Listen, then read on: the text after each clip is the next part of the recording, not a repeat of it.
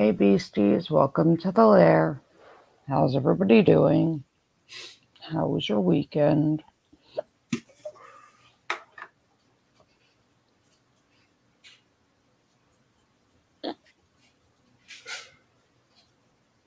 Oh look, there's me. There's you. No, I just clicked onto my main YouTube channel, like onto the home for what's it called.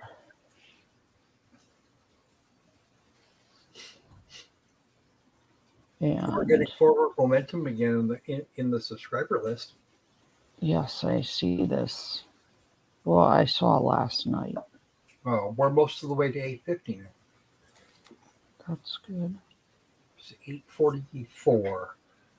So everybody needs to share this live stream out so we have some more people, more eyeballs.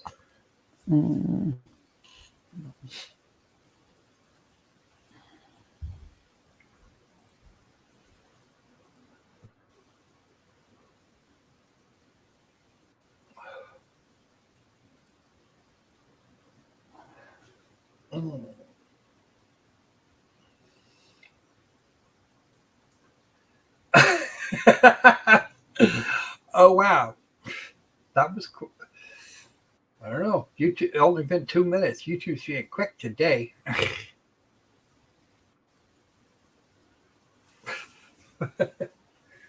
Wow. Just wow. Hey Raz. How you doing? Hey Arto. Hey Caroline.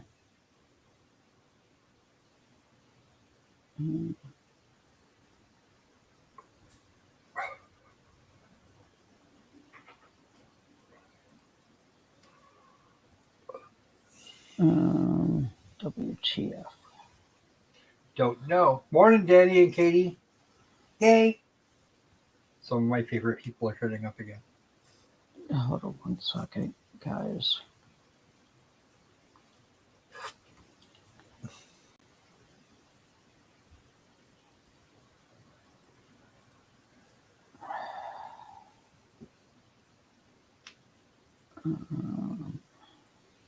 Here's my studio. Yeah, we're up to 844. I see.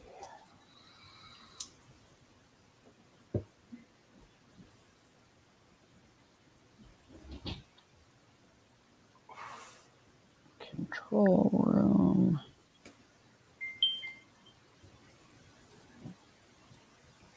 Let's do that. 8 viewers and 4 likes, folks. Let's smash that silly button. It needs to be. Hey, Katie. Hey, Danny. Hi, Debbie.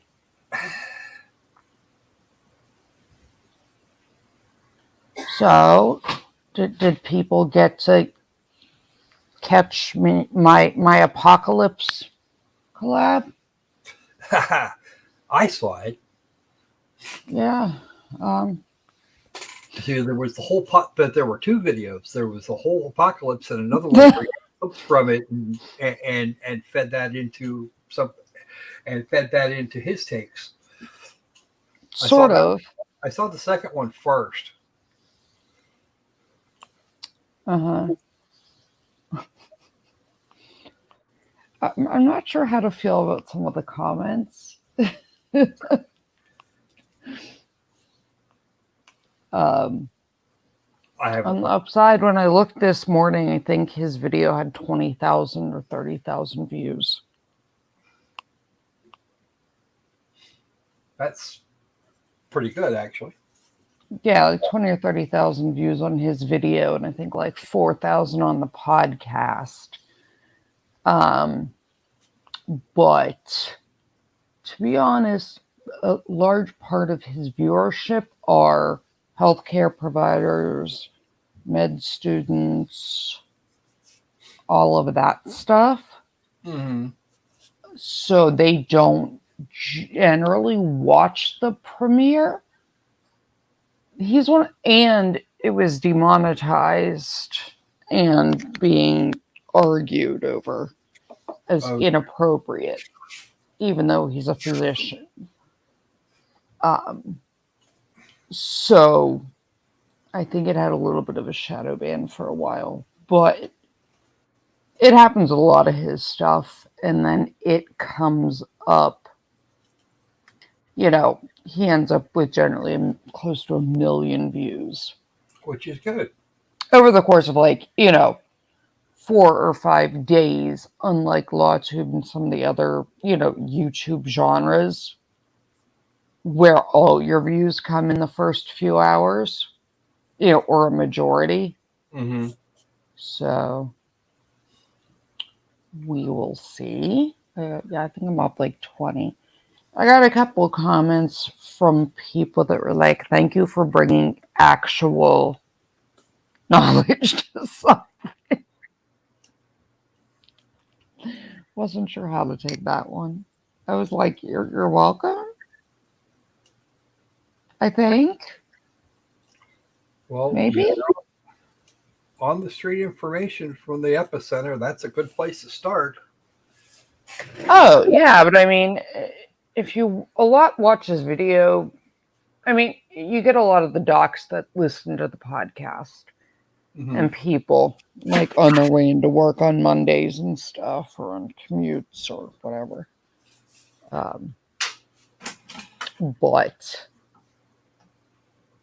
you know, it was interesting. Good morning, J-Lo. The video, his editor was on point. Dude, his editor, I was dying. Should we? You know what? Let's do this. We have a little bit of time. We have a few minutes. Let's amuse ourselves. Get up. All right, give me a second here.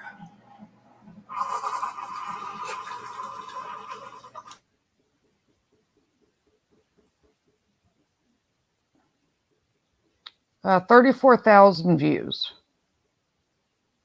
as of right now. Let's do this. Okay, guys, we're going to play a short clip and amuse ourselves while we do things for a few minutes.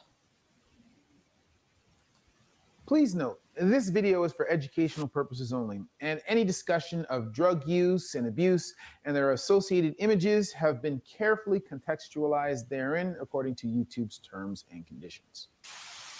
In today's lesson, we're talking about tranq, a deadly drug with no known antidote. Here you go. An already dire situation with fentanyl, now being called an emerging threat by the White House. We'll find out why the White House is so concerned about this drug, clinically known as xylazine. The DEA warning that xylazine-related overdose deaths have risen in every region of the country. It's a deadly, skin-rotting zombie drug. And if you've seen any of the field reporting or images circulating online, you'll have some sense of the threat level involved here. This tranq is intense. Like you feel like you're literally gonna die. When using, a person may be totally unresponsive, bent over with open wounds, unaware that the smell of rotting flesh surrounds them. A horrific list of symptoms, which we'll cover in detail later on. With so much on the line, one of the most statistics I came across was this. Last year, Philadelphia's health department reported that 91% this is where it gets good in a minute. Samples also had xylazine. Which means that a person suffering from wait, it is Debbie. Hold on. A fentanyl or heroin dealer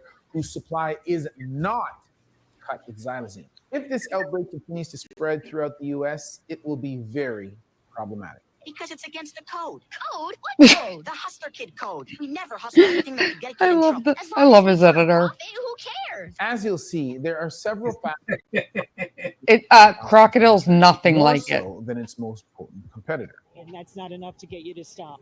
It is nothing like Stay tuned to find crocodile. out how it works, why it's so dangerous, and suddenly Hey, so Patty. prevalent. I've drawn upon several different news sources, including but not limited to Vice, NBC, Sky News, as well as a lecture by Dr. Joseph DeRazio, an emergency physician, medical toxicologist, and addiction medicine specialist at Lewis Katz School of Medicine at Temple University. Here's where it gets I also fun. had the pleasure of conducting an interview with a Philadelphia-based paramedic named Stephanie, known as Lokificent on YouTube and social media. Hi, guys. Who deals with xylazine and many people who use the drug on a daily basis. I will be including some excerpts from our conversation, which will soon be live on my podcast channel here today.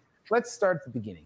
First reports of xylazine misuse originated in Puerto Rico in the early 2000s, where the drug was known colloquially as Danesthesia de Caballo, or Caballo. horse anesthesia. Caballo, I guess Chris. the Caballo. cat We had that or discussion the twice. horse is out of the bag. This drug has been used for many years for short-term sedation, anesthesia, and analgesia in horses, dogs, cats, cattle, and exotic animals. It was never tested on humans. So we don't know how long it takes to metabolize out. We don't know an exact mechanism of action in humans. We do in animals, but you're not an animal and you metabolize things differently. Researcher Stephen T. Souza offers a great overview of metabolism in an article published on the Stats I know what you're going for, but yes, humans are animals. various Yeah, but you have to remember, if you listen to the excreted from the body. These if you listen to the whole podcast, I clarified that statement. I know. The mechanism of action refers to the exact way in which a drug alters the bodily Well, system I get a lot of before it is comments on filtered that. out. I'm At like, least as it pertains to I get animals, that. we know that xylazine is an alpha-2 agonist that acts as an analgesic, or a while compound we designed to relieve are pain, and as under an animalia, a type of compound that increases the if effects you of would like to go anesthetic. through the We do kingdom know phylum in the chordata, target population, it's an alpha-2 agonist. It's worth noting that humans, like the animals upon which these drugs are used, do in fact have alpha-2 adrenergic receptors spread throughout the central and peripheral nervous system. Specifically, editor, pontine his- locus, ceruleus, medullospinal tracts, his rostroventrolateral editor was medulla, being and savage. the dorsal horn of the spinal cord. That's a freaking mouthful, and a whole lot of parts of the brain. The term adrenergic receptor refers to a protein-coupled receptor on the surface of cells that gets activated when they bind a type of neurotransmitter called acetylcholine. These neurotransmitters are signaling molecules secreted by a neuron to affect another His cell. editor across is a savage. synapse. Basically a chemical messenger. Those of the acetylcholine variety are involved in the Patty, stimulation of his our organs editor by the is sympathetic nervous savage. system. They help to trigger the fight or flight response. A clip from Dr. Joseph DeRozio's recent lecture on xylazine will shed some more light on this process. Let's listen in. It decreases the outflow of catecholamines and it blocks that flow of those neurotransmitters that would keep you awake, and so it causes sedation. So it causes a very severe CNS depression. He goes on to explain. It does not affect the respiratory rate, but it does is decrease your mental status so much that if you occluded your airway, that you wouldn't necessarily wake up to clear it. Oh, so people run the risk of just casually slipping away? People are dying without even having the tinfoil down. Ardo, you don't they're taking it, you don't need to just dead. research Dr. making it. DeRozio's lecture is thorough, and I recommend it for those of you interested in diving deeper. Now, bear in mind, while the actual data we have surrounding xylazine is based on animals, medical providers are caught amidst an impromptu study of sorts, with clinical experience and observation as the lead researcher. But there are infinite, nuanced ways in which drugs interact with the body and its systems. And when a life hangs in the balance, you don't want to depend on educated guesses. If we don't know precisely how long it stays inside the body or what it's doing while it's inside of you, how do we treat it? When a first responder encounters someone suffering from Here we an go, overdose, guys. there are several types Let's of see drugs mama. that could be causing it. Opioids or benzodiazepines, for example, which each require a different form of treatment. It is non-narcotic and not an opiate. And It is not a benzodiazepine either. I can't fix it if I don't know what it is. Obviously, this has some troublesome implications for first responders like Stephanie and her team. So generally when you encounter me or we encounter someone on an overdose, in almost all states in the United States, there's a law that protects Yes, you Ardo. from prosecution if you tell us what you've taken or what your friend has taken in kind of an attempt. Yeah, to Ardo, they transparency, cut it with right? fentanyl. We carry Narcan, which everybody's heard about for opiates and fentanyl. We carry something called Yes, Romazepam, Caroline. which That's we exactly use to right. reverse benzodiazepines. You have to know what you took to know what drugs to give to reverse it. Each of the drugs that Stephanie mentioned has side effects, some more severe than others. Something like Romazepam, you can cause status seizures if you give it to somebody who is dependent on benzodiazepines. The National Institute of Health defines a status seizure as 5 minutes or more of continuous clinical and or electrographic seizure activity or recurrent seizure activity without recovery between seizures. Obviously, that's a problem. Now, statistically speaking, editor. a first responder, Chris's depending on editor where is they are stationed, savage. may be almost guaranteed to encounter xylazine in the presence of fentanyl. In his lecture, Dr. DeRosio shared some relevant statistics. At this point in time, it's always found with fentanyl. And so you're not really seeing people using xylazine by itself. The study to which he is referring was done. So we're going to stop it there. Croc can put a link. Croc can put links up. I'm not going to take the views from Chris, but we'll watch it for, we can watch for a few. Yeah, so Ardo, it's a clonidine mimic in a way, and you use it to potentiate ketamine or other things. And that's why they like it. The problem is it's not regulated through the DEA. It's never been tested in humans. And someone in one of the comments was like, well, it was tested in the 1980s and deemed not safe. Sort of. It was not actually like tested on people in a double-blind randomized control. Initial testing showed it would not be safe.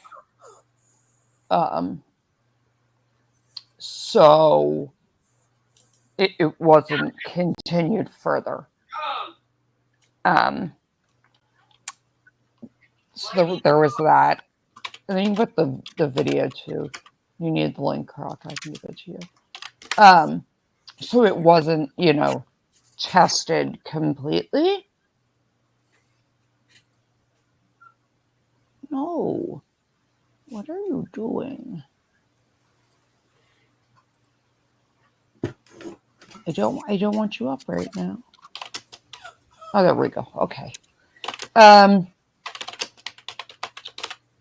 So, and yes, they're human. Humans are animals, but you're not a horse. You don't go to the vet when you're sick. Yeah. Yes, we're all of the Animalia kingdom, but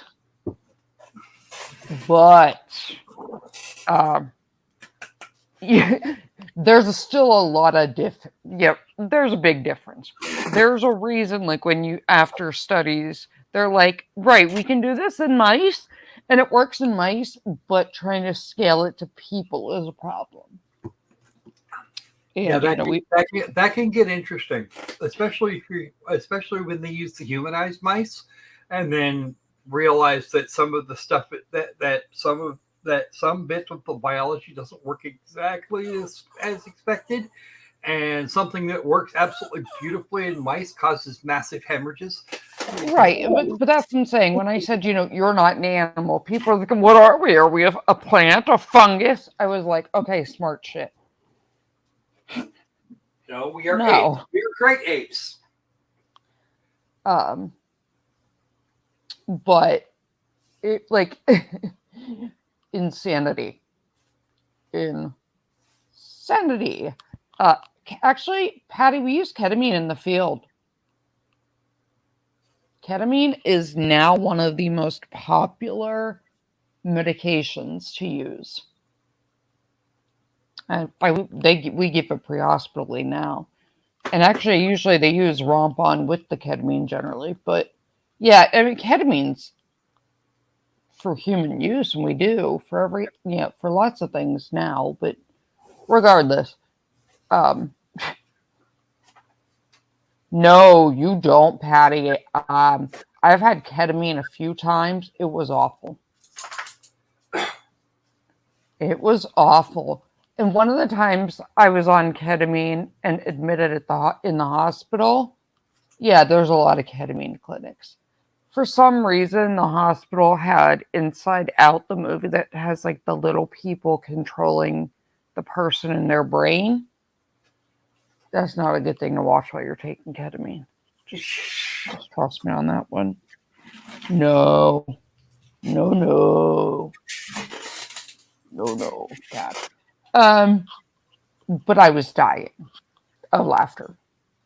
Like, I just could not. Oh my God. And yeah. But yeah, I'm like, okay, yeah, animals. Yeah.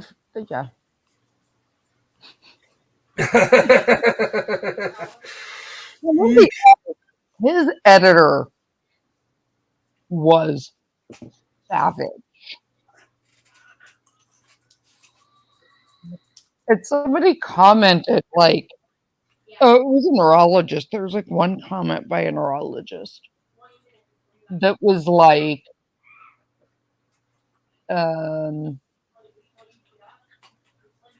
great pick, Doc. I look 406, they turned him into a big brain. Yeah, or no, I mean, that's not the issue with it.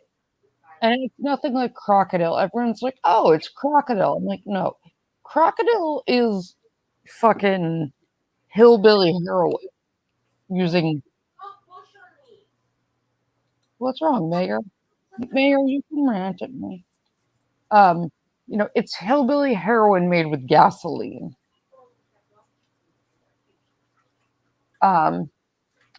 This, we don't know why it does what it does. It works fine in animals, although there's some speculation that as soon as you're done with the procedure, because you use one of 3 drugs to kind of reverse it in horses, that they reverse it and don't let you metabolize it out.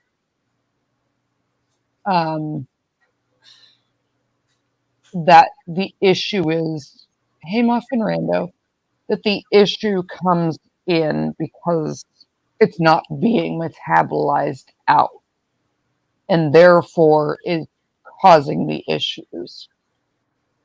But, Croc, did you like the part when he goes, well, are the zombies aggressive like zombie apocalypse? And I'm like, nope, lights are on, nobody's home. My man moved in 3 days. Yeah, I saw that one. I'm like, damn. That's a clip that needed to be included. I agree. I was dying. No, but the thing is, it's true. There was this one patient, and I had driven by my man like 3 times that day, and he was, I thought, just like asleep, passed out on a bench, and I was like, okay, cool. And I was like, okay. And then I drove by the next day, and I'm like, my man hasn't moved. I was like, maybe it's just his like favorite spot, and he moved, and then like he's not in the exact same place, but kind of thing. Day 3. Yeah, day 3. I was like, hold on, pull the truck over, get out, poke. He looks at me, and I'm like, hi, how long have you been here? He just stared at me. Okay, you've been here for 3 days. The 3 days that you know about, he might have been there for 2 days earlier than that. You know what? I'd worked the day before, so I knew he hadn't been there. But then the problem was, like, he had pressure sores, like bed sores. And his kidneys were eating mussels with rhabdomyolysis and stuff. And I was like, okay, this is fun. Not. Did you call him in? I took him in. Did you not get to hear the graphic discussion of what they smell like? No, I know what corpses smell like. It's okay. It does not. I wish. Oh, jeez. Did he cut that out of the podcast? No, the discussion about smell? He didn't. He did not cut that out of the podcast, but I don't remember the details. Yeah, so here's the thing. It does not smell like gangrene, and I think I said decomposition in a rotting corpse are preferable. Like I said, I know what rotting corpses smell like. I can, yeah. Hold on, guys. I think you said it was like a few days after. Yeah, in the summer. No, that's fine. All right. Air smelled bad. All right. I'm sorry, Mayor. We need to take up outside the presence of the jury. We need to wait on Mr. Cook. No, apparently, Mr. Young needs to bring up an issue. Hi, good morning, Your Honor. Morning. It's my understanding that Dr. Lewis met with the defendant yesterday for about 3 hours at the jail. Obviously, we would be objecting to any testimony from that. We haven't gotten anything. If she does have anything or she's rendered any opinions based on that meeting, we need those ASAP. And we did meet with Ms. Stauch for Debbie, about 3 hours yesterday. this smells worse than gangrene. I by talked far. to Dr. Lewis last night. There was nothing that is impact or change her decision. No, it's not. I want to verify that's still over there. I feel Dr. Lewis is on the witness list for the defense. Okay. But why? As I see this, as you know, Why by were they rule, letting him meet and with by her my for 3 order, hours? The expert reports were to be filed no later than 35 days prior to the time that we commenced trial. Hey, Philip. We commenced trial in this case on March 23? 20, March 20. And your expert's report was filed on March 16. It is Untimely. 6 pages long. There's a 7th page, but it only has her signature on it. But my position would be, unless you can persuade me otherwise, she's going to be limited to exactly and precisely what she's disclosed in her report. So if there was other evidence or something else that got disclosed or... No, I mean, it was more of just kind of a refamiliarizing. Why was he allowed to meet with her? Okay, and I 3 would also be hours inclined to to refamiliarize say you need to get that report to Mayor, Mayor, text me. prosecution before she Mayor, testifies. message me.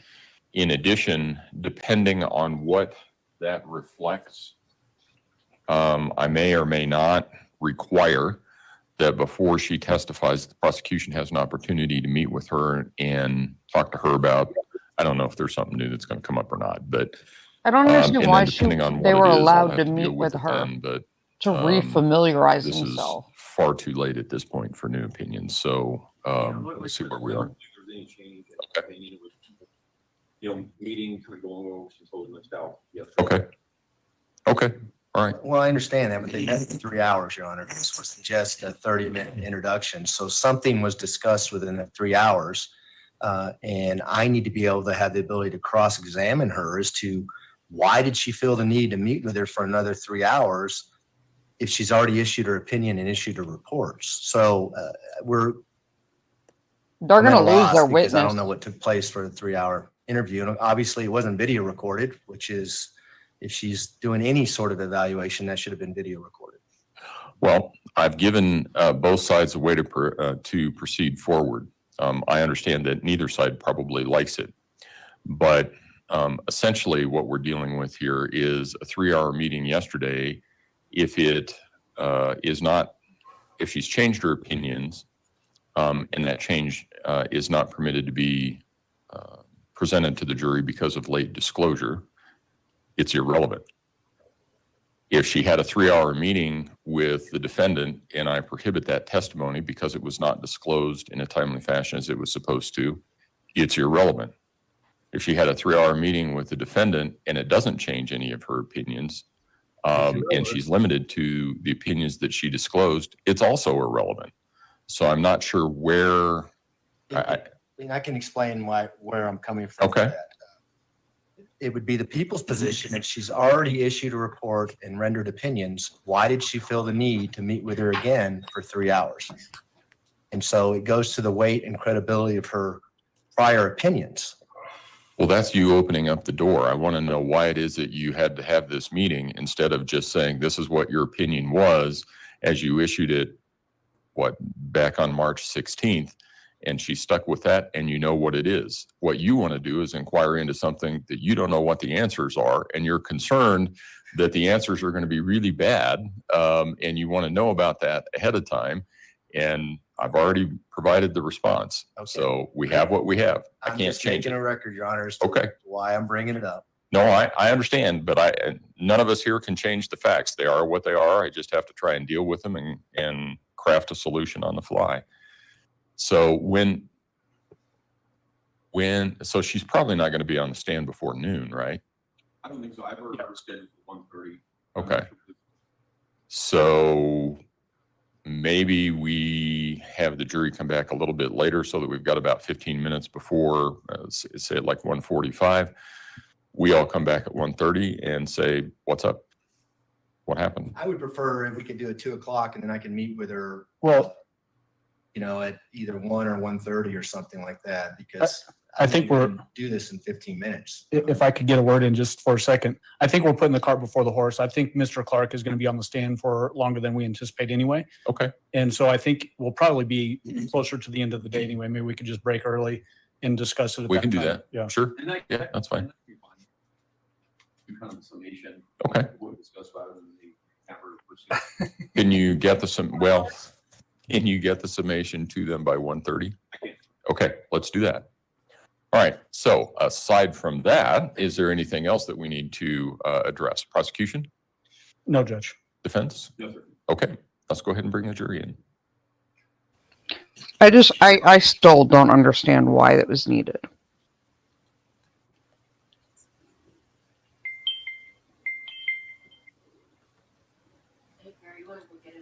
Mm-hmm. Be right back. Okay. You're investigators. So you're investigators, right? Oh, okay. All right. Yeah, okay. Well, why are we whispering?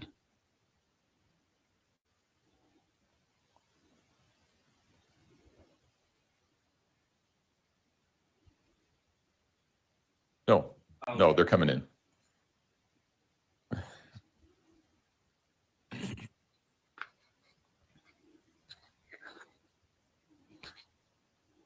Yeah, Ardo, you do.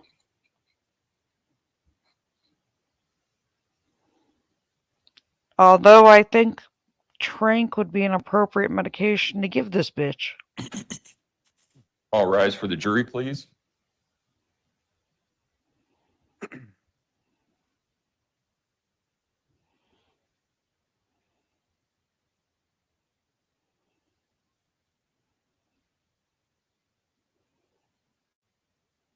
Where's Thomas? How are you, Philip?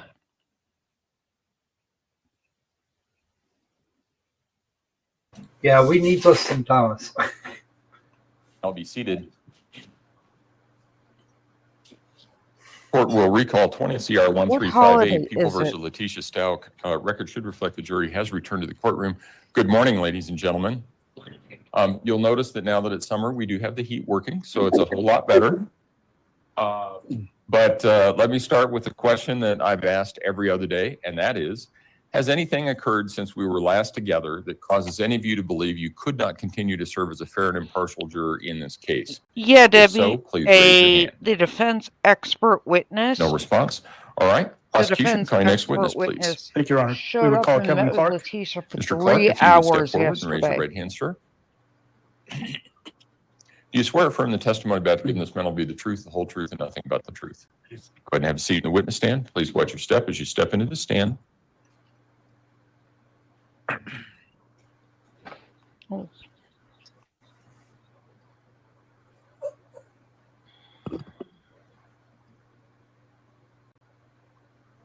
Good morning. How are you? Good morning. I'm well. So you've obviously testified a couple of previous times. Just a reminder that you're still under the same oath that the court swore you to at the beginning.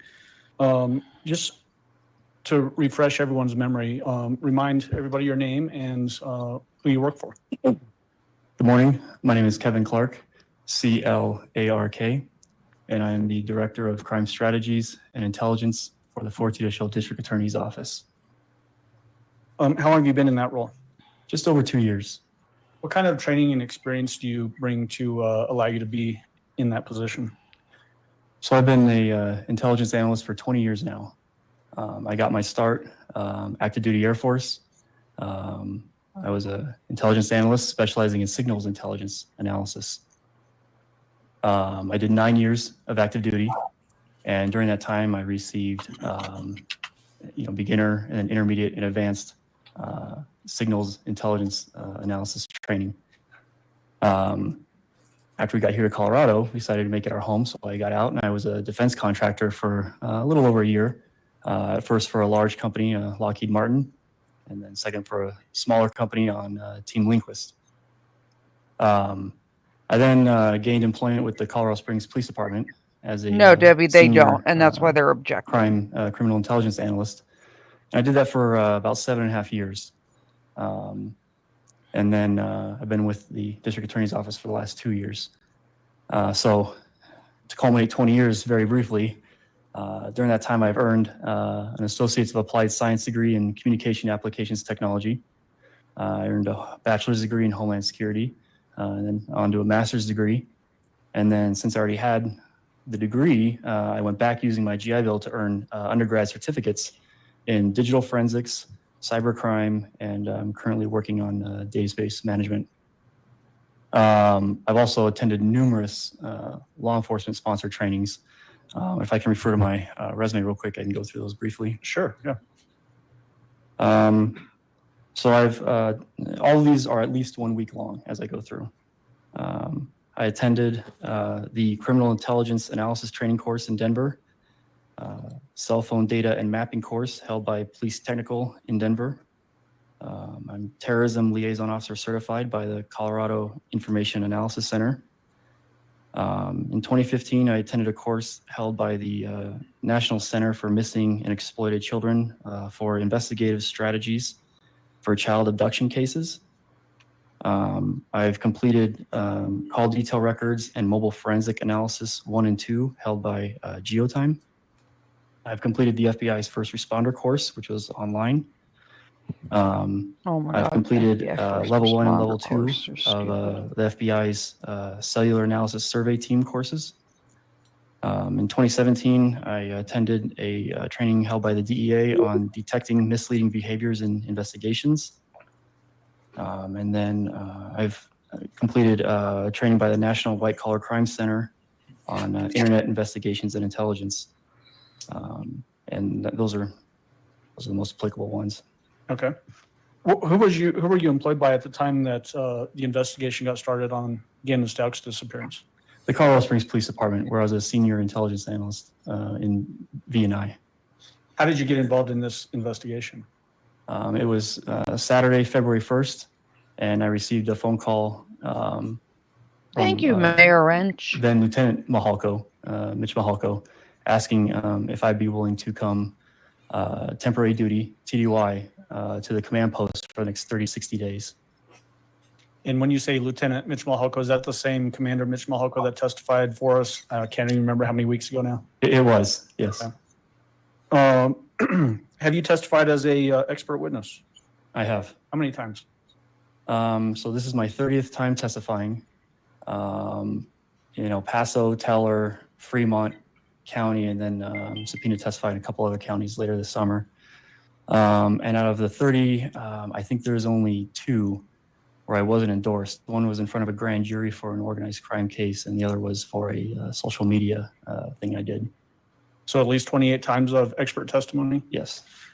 Each one of those times that you named off several counties, are those Colorado counties? They are. All of your expert testimony, has it been in the state of Colorado? Yes. Okay. What disciplines have you testified as an expert in Colorado? Call detail records analysis, cell phone analysis, cell phone location analysis, whether that's the device itself or some of the apps that are on the cell phone. And then that covers the wide range of things I do. Okay. As it relates to your training experience and education and your application to this particular case, did you use skills as it relates to cell phone data analysis? I did.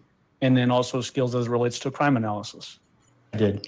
Hey, at this time, Your Honor, John. I'd move to qualify Mr. Clark as an expert witness in cell phone data analysis and crime analysis. Defense?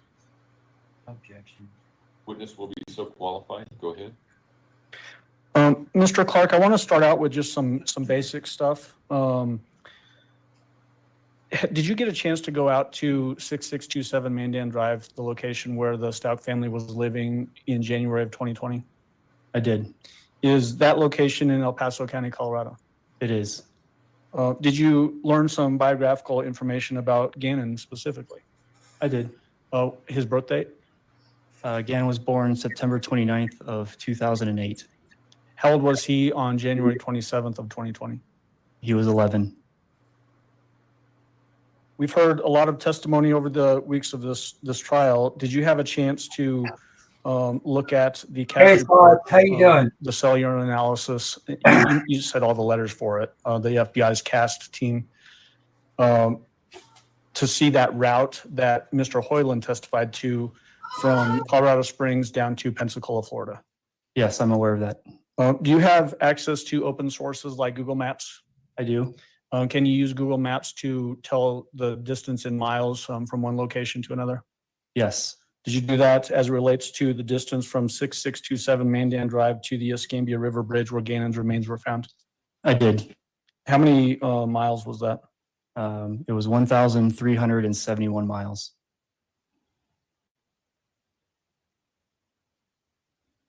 We heard some testimony when Harley Hunt was on the stand, and there was an exhibit admitted, exhibit number 205. There was some question about the maybe Nicole as it relates to the defendant's phone. Do you remember that testimony? I do. Does your expertise in cell phone data analysis allow you to explain that issue to the jury? It does. Would it help to pull that exhibit up on the TV? Sure, it'd probably help the jury. Okay. Or if I could have the TV turned on, I'm going to pull up People's Exhibit number 205. Are you doing this from the podium? Yes, sir.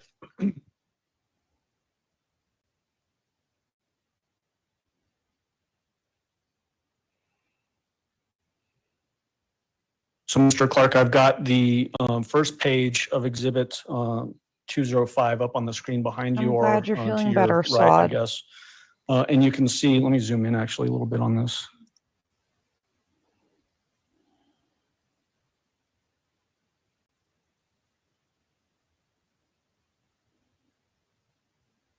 And we're looking at the participants section of that first page. There's 2 phone numbers there. Are you familiar with those 2 phone numbers? I am. The first phone number that ends in 7460, who do you know that phone number to belong to? That belonged to the defendant while in Colorado. And then the other phone number that ends in 3486, who do you know that phone number to belong to? It belongs to Harley Hunt, the defendant's daughter. So as we look at where it says maybe Nicole, there's an asterisk there. Can you tell the jury how that particular maybe Nicole is created in a phone? So this is a iPhone function, specifically a Siri function. And so when you activate a phone, there's a place to insert a name. You name the device. And at the time of activation, this field wasn't completed. And so Siri gives a best guess as to what the name could be. The reason why you see daughter Sod, under Harley Hunt's number I have the is because this package. I have download is not from the opened defendant's phone. it And so it's yet. from the defendant's I had a phone's lot going on the perspective. past couple And days. so all the contacts with associated numbers in the defendant's I have phone a is bunch how of they were stuff named and stored. from And so Harley the Hunt P.O. is the box defendant's I need daughter. to And so open the later. defendant named Harley's phone number daughter in her phone. Now the maybe Nicole part is Siri just combing through trying to insert something. And that's why when if you look at the download from Harley's phone, it won't say maybe Nicole, it'll say mom. It'll have however that contact is named in the other person's phone. But all that is maybe Nicole. That's not something that the defendant did. In fact, it's because the defendant did not do something when activating the phone that it's Siri's best guess as to what the phone's name could be. So just to put a fine point Okay, on later. it, Anubis, we'll see you later. The defendant then didn't put Yeah, I have the a name headache Nicole too. in, This to weather is name brutal. herself in her phone. No. Okay.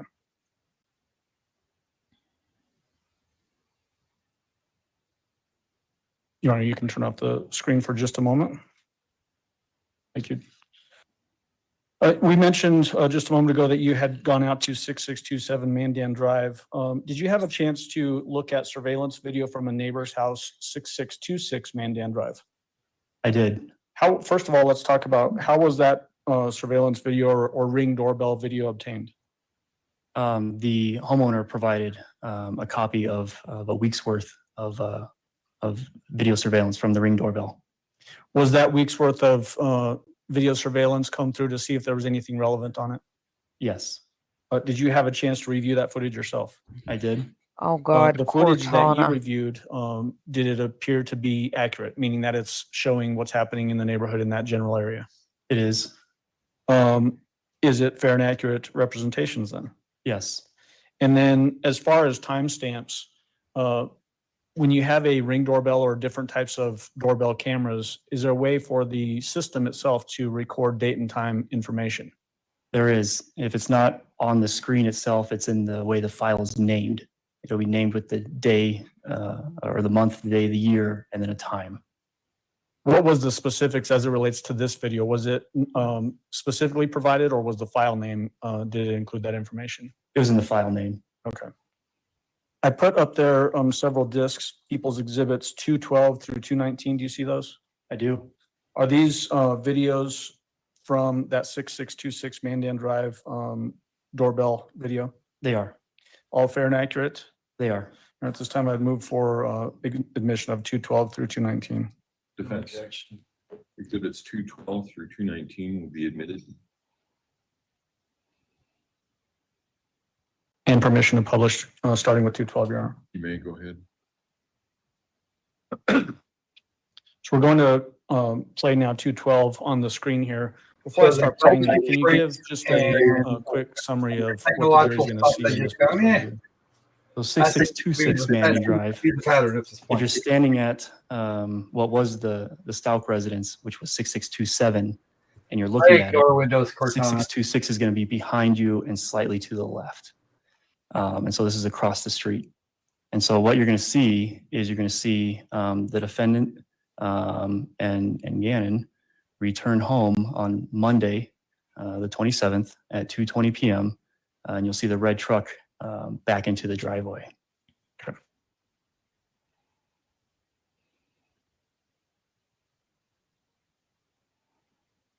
And so just so we get oriented, there's a pointer there. Will you point out 6627 Mandan Drive? Right here with the black Volkswagen Tiguan in the driveway. Is that the defendant's Volkswagen Tiguan? It is. And then is the pickup truck also identified there?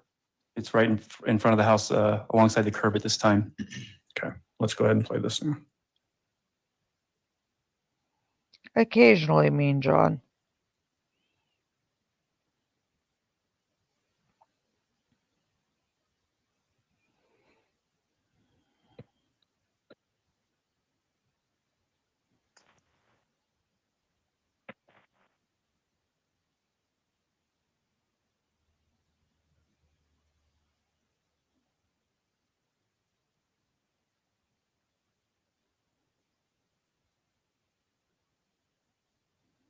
Hey, Sanji. Morning, Sanjin.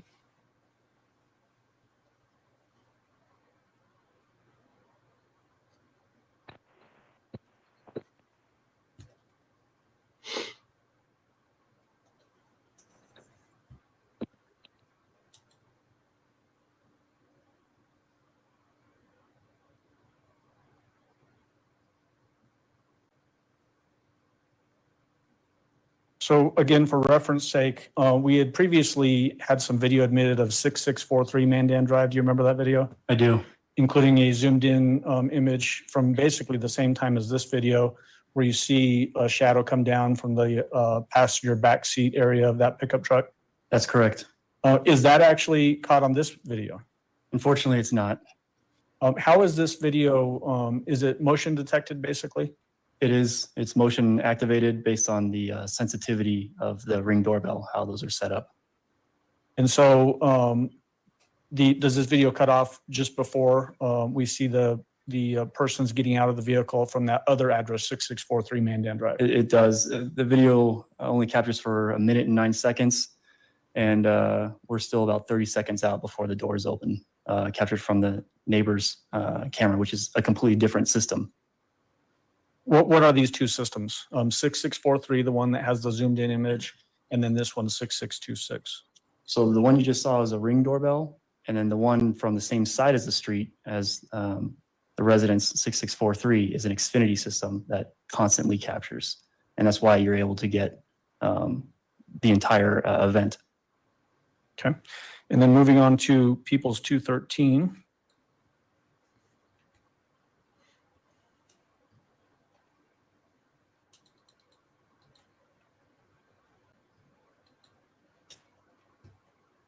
So before we get too far on this particular video, the Tiguan that you had pointed out earlier, and I know I keep mispronouncing that word, but it's something I can't get past apparently.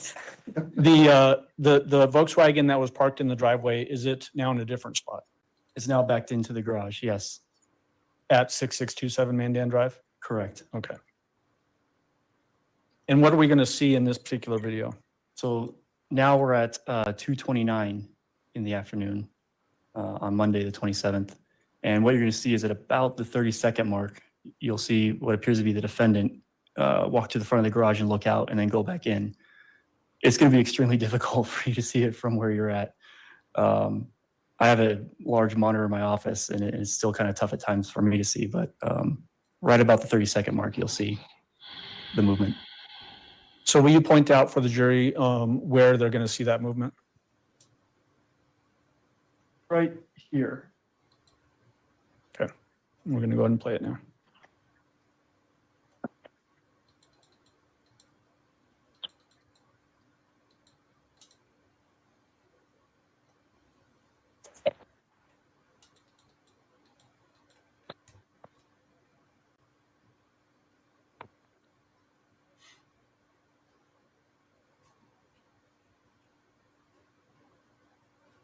Right there. Right in the middle of that garage area? Correct.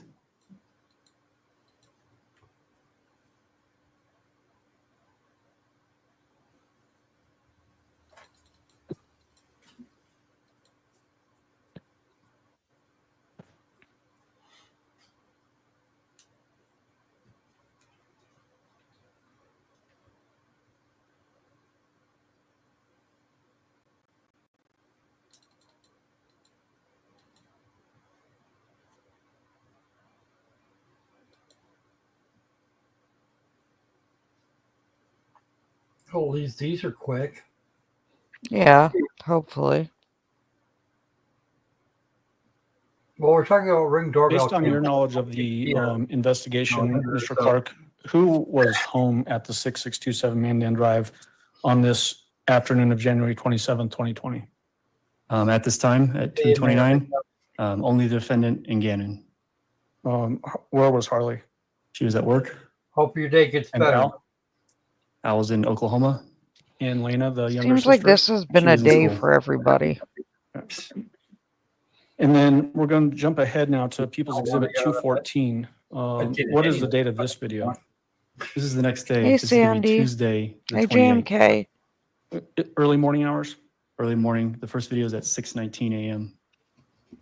And what are we going to see in this video? Sandy, better late You're going to than see never. the Nissan move, start up and move a few feet on the curb. You'll see the dome light inside the Nissan turn off. You'll hear a door close right at about 30 seconds.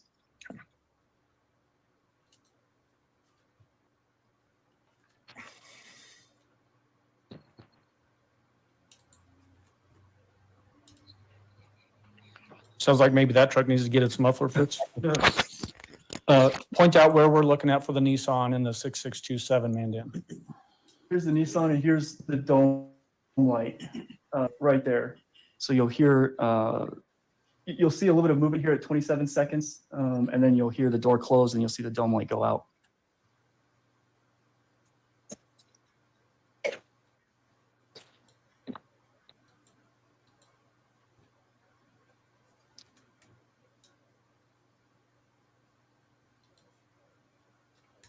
There's the movement in front of the truck, into the truck.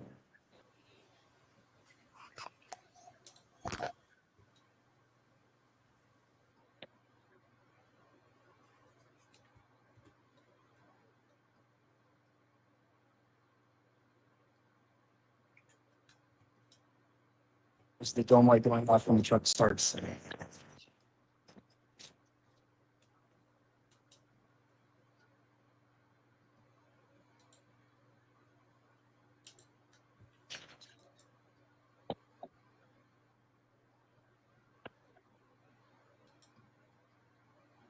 So let me just go back to, I need to do something with that video. Sorry, Judge. So we pointed out where the Nissan Titan pickup is. There's a white vehicle in the driveway there. Whose vehicle is that? That's Harley's Volkswagen Jetta. And then the Tiguan, is that still in the garage? It is. Okay. And then moving on to People's Exhibit 215, just describe what we're going to see in 215. This is a minute later, and the Tiguan pulls out of the garage. Okay.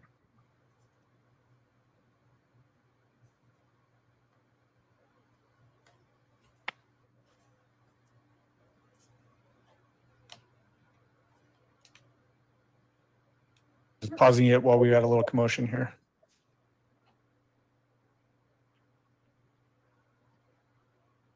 All right, so point out while we've got this paused, the Nissan Titan, is it still parked out in front of the 6627? It is. It's pulled forward slightly, so it's right there.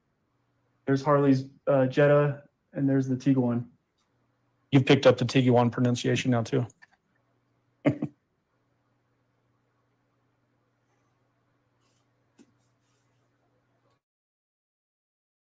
That motion that we see in the entrance to the garage, can you point out where that was? And I'll just pull it back just a little bit. Right here.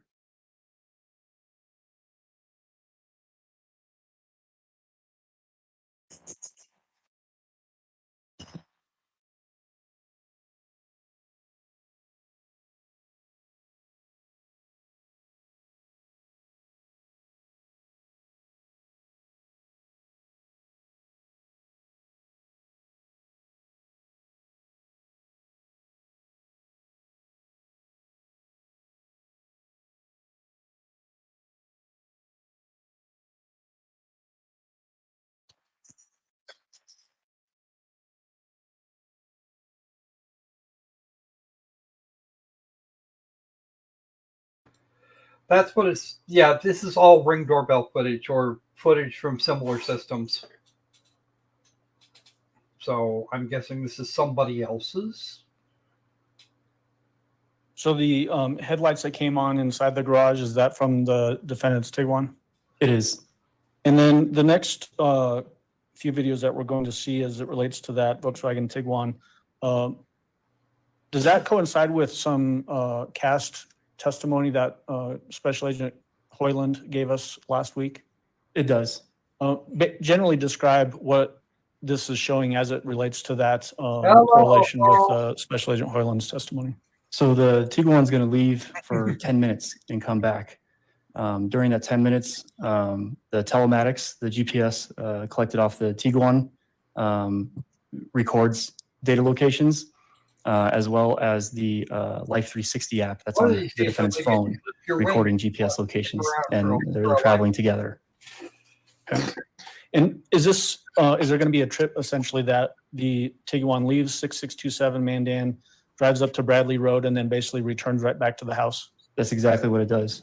And we're going to pull up, just so you can point that out before we watch those videos, Mr. Hoyland's report, which was Exhibit 293. Let me get that pulled up.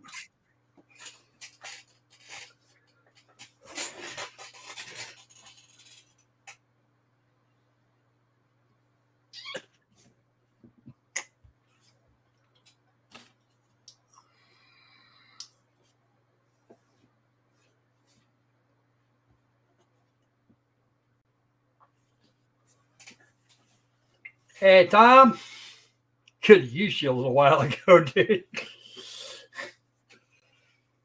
Did you see the Loki on Rainer?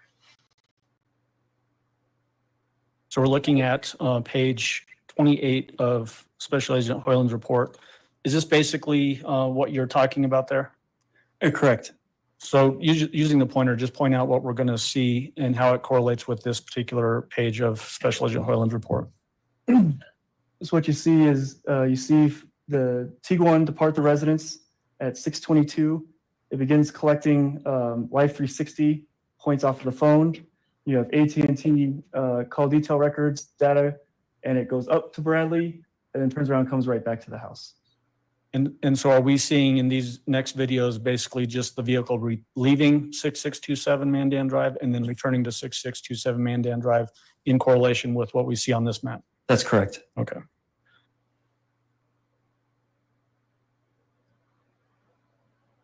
We're going to go to 216 now.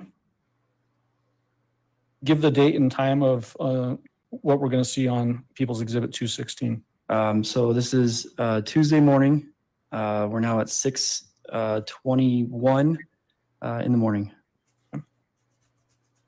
On January 28th? On January 28th, yes.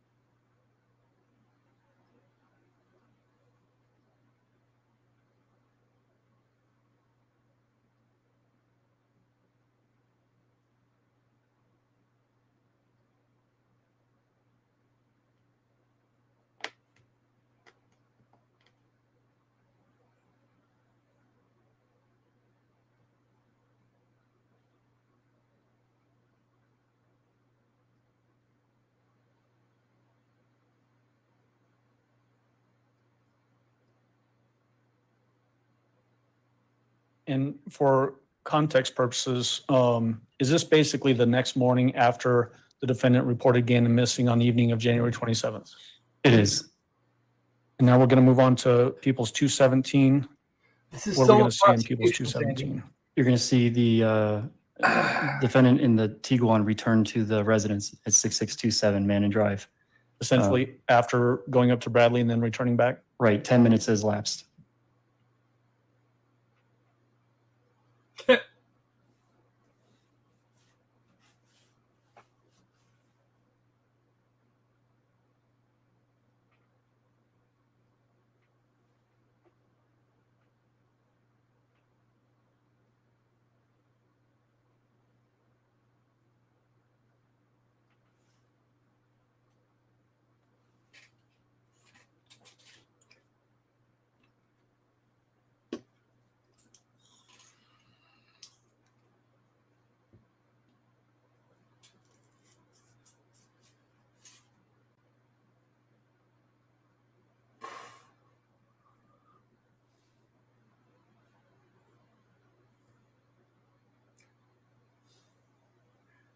Kurt ruined that emoji for me. Seriously. Is that the Tiguan backed into the driveway at 6627 Mandan Drive? It is. Why is the sound so horrible on these videos? Do you know that? Wind. I mean, it's a fairly expensive security device. It's supposed to capture, about 10 feet of someone coming up to your house. So for the long distance stuff, it's not the best. Okay. Moving on to People's Exhibit 218. As I'm pulling that up, describe to the jury what they're going to see in 218. The garage door will be open and you'll see movement inside the garage.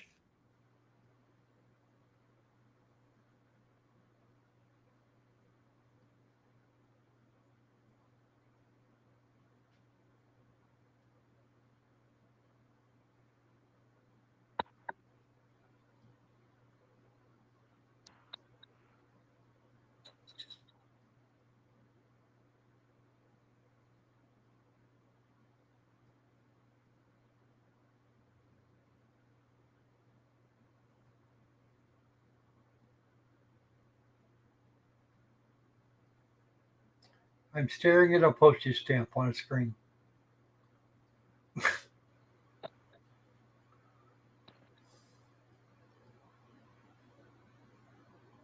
That's the second car to go by.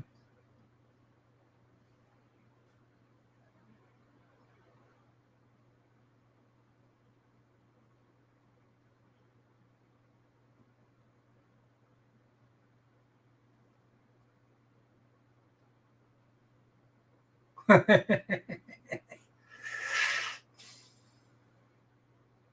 going to pull that back up so you can point out exactly where you see them.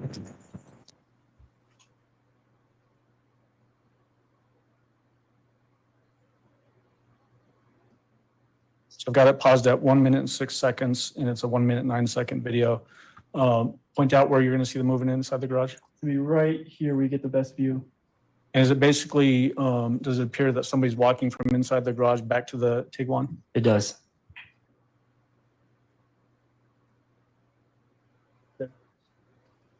Just there at the very end? Yes. And then moving on to 219, as I'm pulling that up, describe to the jury what they're going to see in 219. The Tiguan backs into the garage. This is right. This was the day, I think the day after he reported him missing. So this isn't a crime scene yet. It's Eduardo.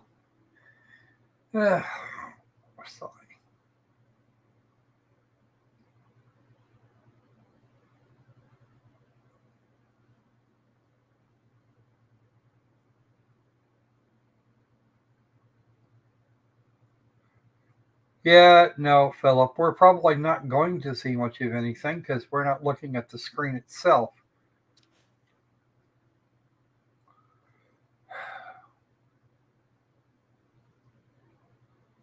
Okay, bored now.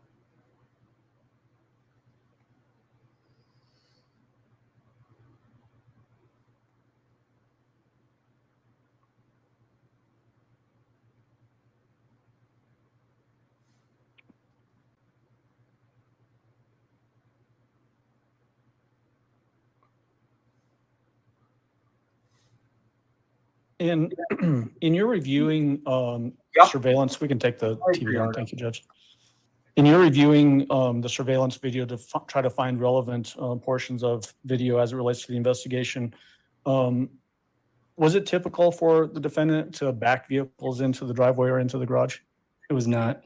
When was the time frame of when that activity becomes more prevalent? It started happening Monday and Tuesday. So January 27th and 28th? And 28th, yes. Coinciding with the time that Gannon goes missing and then is reported as a runaway? That's correct. Most of the time it's just driven straight in. Well, we had some testimony and some phone calls that were collected from Special Agent Andrew Cohen as a result of wire intercepts. Do you remember that testimony? I do. Did you have a chance to go through the defendant's Celebrite download, the download that we heard testimony of that you can pull data from the phone itself? I did. Before I get into a specific item, was the defendant a fairly prolific user of her cell phone? Yes, lots of activity. All times of the day, essentially? And sometimes at night, yes. Was there a period of time when there was an abnormal lack of use of her cell phone? There was. What time and date was that? This was Monday the 27th, late morning into early afternoon. It was about a 4-hour period of no activity. So does that coincide with the time frame of when the defendant and Gannon left the residence roughly 10 in the morning to go to Petco and were gone, and then they returned at about 2:20. That does encompass that time, yes. Is there a period of time when they're back at home after returning from Petco, that Petco run, where there's still a lack of cell phone activity on the defendant's phone? There is. Did that appear to be unusual based on her prior usage? It did. Okay.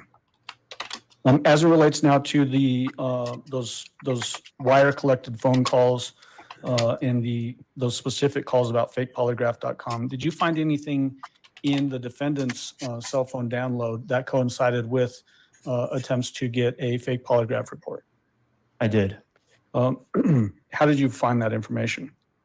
In the web search and web history portion of the cell phone download, I can see all the searches made and then the websites visited. And so just for context purposes, when we were talking about the cell phone usage on the 27th and 28th, that particular phone, we heard testimony from Commander Mitch Mahalko that it was seized on January 29th.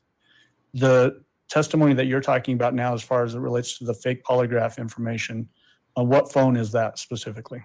This is going to be the defendant's third phone, the one that we took in South Carolina. Okay. And we had testimony about that phone being downloaded as well, correct? Correct. And so did you review that that information? I did. You should have up there with you People's 692 in a sleeve. Do you have that? I do.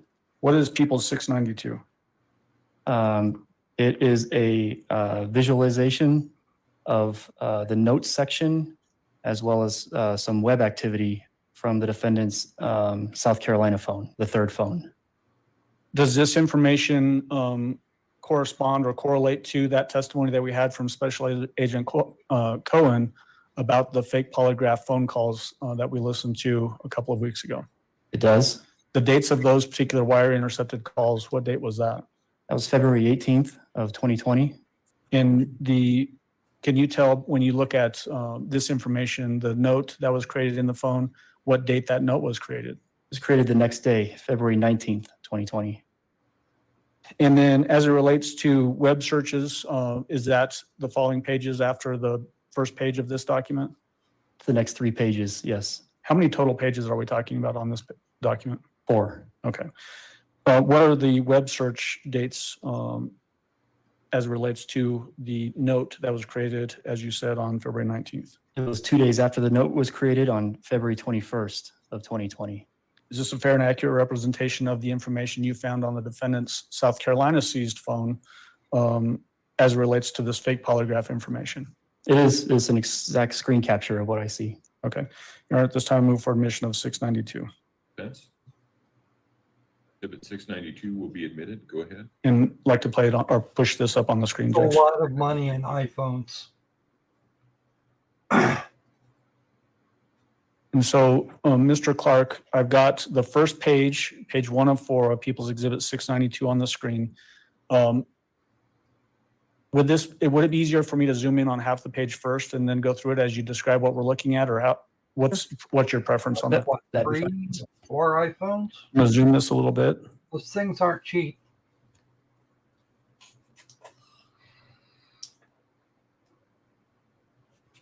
Well, they work what's called burner phones. They're not. We got the top half of the left side of that page on the screen right now. Tell the jury what we're looking at there. So this is the notes section of the phone. Many of the phones come equipped with a place you can write down notes and thoughts as a standard part of the phone. So in the notes section of the phone, on February 19th at 2020, at 11:53 a.m. local time in Colorado. So this was actually 1:53 p.m. when the defendant did this in her local time out in South Carolina. 1:53 p.m. you mean? Yes, I say. Yeah. I'm sorry, at 1:53 p.m. Okay. So there's a 2-hour time difference between Mountain Time and East Coast time. And so the title of the note is, in the case involving missing child Gannon Stauch, do you intend on ... So to have a note like this created, does this require effort on the part of the phone user to put this information in there? It does. You have to launch the note section and begin typing and filling out.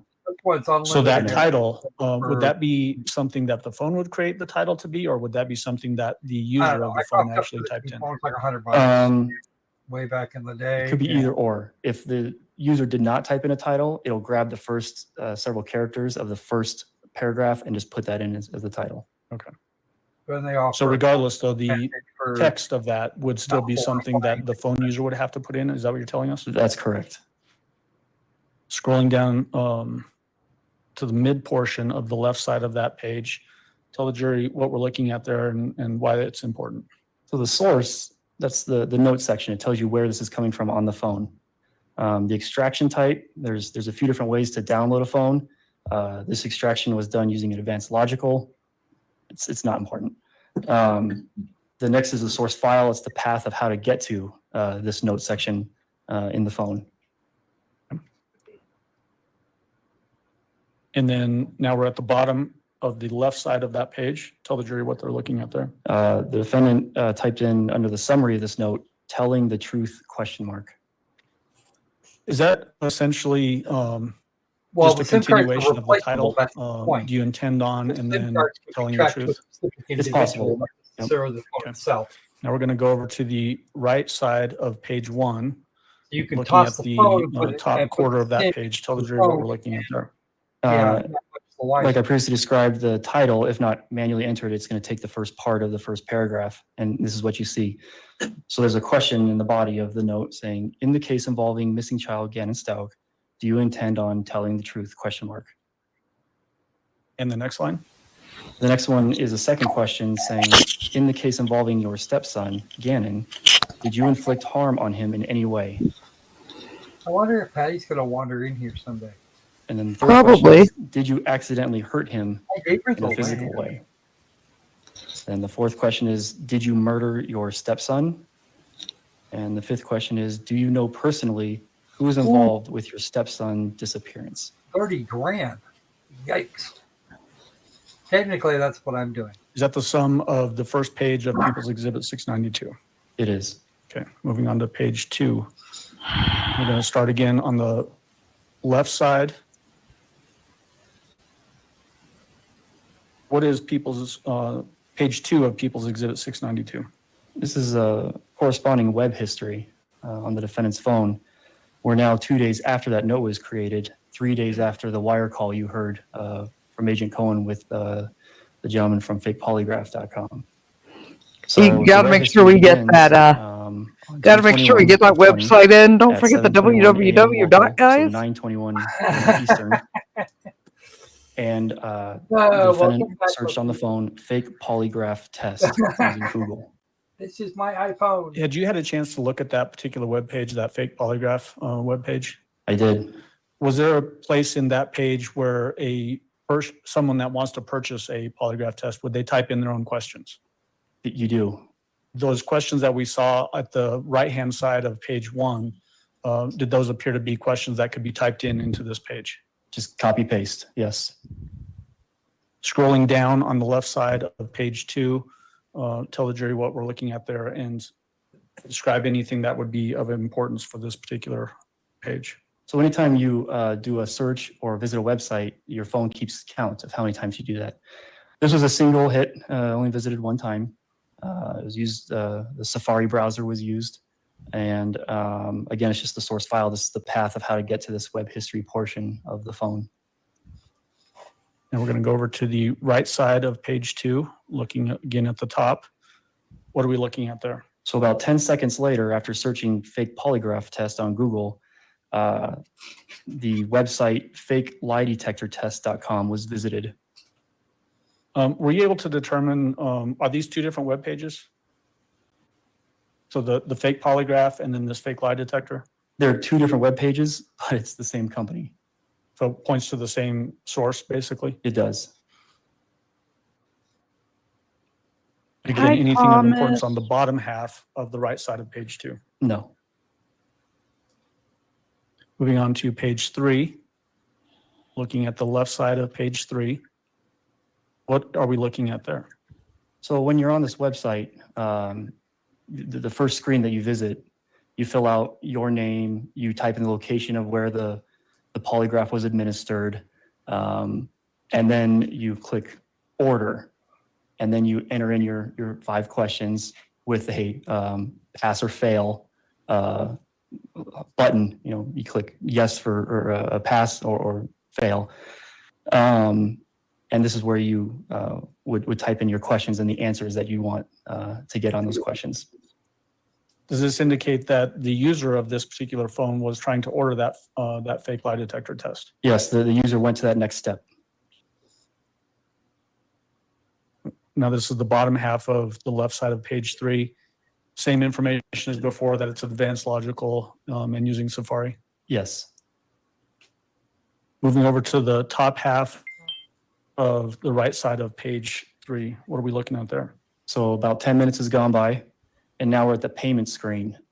So you enter in your credit card information to pay for the fake lie detector test that you just administered to yourself with the questions and answers that you wanted. In the bottom half of the right side of page 3? Same thing, just the Safari web browser was used, the type of phone download, which is an advanced logical, and then the path to how to get to this web history. Okay. Now we're on to page 4. Unzoom just a tad, and we're looking at the top half of the left side of page 4. Brother Jerry, what we're looking at? So 2 minutes after the payment screen on the fake lie detector website, the defendant Googled, can you get away with fake lie detector website? And detector was misspelled. The bottom half of the left side of page 4. She can't spell detector, but she's got a doctorate in education. It is. And then is that the extent of the information? I know, like Rhodes Scholar, but it is. All of this information that we just looked at as it relates to People 692, does this require? I mean, Croc, you're the technical writer. The user to both search and then go through this ordering process. Yes.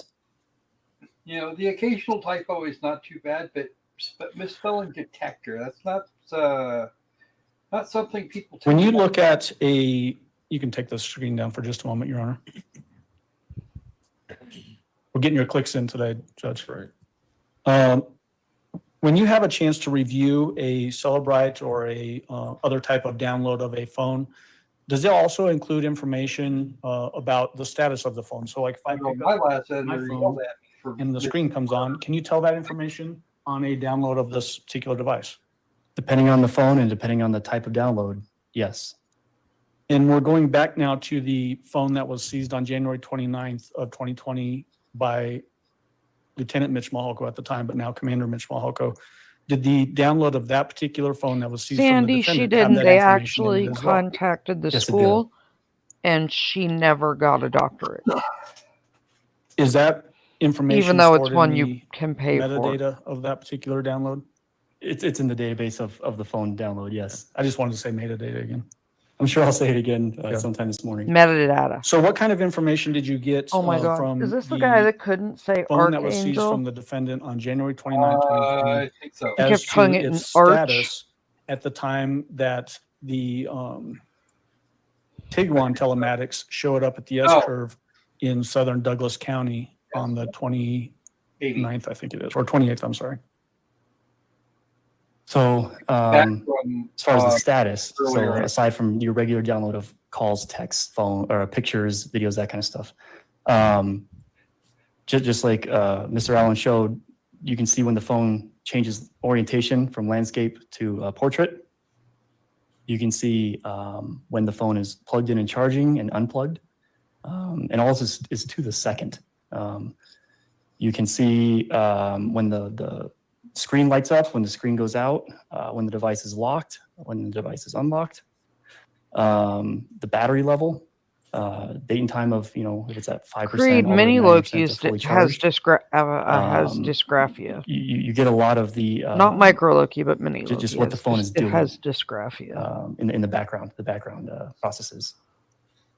Does the information that you gained as it relates to the status of the defendant's, I'm going to call it the Colorado phone, the phone that's seized on January 29th, does that give you insight into the question that was asked of Special Agent Hoyland, whether the phone, after it leaves the house, goes up to Falcon and then over to that S-curve? The question was asked, Was the phone in airplane mode? Was it turned off? What's the status? Does this give you insight into that? It does. Was the defendant's phone on when the Tiguan made the visit to the S-curve the first time? It was. And People's Exhibit 693, what you should have in front of you, is that a summary of the phone activity coinciding with the time that the Tiguan makes a visit up to the S-curve in southern Douglas County? It does. Is it a fair and accurate representation of the information you derived from the download of the defendant's Colorado iPhone? It is. All right, I'd move for admission of 693. Hence, no objection. Exhibit 693 will be admitted. And Judge, I want to use the TV screen to show that, and I'm going to also, next to you on the screen, People's 693, I'm going to show page 38 of Special Agent Hoyland's report, which shows the visit to the S-curve.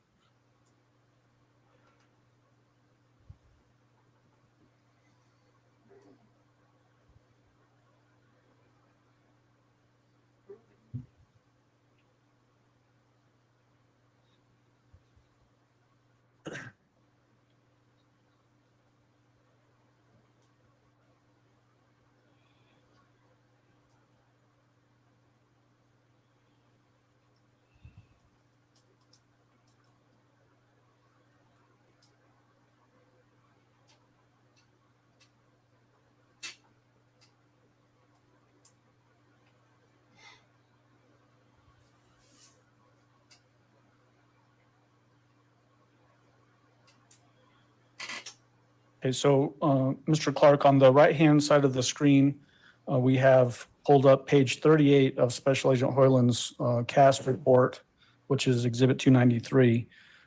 Is this the time that we're talking about where there's a visit by the Tiguan, the defendant's Tiguan, on January 28th, 9 p.m. hour? Yes. And then on the left side of the screen, we have People's Exhibit 693. I'm going to zoom in on that so we can see this better.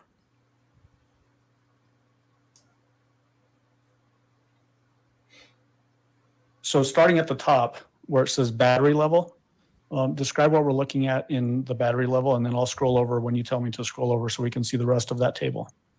So this is one of the records in the phone's database of processes and performance and things like that. We're looking at the battery level. This is record number 12,938.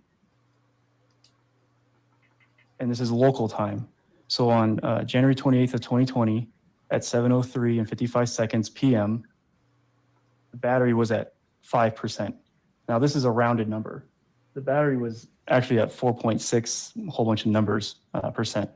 So every few seconds, the phone will capture a date and a time and what the battery status, battery level is of the phone. It indicates if it's plugged in and charging with just a simple yes or no. And then the last column is fully charged with just a yes or no. So what is the battery level table on People's Exhibit 693 telling us? So it coincides with when the defendant left the airport in the Tiguan at 7:02 p.m. on this night. If you can scroll over to the right. Okay.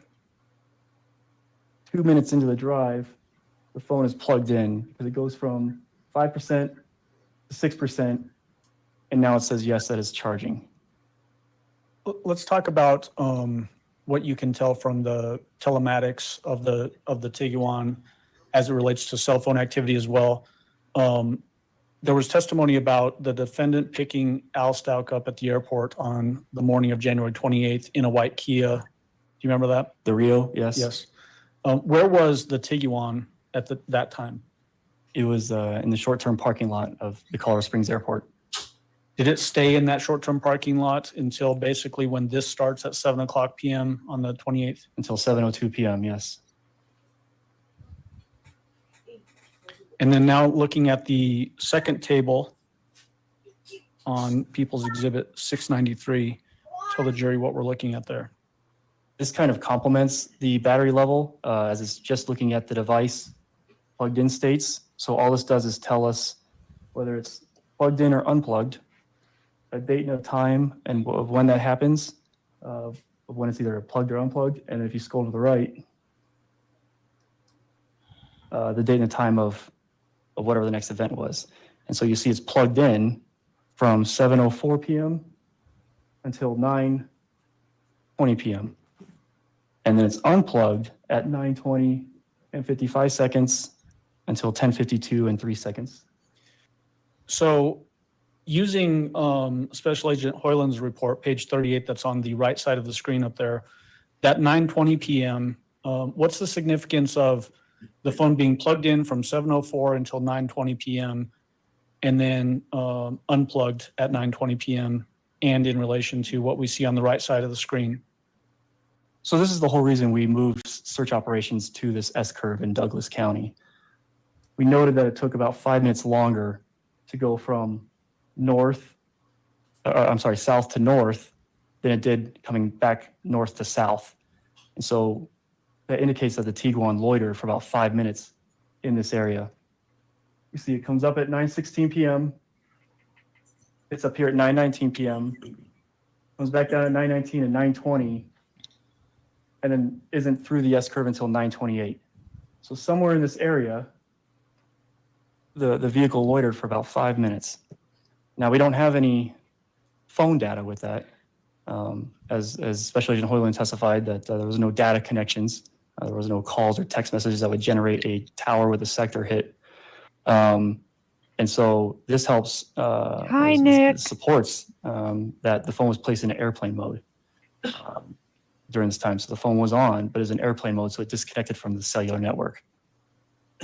And so is that why we only have the Tiguan telematics data for this period of time as opposed to cell phone and Life 360 like we had in other maps? That's correct. And with the battery levels, it shows that the phone didn't just die, out of power, that it was plugged in and charging. And so the next part that we're going to talk about will show how we know the phone is actually on. And so when we're talking about the phone being plugged in at 7:04 p.m. and then unplugged at 9:20 p.m., using Special Agent Hoyland's map, roughly where was that phone unplugged? Between here and here. And the board that was recovered from that S-curve that had Gannon's blood on it is where? Right in the middle, right here.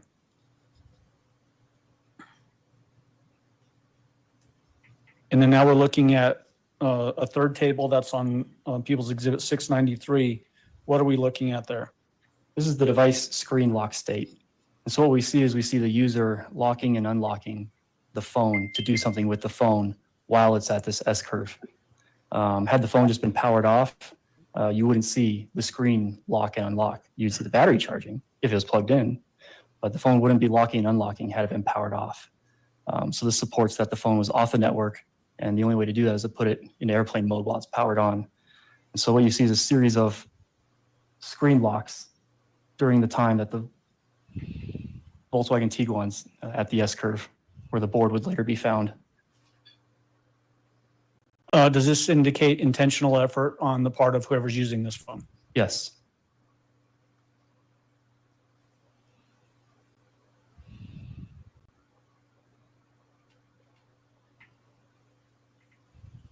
We can turn off the screen for a moment, Judge. Thank you. As it relates to your efforts as a crime analyst, is it typical to, especially in a case like this where it's spanning days and weeks, helpful for you to create timelines to help connect the dots with different events that occur in an investigation? It is. That's one of the functions I provide, is creating these timelines. What kind of things can you put onto a timeline, generally speaking? Anything with a date and time or location or combination. Are you using then known sources so that you get those specific date and time locations and informations? Yes, the timelines are objective.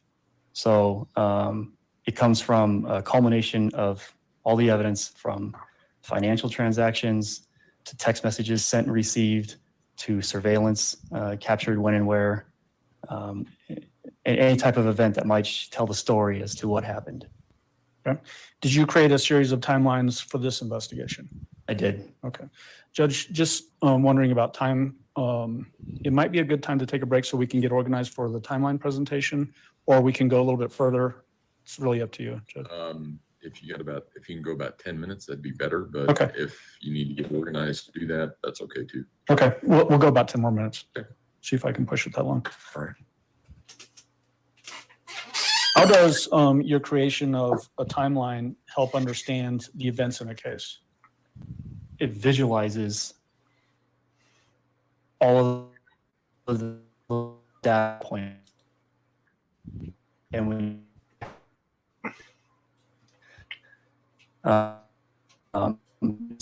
because they in an order of things and leading.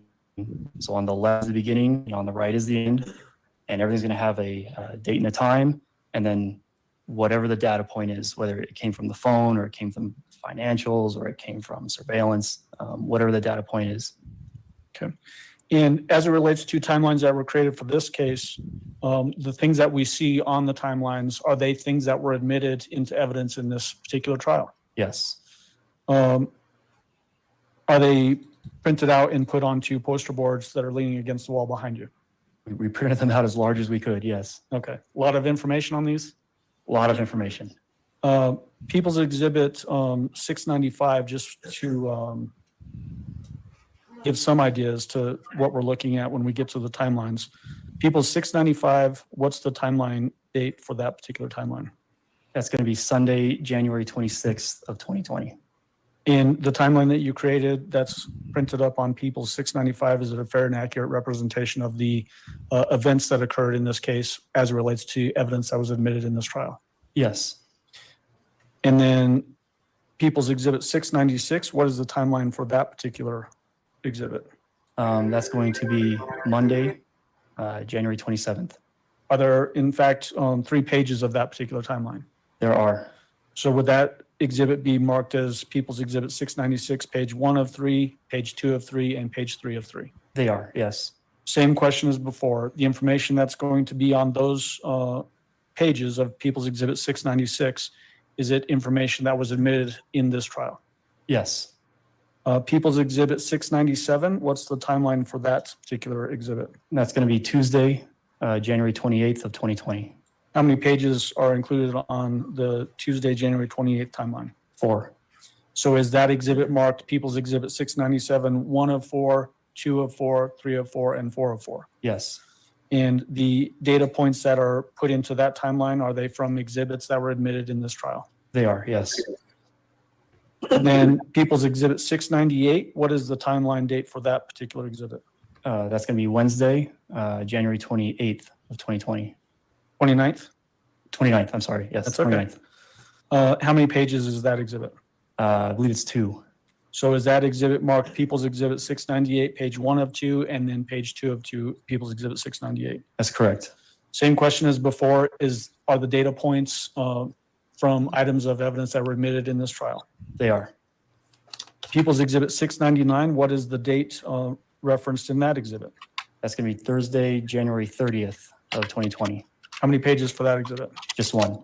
And are the data points from items of evidence admitted at this trial? Yes. People's Exhibit 700, what's the date for that timeline? Friday, January 31st of 2020. How many pages? Just 1.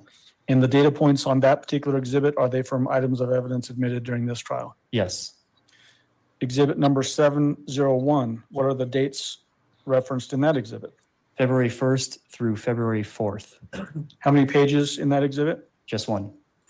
And are the data points entered onto that timeline, are they from items of evidence admitted in this trial? Yes. And then People's Exhibit 702, what are the relevant dates of that timeline? February 5th through March 17th of 2020. How many pages for that exhibit? Just 1. And are the items or the data points for that particular timeline from items of evidence admitted during the course of this trial? Yes. All right, this time I'd move for admission of 695 through 702. Defense. Your Honor. All right, 695 through 702 will be admitted. And then, Judge, this might be a good time to take that break, because once we get into these exhibits, it's going to be pretty dense testimony, I think. Nope, that makes sense. All right, ladies and gentlemen, we will take our morning break. If I can have everyone back in the jury room at 10:30, we should be able to start on time at that point. Again, do not discuss the case among yourselves. Do not discuss the case with anyone else. With that, all rise for the jury, please.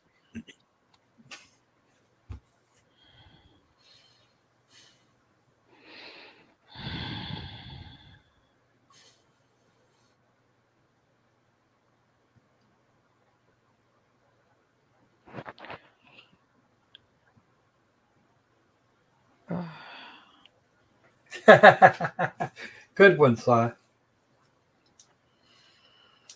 Ooh.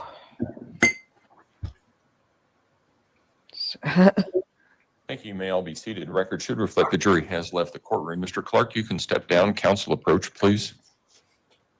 Uh-oh. Dad's mad.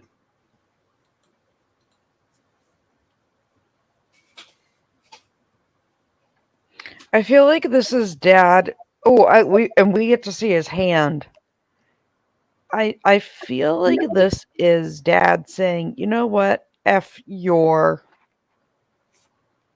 expert. I'm not going to allow. That'd be nice. So, do we want to play and like try and cleanse the brain, or do we want to talk about shit that's happened? Let's talk about a couple things and things that are going on. Okay. So, first, does anybody have questions? Questions? I don't want my channel. Oh, sorry. Croc, you have to read to me. If someone has a question while I'm looking for something real quick. Okay. That is... Okay, that's not a question for you. All right.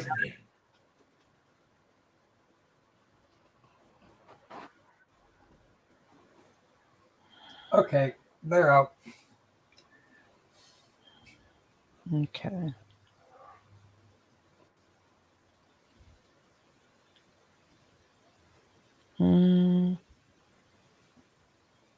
That's get your ass over here. That's what the get your ass over here was about. Yeah, I mean...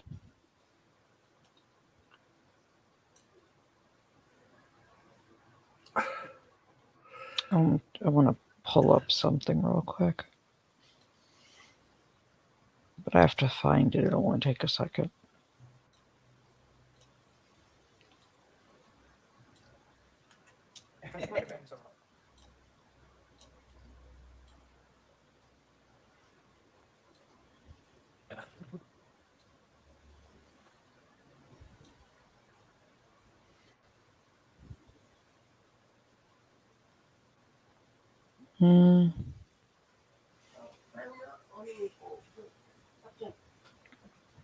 Hold on one second, guys. I'm trying to pull something up for you.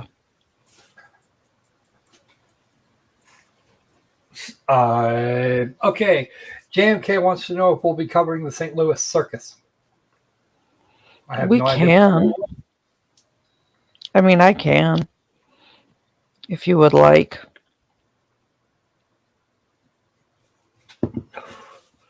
We're going to have to do more paramedic stories videos.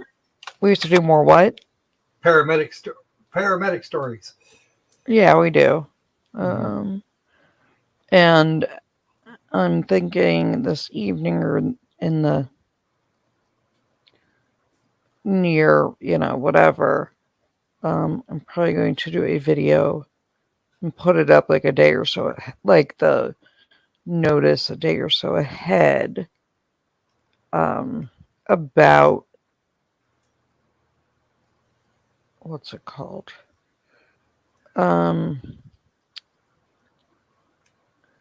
About Trank and stuff in light of that video.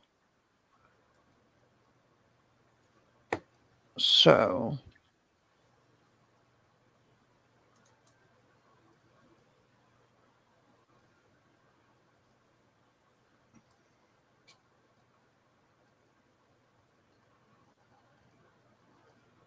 Okay, so what I'm going to pull up.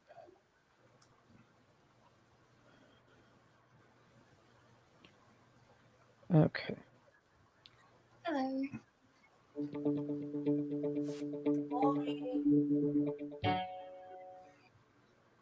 I wasn't intending to make this video today.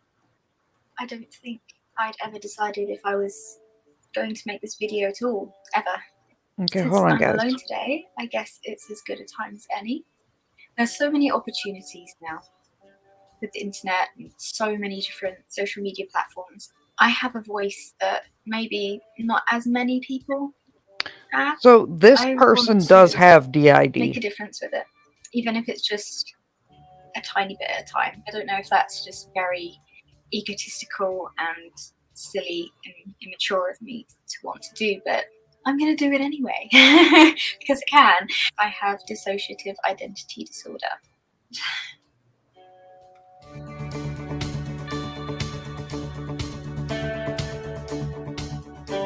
So Yeah, I just kind of wanted to spread some awareness with this video. I'm not going to go into anything too deeply, and hey, if it goes well, maybe I'll make more. I want to answer people's questions. I want to be more authentic about what this disorder means and destigmatize it. I know when I first heard, oh, you might have dissociative identity disorder, I said to my therapist, I don't know what that is. Can you please explain? And she said, have you heard of multiple personality disorder? And immediately, everything that rushed into my head was negative connotations, stigma, things that I now know aren't true or are extremely dramatized. For example, the movie that came out recently, Split, which I'm sure is a good movie. I haven't seen it myself yet because I don't want to be triggered. It's definitely one of those things that kind of adds to the negative portrayal of DID. All the thoughts that rushed into my head at first were, ooh, people with multiple personalities, is that even real at first? And then that can't be me because I would know if there were other people taking control of my body. If I was hearing voices that weren't mine, I would know. Of course I would know. People would have noticed. Thoughts like, oh God, people with DID, God, violence and being out of control and being aggressive and unpredictable. After doing some research and coming to terms with it myself, I realized that none of those things are really true. People with DID are no less likely to be speed this up a violent little bit. or criminals than any other member of the population.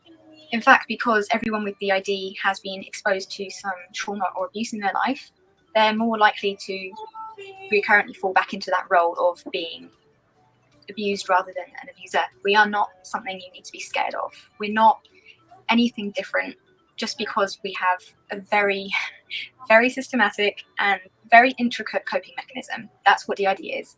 It's a coping mechanism that allowed a young child to be able to deal with some intense or extreme trauma that otherwise the mind wouldn't have been able to move past. It's a way of compartmentalizing trauma, compartmentalizing different parts of life to progress without. Thank you, honey. Without having a complete shutdown of the mind. You know that feeling when everything suddenly gets too much? It would be that all the time if we didn't have DID. It's protective. That's all it is. It's a protection, a mechanism in the brain, and it's not a split. Most people tend to think it is. A main personality that has then been split off into more than one personality. According to more recent research, that's not actually the case. Please forgive me if I explain this wrong. This is just what I remember off the top of my head, but it is definitely backed up by research. If you want to know more, I'll link some things below for you. The most recent theory is that when you're young, I don't want to explain this wrong, when you're younger, your personality has yet to fully integrate, yet to fully form into one whole personality. You have different states as a baby, very, very simple. I'm hungry, I'm sad, I need to go to the toilet, I need love, that sort of thing. As you get older, more and more parts of your personality start to form. And when you reach the age of around 8-ish, 9-ish, we think now, that all coalesces together into one full, distinct personality, which can change over the years. Of course, everybody changes, but that is your personality. It's one personality. If you're exposed to extreme trauma and have a penchant for already dissociating, then you're more likely to form multiple personalities. And what happens is that trauma creates amnesic walls, which means that your memory is impaired and you won't be able to remember it. The trauma is separated off and the personality is kind of cut there by these trauma walls that are apart, which means that they can't fully integrate when it comes to the right age around 8 or 9, as I said. So what you're left with is multiple personalities, alternate states of being, if you will.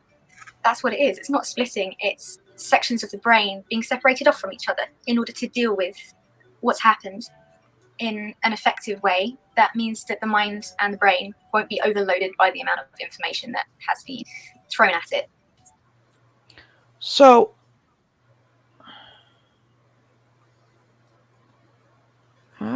where did it go? It's hiding from you special. I know. The world is right now. Okay. So, Split is actually incredibly problematic as a movie, mental health wise and DID wise. Like I said, that creator, Dissociated, has a lot of controversy, and I mean, there's always controversy and trolls. But she's one of the ones which is pretty, what's it called? Accurate in what I see what I see clinically. And she talks about her alters and all of that stuff. Yet you cannot, Debbie, because developmentally something went wrong. They have never found a way. But you know, she's not one that's like obviously fake. And what people call her out for, some has to do with her exes, some has to do with other things, but she's about as close as you can get to it. Again, I guess this would be helpful to do. There we go. I'm not going to say, oh, I'm 1,000% certain she actually has DID, because obviously, but she does fit the clinical picture. So if you go watch, if you want to see someone with it, Dissociated is probably the best one I can send you to, and that's her channel. And there we go. So for the people that are asking, the shit show in St. Louis, Mike had covered. And what happened is the Kim Gardner, the idiot of a prosecutor's office, had a trial where an 11-year-old boy was shot. And it was set for jury trial, and they just didn't show up. Oh, the prosecutor. No, Sod, you can sing it. I'm all for that, Sod. You sing. Just don't do like the Mr. Burns dance, because I just think of The Simpsons every time I see that song. The prosecutor just didn't show up to a jury trial. Just no. Yeah, what is up with that? And then, not only did they get a failure to appear, all this shit happens. There's a contempt. The prosecutor didn't show up. The freaking district attorney, prosecutor. Everyone else was there. They didn't even tell the judge. No, we just we're gonna skip that one today. Kind of thing, which was a bit confusing. So then she gets charged, and there's a show cause hearing. Now, if you're the district attorney and the judge is big mad, You would think you would go. The After show yourself cause. on his mercy. She didn't show up. Eh? Danny, Danny, they didn't tell the victims of the trial date, even though they asserted their rights. So there was that. But then we just didn't show up and didn't tell the judge. And Yeah, that's not good. We can't have that. Oops. So then, contempt hearing, show cause hearing. She didn't show up. She sent someone from her office who had zero knowledge of what happened. And had only been told the day before that they didn't show up for a trial. And then the assistant district attorney, the one who was supposed to be prosecuting that hadn't showed up, and Kim Gardner, his boss, who didn't show up, that ADA has the balls to get out there and tell the judge, yeah, judge, we just don't show up to shit all the time. We're too busy. And you guys don't make a big deal out of it. So listen up, judge. And when that man held his hand up and said, listen, all I could think of is, for the love of God, thank God you are in St. Louis, Missouri, and not Georgia. Because if you had done that to Alex Manning, that woman's head would have spun around. She would have, climbed up your backside and ripped your head off. I don't know. I want to see someone get up in there and tell Judge Manning, shut up, Judge, listen.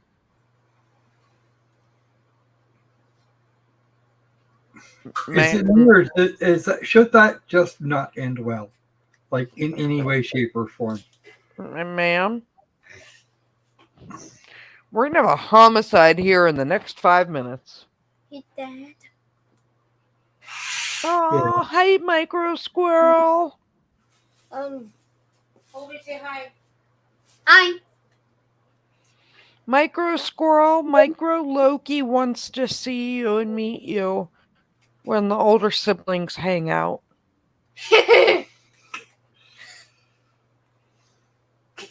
I'll apologize now for anything Micro Loki teaches her child.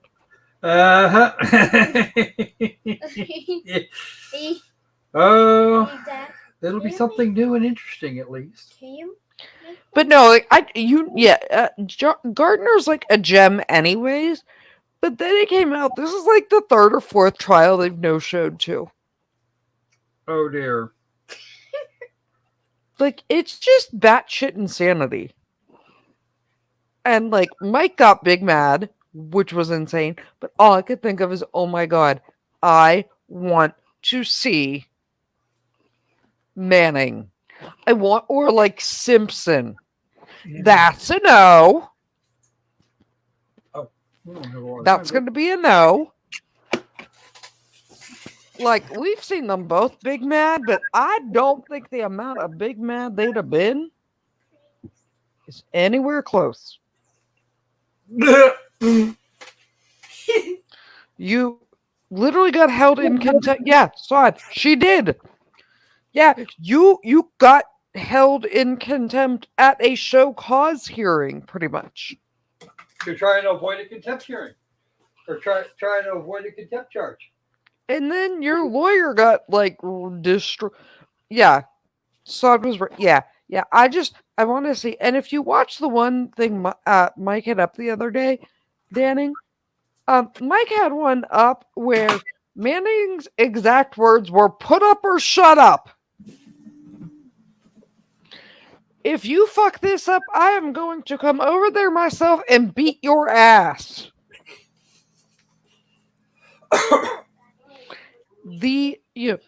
These attorneys have my cell phone number. They can text me at home and I will haul your ass in myself.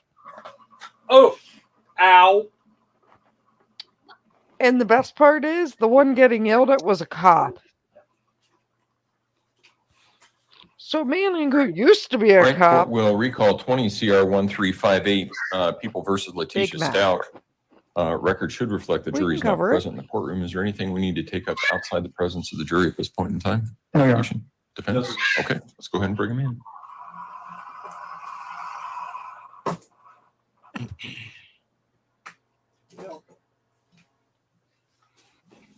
Ardo, she went like super southern.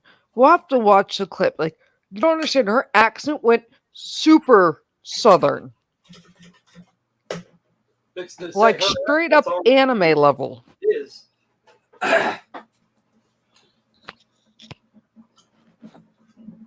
Did her hair go blonde and start glowing? Using that easel. Not really. Not but until we get to some later exhibits, We will Judge. pull, We're going to put these we'll on pull the it up actual and TVs. watch it later. It was the funniest If we use the printed out, they thing won't I've be able to see. ever seen. It's Debbie, so I small didn't. writing. Send me that link. We will live react to that. We are going to do that. Someone find me this link. Croc, Debbie, somebody find me this link. Oh my God. All right, Party. jury, please. We are having a Loki party for this. Look at that comment.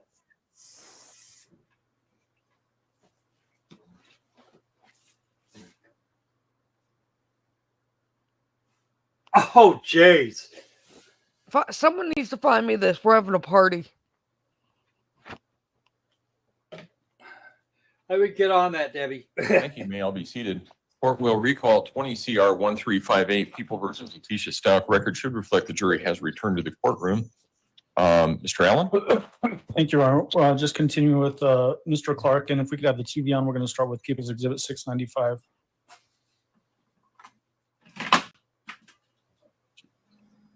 All right, Mr. Clark, first, just as we're going to start digging into these timelines, just Yes, orient the God. jury to how the timelines are constructed, and then we'll actually start zooming in when we look at specifics. Okay. Thank you, Debbie. I love So you. all of them are pretty standard and you, uniform in the way Debbie. they're designed. They're going to read from left to right. And I love you. in I love order you. that, I the love you, sequences of events Oz. happen. And I love you, Debbie. So you're And gonna I have love you, Thomas. calendar day And Thomas, of the time after period you we're watch looking at. the zombie thing, we can On have top, you're like gonna have zombie your merch. like legend in a map. This is just the exhibit number. You don't have to worry about that. This is some of the exhibits and data points that are going to fill the timeline. So that way every little data point doesn't have to have an exhibit number attached to it. And we're just going to go left to right.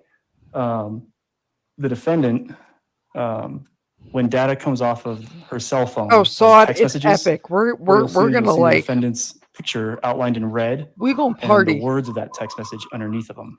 The same when it's Al's outlined in blue. And when it's a text message from Al, you'll see his picture with the words underneath. Same with Harley, the same with anyone else. The cast report is present in a lot of these timelines to kind of reference movement of people and devices and vehicles and things like that. And we'll just zoom in and just go one by one. Okay, so for this particular, you pointed out the sources of the information for this timeline, which is in that top left portion of the screen there. Yes. And so we're talking about the download from Mr. Stauch's phone, the download from Harley Hunt's phone, and the download from the defendant's phone. That's correct. And then the cast report, that's the report that Special Agent Hoyland created that shows movement of GPS information. That's correct. All right. And the date for this particular exhibit is which date? Right now, we're Sunday, January 26th of 2020. Okay, so let's zoom in.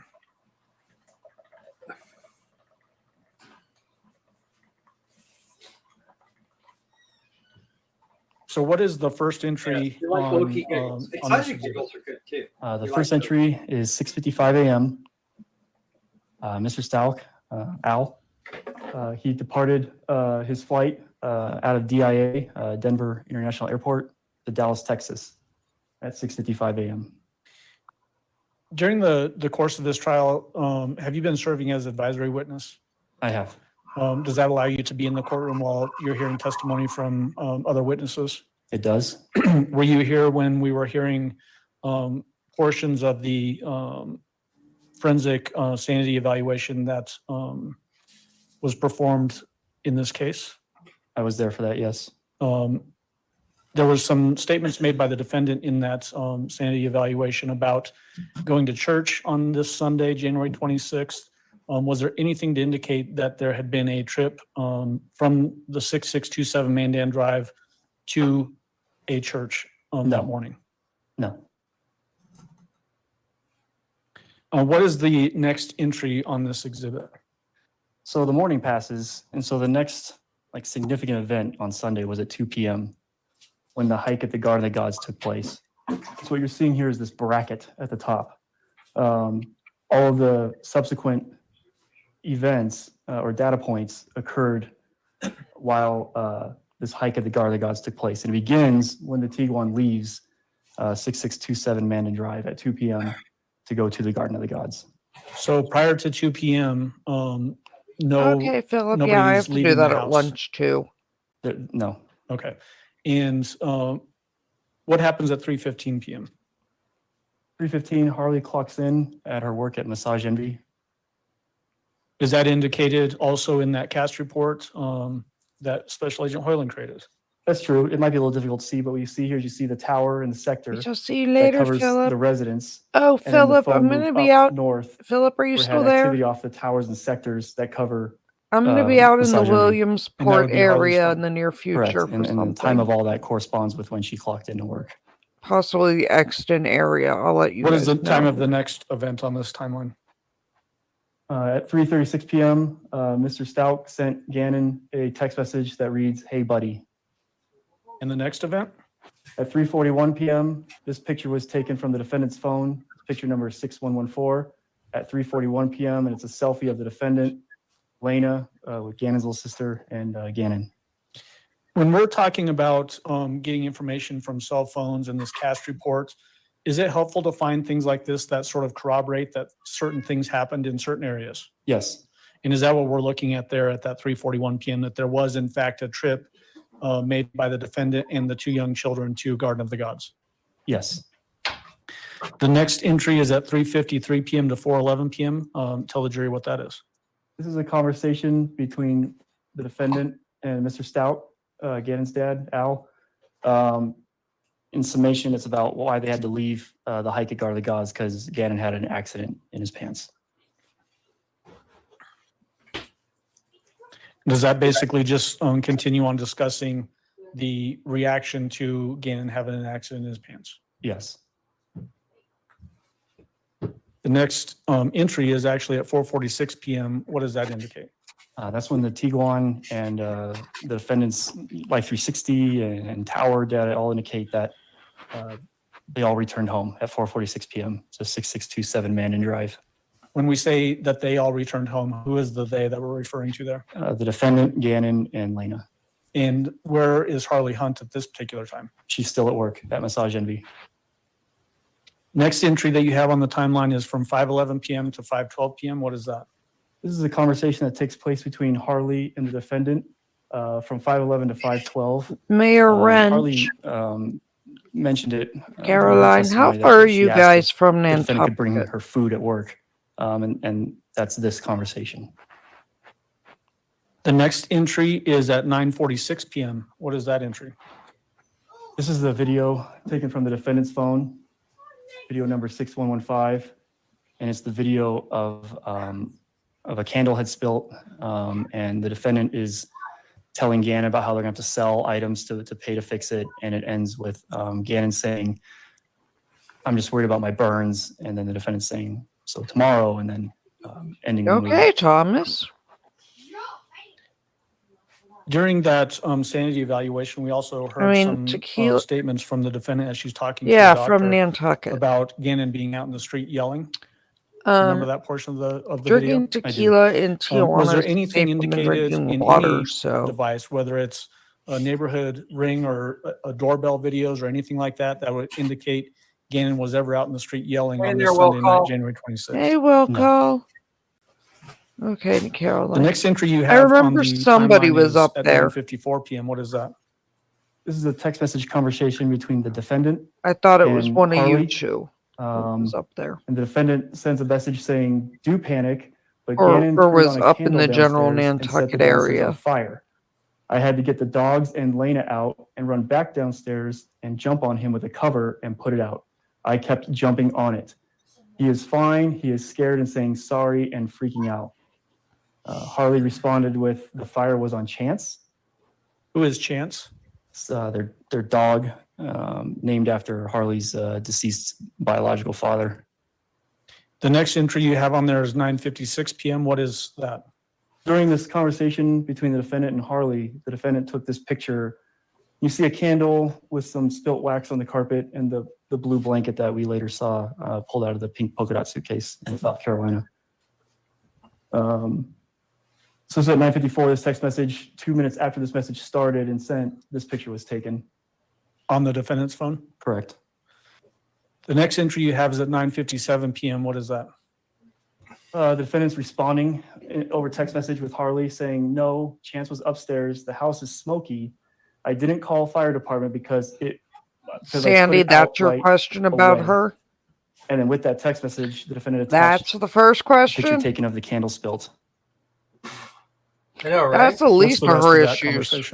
Harley's still at work, so you can tell she might be a little distracted because she's not understanding. She's saying the fire was on Chance, and the defendant said, "I jumped on him with a cover." And so it was just a lot of kind of back and forth between the defendant and Harley clarifying what had happened and that the dogs were fine. So the next entry that you have is at 9:58 p.m. to 9:59 p.m. Is that basically from 9:58 p.m. all the way to 10:15 p.m.? Is that just a continuation of that conversation between the defendant's phone and Harley's phone? Yes. Was there anything of significance mentioned in this conversation other than the discussion about the fire and the circumstances associated with it? Other than the defendant portraying herself as a hero of putting the fire out and saving Gannon, no. There was also some information shared by the defendant about jumping into the car and leaving the residence during this fire incident. Was there anything on video that corroborated that occurred? No. Was there any indication that they ever left on Sunday night, January 26th? They being the defendant, Lena, Gannon, and I guess Harley's still at work, but Harley's still at work, yeah. Or the dogs, as indicated in the messages, no. Okay. No. The next entry you have is at 10:18 p.m. What is that entry? This is when Harley clocked out of Massage MD. Next entry is 10:24 p.m. What is that? Just more continuation of clarifying what had happened with this candle event between the defendant and Harley. Does she also send another picture indicating the fire? She shows a picture of the couch that has some wax on it. You can see the droplets of wax on it, and she sends that picture to Harley. Did you see that particular photo as it relates to the couch itself and the couch cushion? Did you physically see those items? Yes. Did it appear that there was any burns on that couch, or was it just dripped wax? It looked like just dripped wax to me. So he didn't set the couch on fire. The next entry, No. and it looks like the last entry that you have on the timeline for Sunday night or Sunday, January 26th, is at 11:30 p.m. What is that? So it takes Harley approximately 20 minutes to get home. Harley's now home when this message from the defendant goes to Mr. Stauch. It's 11:30 p.m. Sunday night, and it reads, "Gannon was on the toilet most of the night upstairs and downstairs. He had a candle on earlier tonight because he said he kept smelling poop from his accidents in his pants. That's what he told us afterwards. Okay, see you And he went later. for his headphones and dropped it, catching the covers and couch, small spot, on fire. I got Lena and dogs outside when we heard fire alarm. But once I got down there to totally, get him, E.E. I had Caroline. to throw another cover on it. It was minimal. No need to call for help or anything because nothing too bad. He is upset and wrote on the notebook he was sorry.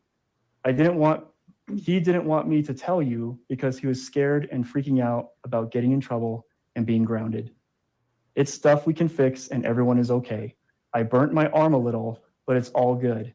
He was more scared and embarrassed." Sure. And then Mr. Stauch did not respond at this time. Is that the last entry on this particular exhibit? It is. All right. We're going to move on to People's Exhibit 696, page 1 of 3.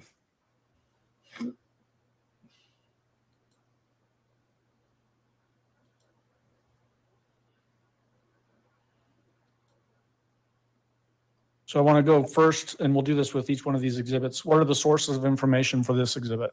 So the main sources of information are Mr. Stauch's phone download, the defendant's phone download, and Harley's phone download.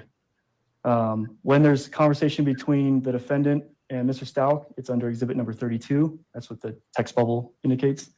When there's conversation between the defendant and Harley, it's under exhibit number 205.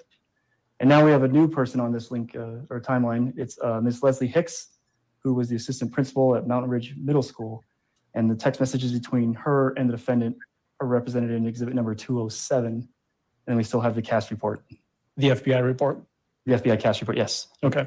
In the date of this particular exhibit and date and time span for page 1 of 3 on 696. So Monday's broken up into 3 sections, and this is the first section. And we're looking from midnight until noon. So we're looking at a 12-hour window, the first half of Monday, the 27th.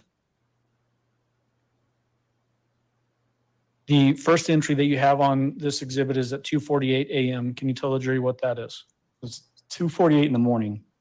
And the defendant sends Mr. Stauch a text message that says, he is in the bathroom again and blood coming out butthole, and he is crying about going to school tomorrow. Like this, and he is still upset about the candle accident. I told him it's fine, and that as long as he was okay, not to worry about something minor we can fix, and to let's worry about his stomach hurting. Any indication that Mr. Stauch had seen that text message at that particular time? No. Okay. Same. The next entry is at Sandy. 4:36 a.m. What is that? This is a message from the defendant to Ms. Hicks, the assistant principal. And the defendant sent a message saying, I'm sorry for the time of night message, but my stepfather passed away.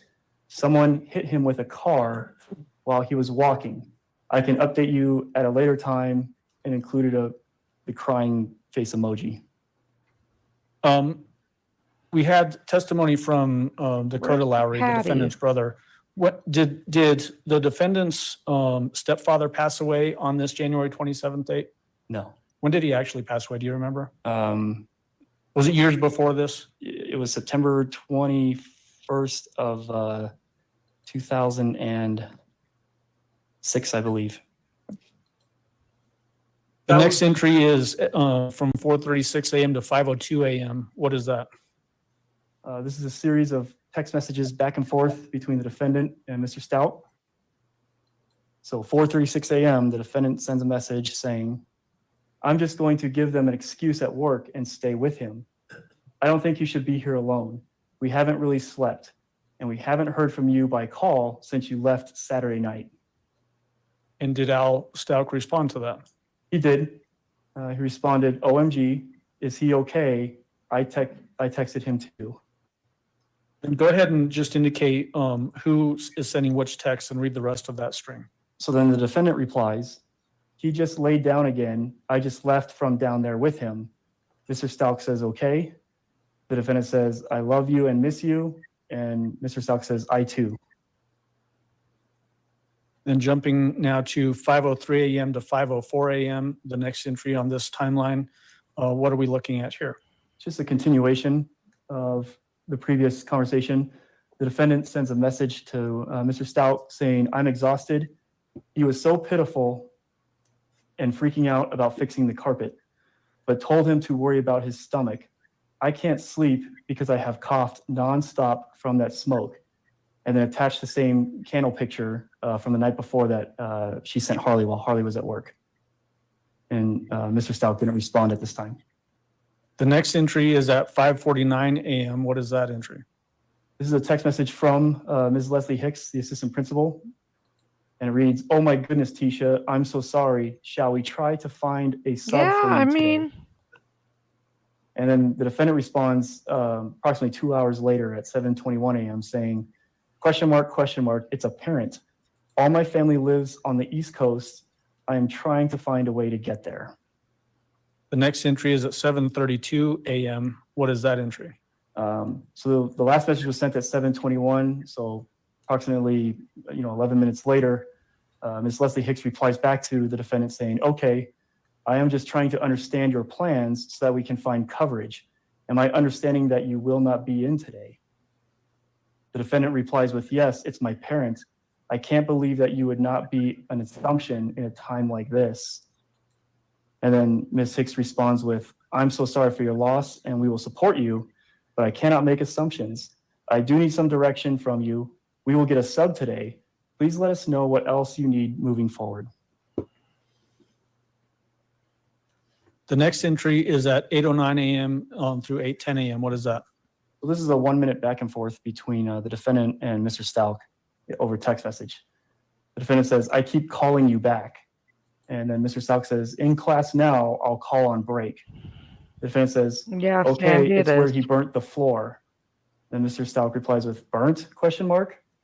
And the defendant says, "He said he was playing his games and wasn't supposed to and thought someone was coming." Mr. Stauch says, "What?" The defendant says, "Yes, and I sent it to you last night and you said, OMG, I explained everything." And Mr. Stauch says, "I was so out of it from not sleeping." The next entry is from 8:10 a.m. to 8:16 a.m. Tell the jury what that entry is. It's the same lengthy text that was sent at 11:30 p.m. the night before about Gannon was on the toilet most of the night. Mayor, The defendant got no. laying in the dogs outside when she heard the fire alarm. So it was just a copy paste resend text message. And then did Al respond to that particular? Yep, he said, "Okay." And then the defendant said, "He told me this morning he was playing his game and didn't want to get caught. I had to fix the carpet. He said he accidentally knocked it over and couldn't put it out. When I got there, I threw the covers on it and jumped on it." And then Mr. Stauch replies with, "OMG." And the defendant says, "That's the sofa. Carpet I had to cut Yeah, and yeah, add a Creed, piece." that might He was be it, freaking though. out and crying and saying he was going to be grounded for a year, cut off some with scissors too, and you can't tell. No, And sent no. a picture of that sofa picture that we talked about earlier. I mean, Mr. Stauch either didn't that or you respond need at this to point. at least text me a picture to make a decision about. The next entry you have is 8:14 a.m. What is that? During this back and forth between the defendant and Al, the defendant takes a picture of Gannon laying in bed, where you see the bedding that he would later be found in Pensacola, Florida. His Nintendo Switch is placed right here by his hand. So this picture was taken at 8:14 a.m.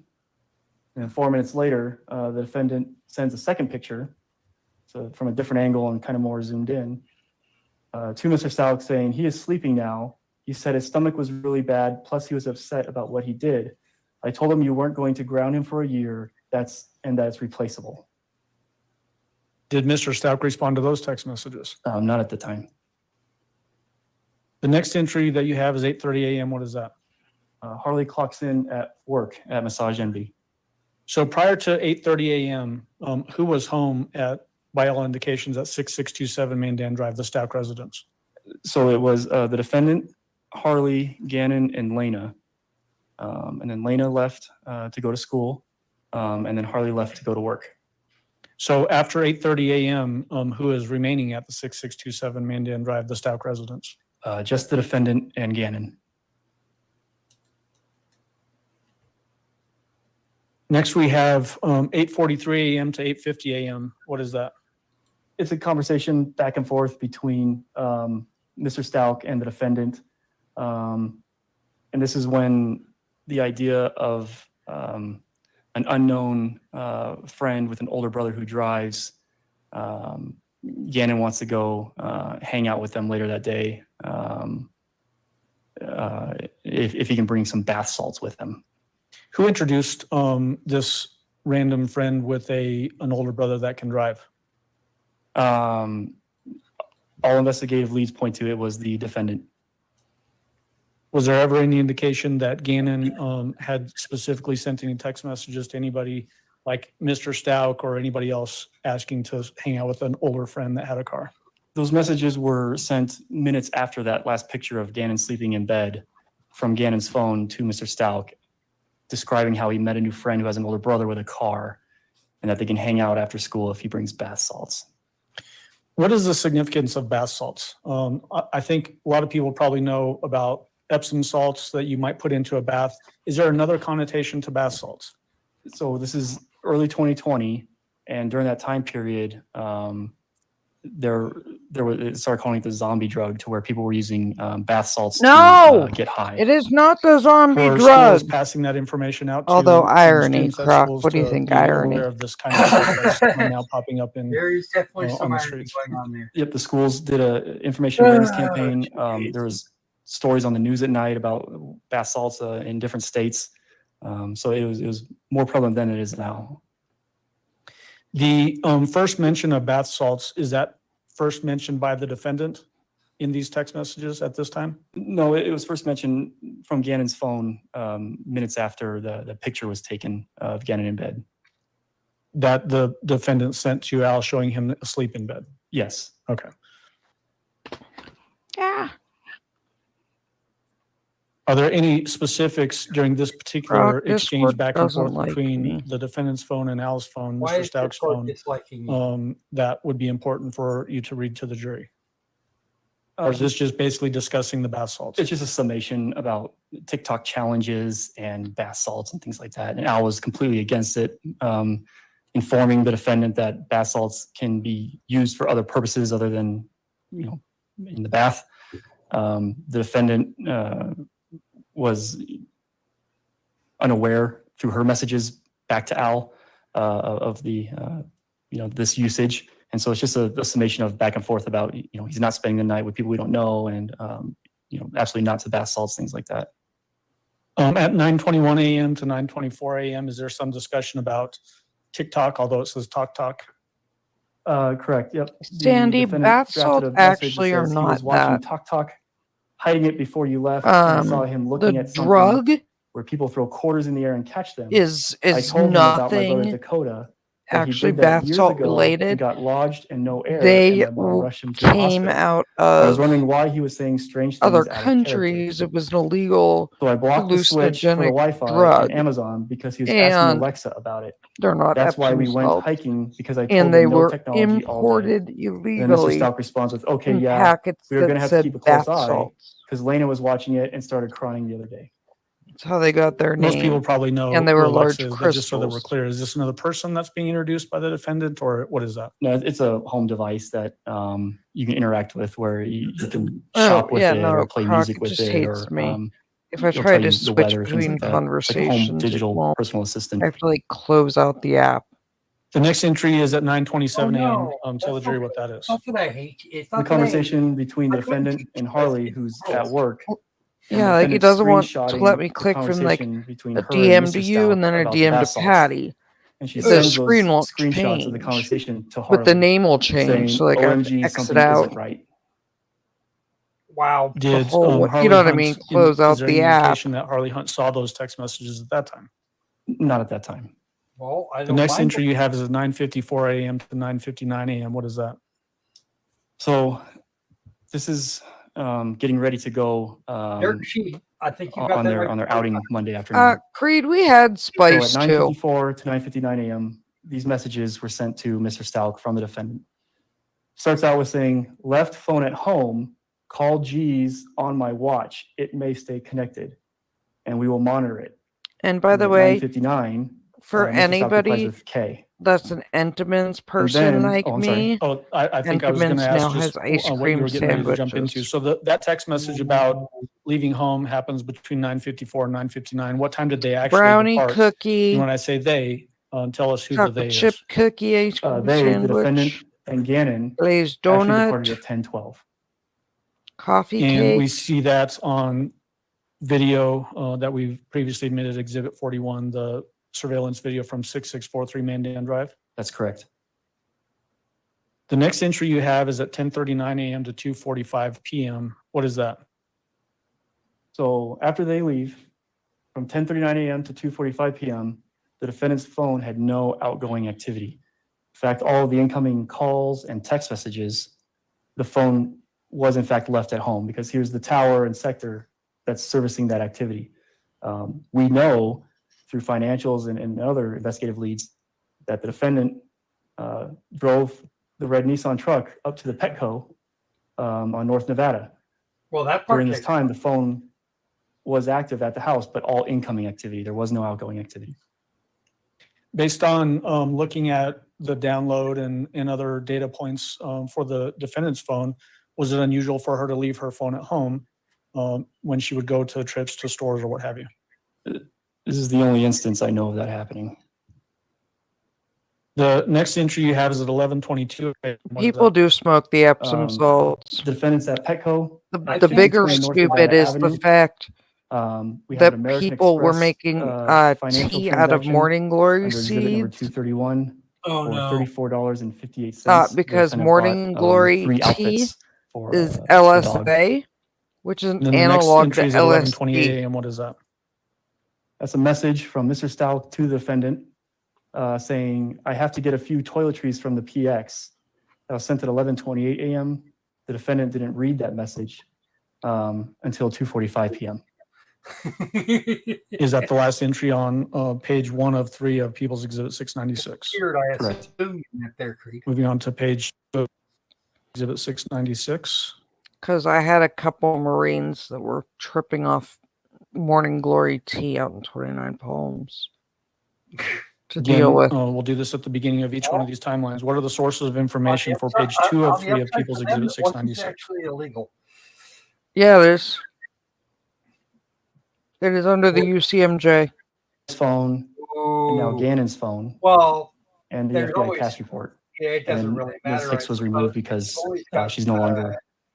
Section 137. LSA is an LSD analog.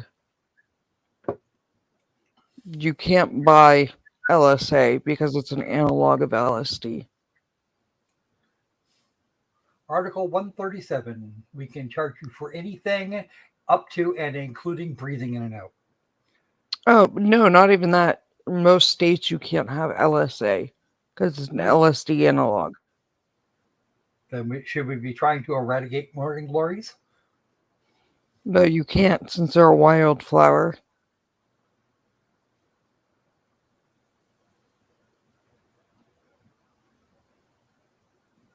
But, I mean, the stupid is strong. Oh, I got a phone call from like the Navy docks that they had a bunch of Marines literally just like sitting in the corner of a room staring at the wall. And that anytime they would turn the lights on or talk to them, they'd freak out. And I was like, it sounds like they're tripping. I showed up, I'm like, yeah, they're tripping. Oh, some kind of acid trip.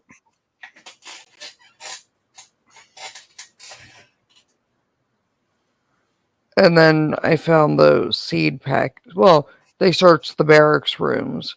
And, like, they literally, the command had pretty much everything in these two barracks rooms put into, you know, foot lockers and brought to me. Oh, When I geez. saw the seed packets, I was like, oh. Someone figured it out.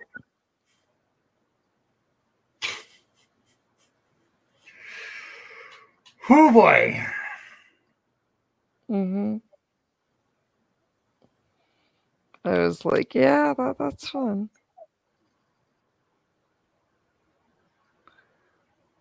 I was just like, they're just tripping, like, and someone was like, it's so unprofessional. I'm like, no. They're literally on an acid trip.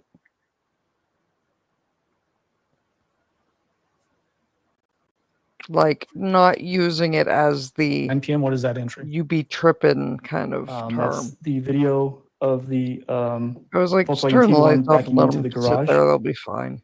Is that that video that we just watched just a few moments ago, Exhibit 213? It is. The next entry is at 2:26 p.m. What is that?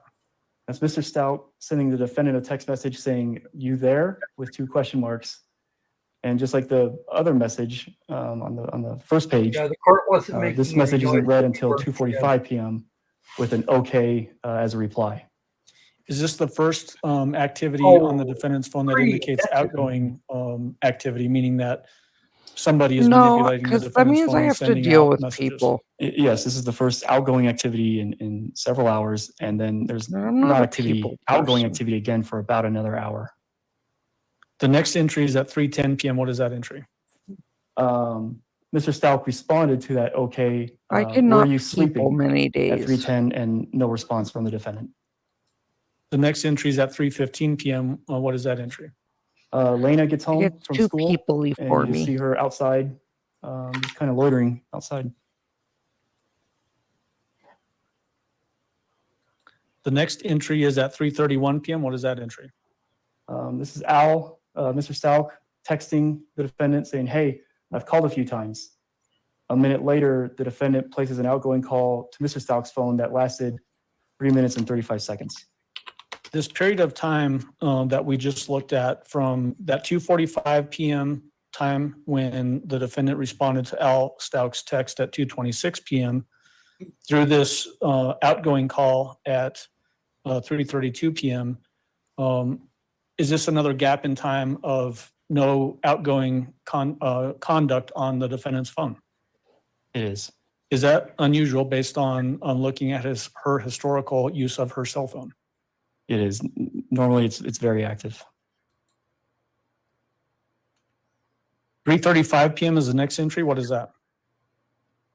Mr. Stauch sending another text message to Gannon saying, hey, buddy. Gannon didn't respond. Hey, and Caroline, it there's wasn't still read on the his phone until LHDs. 7:40 p.m. that night. When that particular text message was read, is this that 7:40 p.m.? Is that after the defendant had called to report that Gannon was missing? It is. Who was home at 7:40 p.m.? The defendant, Harley, Lena, and Gannon. 3:41 p.m. to 4:11 p.m. is the next that you have on the timeline. What is that? The text messages between Mr. Stauch and the defendant. Mr. Stauch opens with, I might try to do the headphones from an AT&T store. The defendant replies with, how much you need, let me look at the banks. Mr. Stauch replies with, like on the plan. And the defendant says, I know, but I'm saying how much for the ones at the exchange, the ones that go over ear. Mr. Stauch replies with, don't know, I can look tomorrow. Yeah, like I used to have, but wireless. The defendant says, yes, like this, and attaches like a generic earbud image to the message. Mr. Stauch replies with, but the JBL were cheaper. And then the defendant replies with, do like 69 to 99. Is that a fairly US typical baton is an LA, way as that an LHD. the defendant would quickly respond to text messages that are coming in or phone calls? Yes. Different from that time period that we just talked about from 2:45 to Croc, stop identifying as 3:30? me. Yes. 3:32 p.m. I noticed that the defendant's very responsive to friends and family. The next entry on this timeline is at 4:15 p.m. What is that? Harley clocks out. So now we're into Monday, starting to get into the later afternoon. Why you gotta be me, Croc? So she clocks out from work. Correct. The next entry is at 4:19 p.m. What is that? Harley sends a text message to the defendant saying just got off, and the defendant replies back with yay. Was that another quick response? Within 1 minute. The next entry is at 4:37 p.m. What is that entry?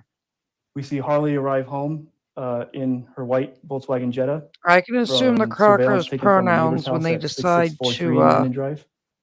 identify as me. The next entry is at 4:50 p.m. What is that? Rocco's pronouns are Lord Attempts and to Master. FaceTime Harley, but it Crocker's has a zero pronoun duration. is fucker, according to Micro. The next entry is at 4:51 p.m. What is that entry? Not my right problem. about the time the FaceTime happens, both Harley and Lena I'm not the one leave the that house got into together an in the argument Jetta. with a Micro. The next entry is at 4:52 p.m. What is that? The defendant sends a text message to Harley saying carpet powders, 2 things, baking soda, trash bags. Why is that significant? Cleaning products. As it relates to cleaning products, what does the investigation show as to the likely time Even that that's Gannon not was murdered? necessarily ancient. Prior to Lena getting home from school. On this January 27th? That's correct. Do you I ever wouldn't go see, that far. through any portion of the investigation from that point on, ever see 'Cause Gannon Croc's alive old. on any videos, audio recordings, or anything like that? You do not. After the defendant sent that text message asking for the I carpet know, powders, Creed. 2 I things, don't. baking I soda, and don't trash bags at 4:52 p.m. recognized as a The valid next entry is at gender. 5:07 p.m. What is that? And It's Harley attempting to FaceTime the defendant, but again, it You doesn't should connect. see It's a zero 2011, duration. Debbie, and then The watch next entry is at 5:08 p.m. What is that? 1981 The film. defendant's phone having a 10-second So much more FaceTime context. with Harley's phone.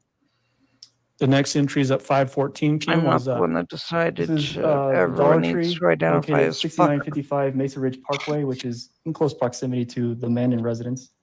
And I'm sorry, go ahead. It's a receipt. I can't tell you how where many Harley people are purchased, like, the you items really requested should along with talk to some candy her for and Lena. like and say what? The next entry is at Have you 5:19 met p.m. What is her? that? 519 Harley She's not. attempting to FaceTime the defendant, We but it were doesn't connect. worried about you. The next is at 5:20 p.m. What is that entry? Iris, A minute later, Harley again attempts to FaceTime the defendant, but it connects for 10 seconds. we missed And then you when we were 5:33 talking about p.m. the is the Mile next. What is High that entry? Club. Harley and Lena return back to the Mandan residence in the white Jetta. There you go, Ardo. The next entry is at 5:34 p.m. What is that? Mr. Stauch sends a text message to the defendant saying, Can't have kids because you want to FaceTime. beat me. Did the defendant respond to that text message? Not for about an hour later. Okay. The next entries from 6:27 p.m. to 6:37 p.m. Is this the first outgoing message from the defendant indicating that something's gone wrong with Gannon? It is. Yes. So tell us what is at that entry point, 6:27 p.m. to It's 6:37 zombie p.m. time. So at 5:34, Al wants to FaceTime with the kids and see the kids and talk to the kids.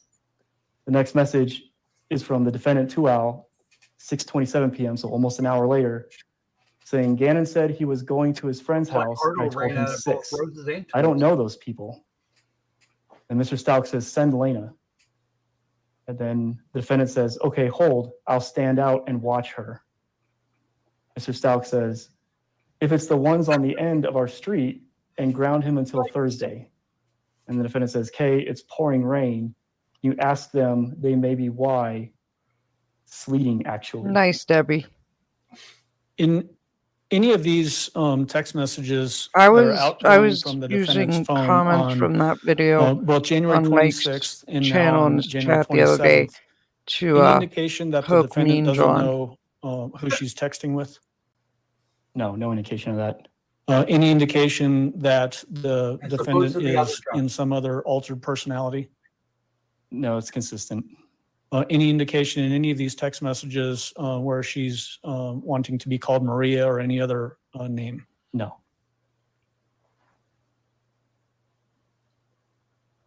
The next entry is at 6:38 p.m. What is that? Iris, did you get to see the The zombie defendant- video? This is an outgoing call to Mr. Stauch, but it's a zero duration call. You should see that. Next entry is at 6:40 p.m. to 6:49 p.m. What is that? 2 minutes later, the defendant sends a message to Mr. Stauch saying, taking your truck to look for him.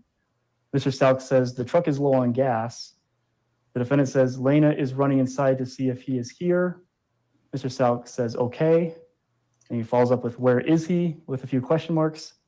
The defendant says, she just went to the door, Albert. It's sleeting. Mr. Stauch says, okay. The defendant says, not here, going to Lily's.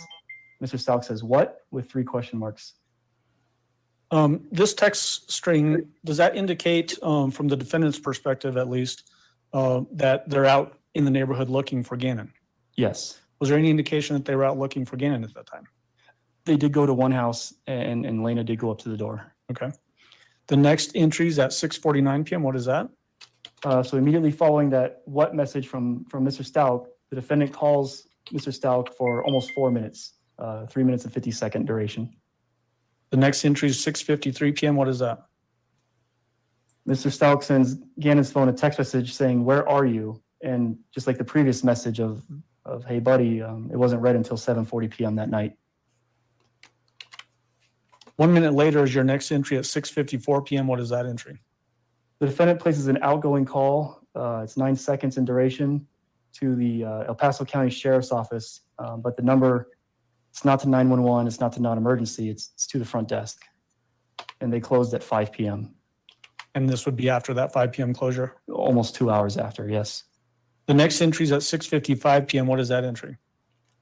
The defendant calls 911, and it was a 2-minute, 50-second duration call.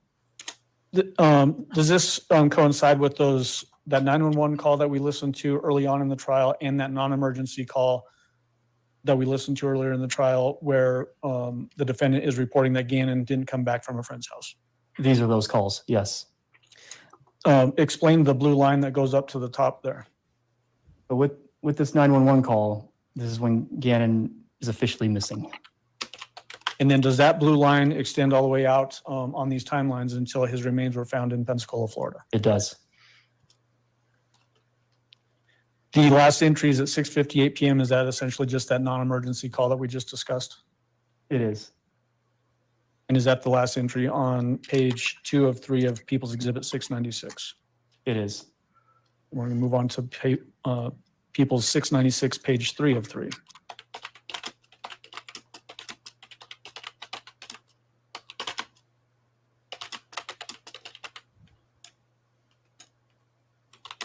Again, to just orient us to what sources of information are used to create this portion of the timeline, tell the jury what those are. Nothing's changed from the previous one. The main sources are Mr. Stauch's cell phone download, the defendant's cell phone download, Harley's cell phone download, Gannon's cell phone download, and the FBI CAST report. Okay. In the time frame of this particular page 2 of 3, or I'm sorry, 3 of 3 is what time frame? It's still Monday, January 27th of 2020, but now we're looking from 7 p.m. until midnight. The first entry that you have on this particular item is 6:59 p.m. to 7:08 p.m. What is that? Messages between the defendant and Mr. Stauch, and she says, all of the call takers are busy, OMG, still on hold, WTF. I mean, maybe And you then could call just go ahead 911. and read for us each one of the text responses. Mr. Stauch responds with, where are you? The defendant says, in the driveway. Harley has gone to the park. Someone's answered, hold. How tall? Mr. Stauch says, 4'10", I think. The defendant says, sorry, I'm freaking out, asking me if he has tattoos, asking me does he use alcohol or drugs. 90 pounds, they need his social, I can't think. Mr. Stauch says, I don't have it on me. And the defendant says, okay. During this time, Harley left in the Jetta to go search the nearby park to see if Gannon was there. And then the next entry that you have after that is at 7:06 p.m. What is that? Harley attempted to FaceTime the defendant while that text conversation was happening with Mr. Stauch, and it didn't connect. Did not connect? Did not connect. The next entry is 7:08 p.m. to 7:16 p.m. What is that? In response to the attempted FaceTime, the defendant sends messages with Harley saying, any luck, on call. Harley says, no, I couldn't remember the exact road that the park is on. Usually can just see with my eyes, but it's so dark, I can tell. But I'm at the school now. And then Harley responds with, look, OMG. And then the defendant says, okay, anything. The next entry is at 7:10 p.m. What is that? This is an outgoing call from the defendant to Mr. Stauch that lasted 14 minutes and 27 seconds.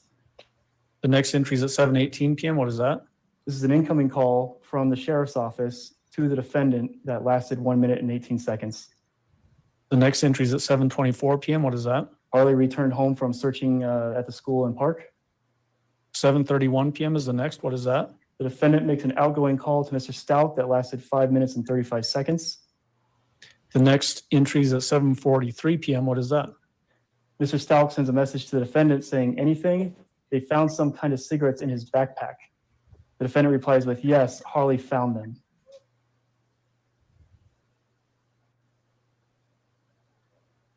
The next entry is at 7:44 p.m. to 7:45 p.m. What is that entry? Harley's FaceTiming with Mr. Stauch. The next entry is 7:45 p.m. to 7:47 p.m. What is that? So something happened We're during up this to FaceTime 846 because the defendant sends a message beasties. to Mr. Stauch saying, why did you hang up on her? Mr. Stauch says, because I'm freaking out. The defendant says, we are too. Harley is crying. Lena is crying. I hope he isn't putting the salts in here or using the straws. I'm crying. These messages coming from the defendant's phone, are they pushing still this narrative that Gannon has left and hasn't returned, and also furthering the idea that there's some concerns that he might be trying to experiment with drugs? That's exactly what's happening. The next entry is 7:50 p.m. to 7:51 p.m. What is that? The message from Mr. Stauch to the defendant saying, no police. Did you tell them possible drugs involved? And the defendant says, no police. What is that a reference to, no police? The police haven't arrived on scene yet to the Mandan residence. Okay. The next entry is 7:50 p.m. to 7:53 p.m. What is that? Harley takes the Jetta and goes around the block, again, looking for Gannon. The next entry is 7:51 p.m. to 7:53 p.m. What is that? This is text messages back and forth between Harley and the defendant. Harley says, ask Lena if she remembers any cars, old station wagons or old cars and colors.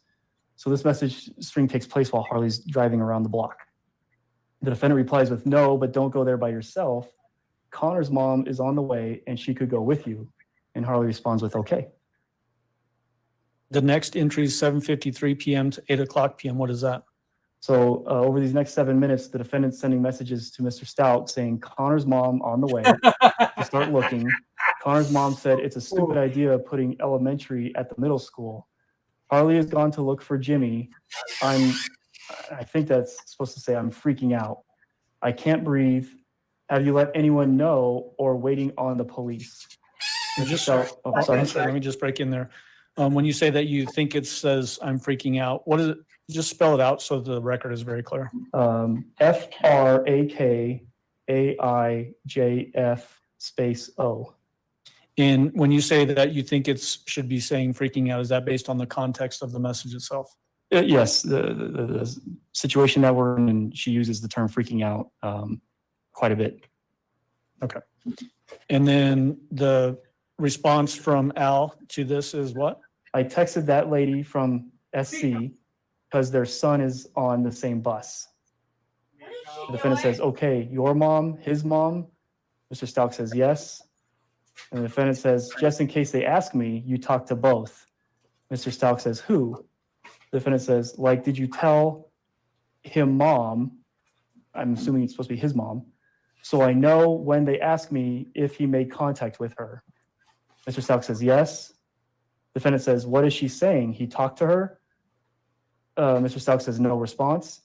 And the defendant says, okay, because they told me to have a list of people available that we reached out to. So I'm writing them down.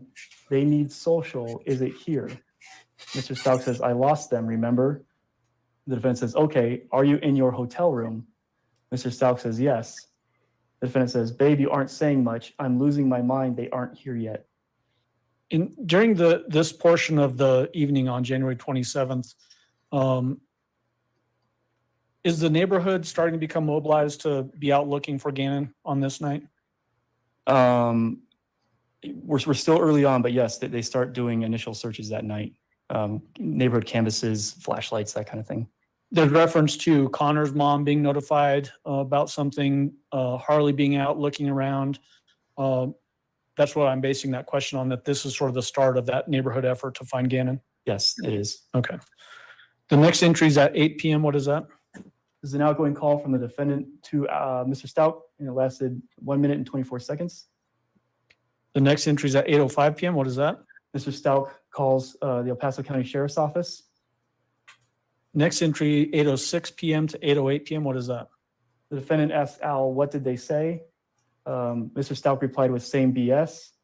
The defendant says, what? Did we tell you he wrote, I'm sorry for everything last night on his notebook? Just trying to make sure I told you everything. The next entry is 8:16 p.m. to 8:21 p.m. What is that? About 8 minutes have passed, and Mr. Stauch responds to the defendant saying, I emailed everything. I emailed the teacher. Anything? The defendant says, no, Connor's mom is here, and everyone is going to the fields to look. Mr. Stauch says, the fields? Where are the guns? Hello? The defendant says, yes, like to make sure no kids are at sole hideout place they have. Mr. Stauch says, where are the guns? Answer me. The defendant says, hold, I'll go check. Green one is there. Mr. Stauch says, black. Defendant says, big one in my closet. Then the next entry is from 8:22 p.m. to 8:24 p.m. What is that? It's just a continuation on about where the guns are. Okay, so tell us who is sending each message. Defendant says, hold, looking because I put it back in your crate after later stayed. I didn't check the inside, but it seemed normal. It was in there. Mr. Stauch says, okay. Defendant says, I don't see your pouch. Mr. Stauch says, really? You serious? No one knew they were in there. Defendant says, looked under everything. Mr. Stauch says, yours in there? Defendant says, it fell, all accounted for. So spell that noise that you just made. Just so the record is good. P-S-H-H-H-H. Okay. The next message, who is it from? And just continue on with that conversation. It's from Mr. Stauch saying, okay. Then the defendant says, it's got to be some older middle schooler. Mr. Stauch says, yes. Then the defendant says, I was panicking for a second about gun, but that makes me feel better. So we just need to know where he is hanging out at. That conversation, does that indicate that the defendant has accounted for all of the guns that would be in the Stauch residence? It does. And does that include the gun that was ultimately determined to have been used against Gannon? It does. The next entry is 8:25 p.m. What is that? It's an outgoing call from the defendant to Mr. Stauch that lasted 11 minutes and 47 seconds. The next entry is at 8:33 p.m. What is that? During this phone call, the defendant texts Harley saying, anything yet? And Harley says no. The next entry is at 8:37 p.m. What is that? It's a FaceTime, 18-second FaceTime session between Harley to the defendant. And then still at 8:37 p.m. What is that? It's an outgoing call from the defendant to Mr. Stauch that lasted 19 minutes and 43 seconds. The next entry is at 8:43 p.m. What is that? While they were on the phone, the defendant texts Harley saying anything, still waiting. Harley replies with no. And when you said while they were on the phone, do you mean the defendant and Mr. Stauch? Correct, yes. Okay. The next entry is at 9:00 p.m. What is that? It's an outgoing call from Mr. Stauch to the defendant that lasted 15 minutes and 57 seconds. The next entry is at 9:18 p.m. What is that? It's another outbound call from Mr. Stauch to the defendant that lasted 2 minutes and 7 seconds. And then the next entry is at 9:23 p.m. What is that? It's an inbound call from someone with the same 843 South Carolina area code to the defendant that lasted just over 4 minutes. And then are some of the numbers X'd out on this particular entry? They are just for privacy. Okay. But the full number would be contained in the Celebrite report for the defendant's phone? That's correct. Okay. Any idea based on your investigation who that number belonged to? We figured out who it was, but I can't recall at this time. Okay.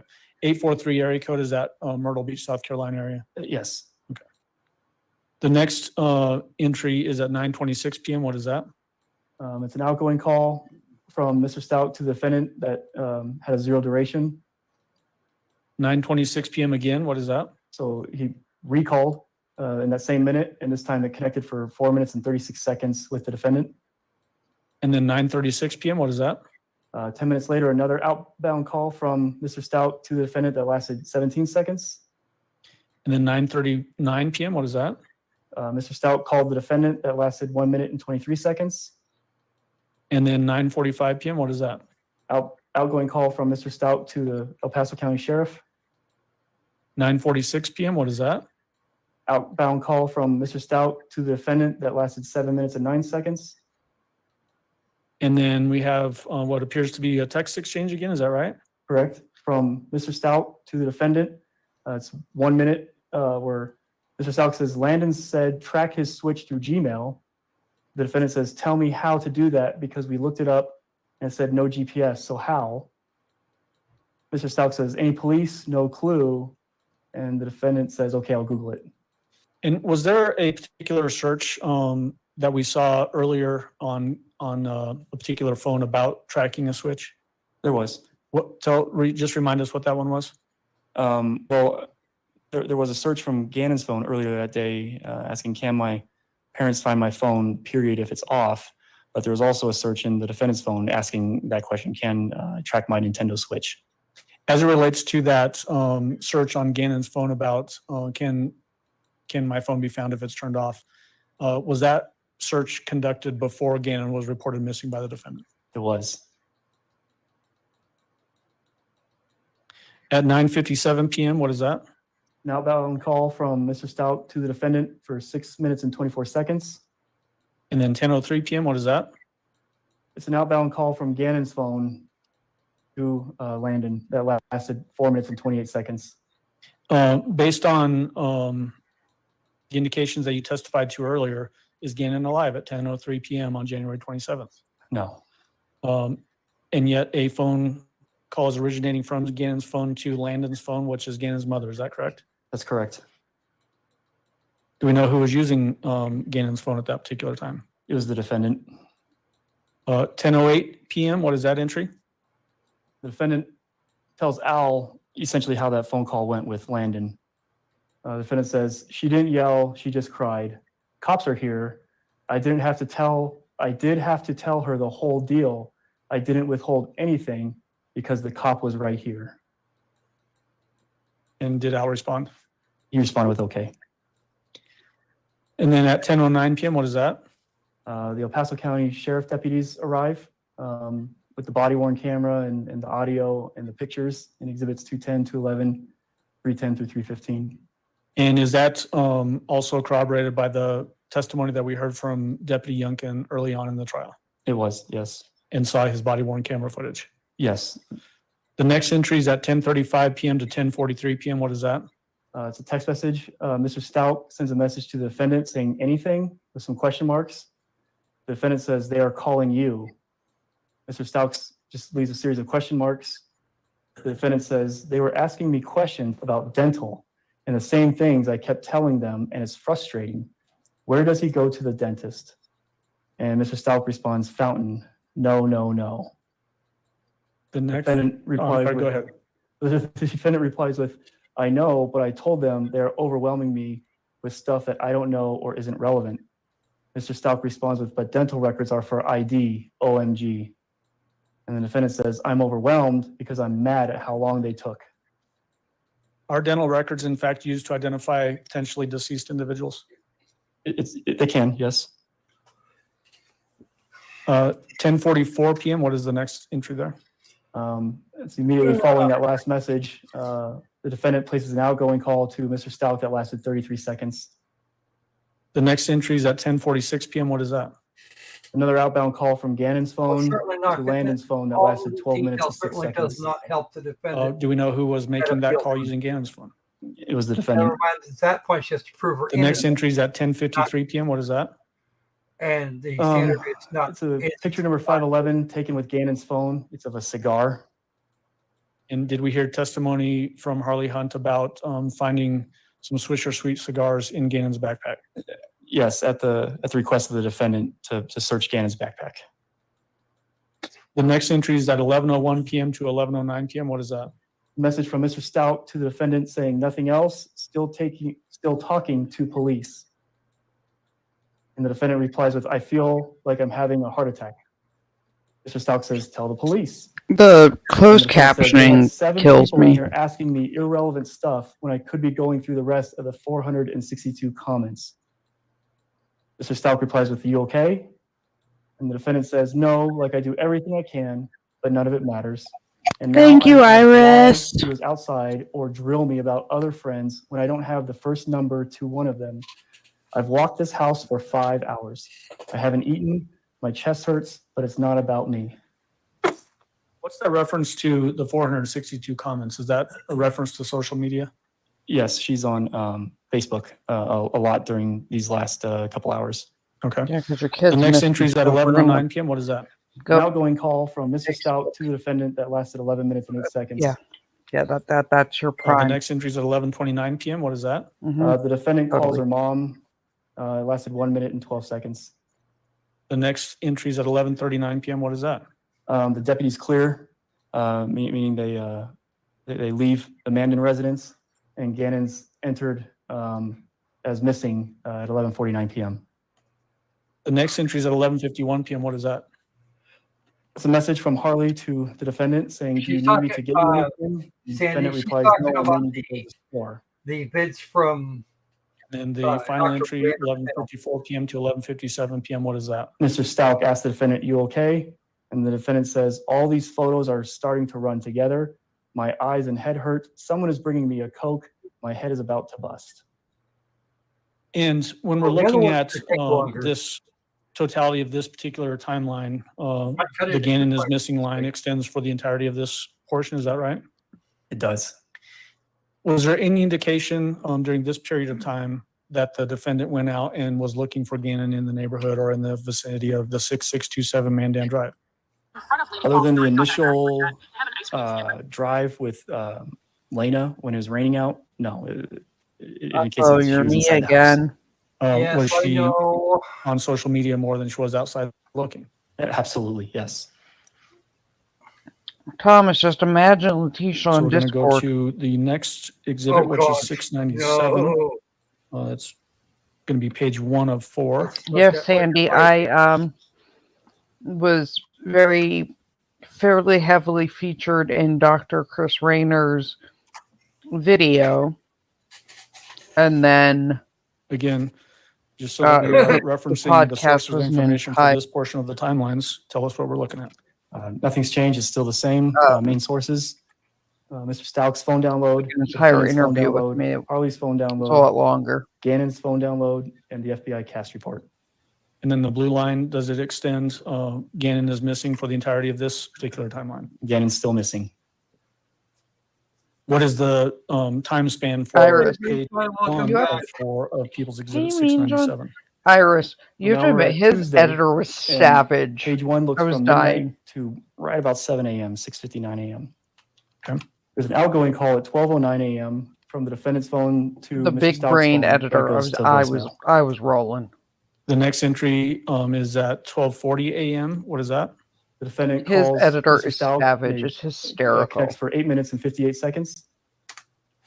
And then the next entry is from 1:04 a.m. to 1:38 a.m. What is that? Series of messages between the defendant and Mr. Stauch. It starts with the defendant saying, "Please help me. Please talk Iris, to me." although you did Mr. miss Stauch says, "What's wrong?" our The Mile defendant says, High "I Club can't sit stream. on this house, Lena on the bike." Yeah, that Mr. was Stauch says, "Did she see him while she was riding?" The defendant says, Oh yeah, "That's Iris, Gannon, his and he editor has is the hood savage. on. It's He was hysterical. doing that yesterday. The lady has a better image, but it's too big to load. You can see I it's will a switch say, case." I Mr. felt a little Stauch bit bad replies because with, some of the "What comments did you were say like, well, he she's Googled?" presenting all this like The defendant says, amazing "Hold, I'll send." information. Sends a screenshot of that And Google your search from cutaways Jason are, earlier saying, "Can you my know, parent find my cell phone, period, distasteful if it's off?" or like rude. And the things. defendant I was says, like, "Think no, it's he would not trying funny. to go to their house to FV I was film. literally Sounds talking about crazy, but someone I he can was see through looking. their arm." You saw their address if that's near here. The USO, spell that just so the record's clear. USO. Like I we would all expect need the to phrase be to able be to he was laugh. looking up their but, address. Mr. Stauch says, "Don't you know, know go watch the anything else podcast being if you said don't on want that to laugh at FB big page, brain which things. stands for I don't know what Facebook. to tell So you. that Facebook page." The defendant says, "No, just people saying to start again in the morning after sunrise. No, she came back and he was leaving." Mr. Stauch replies with, "Huh?"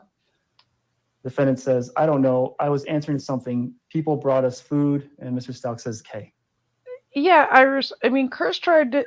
You know, I don't know if you could tell, but like Chris This knew nothing reference about it. Until it the came text to message me. that you read from the defendant to Mr. Stauch that says, Like "Get Gannon," and he has everything the hood got on, was that sort of thing.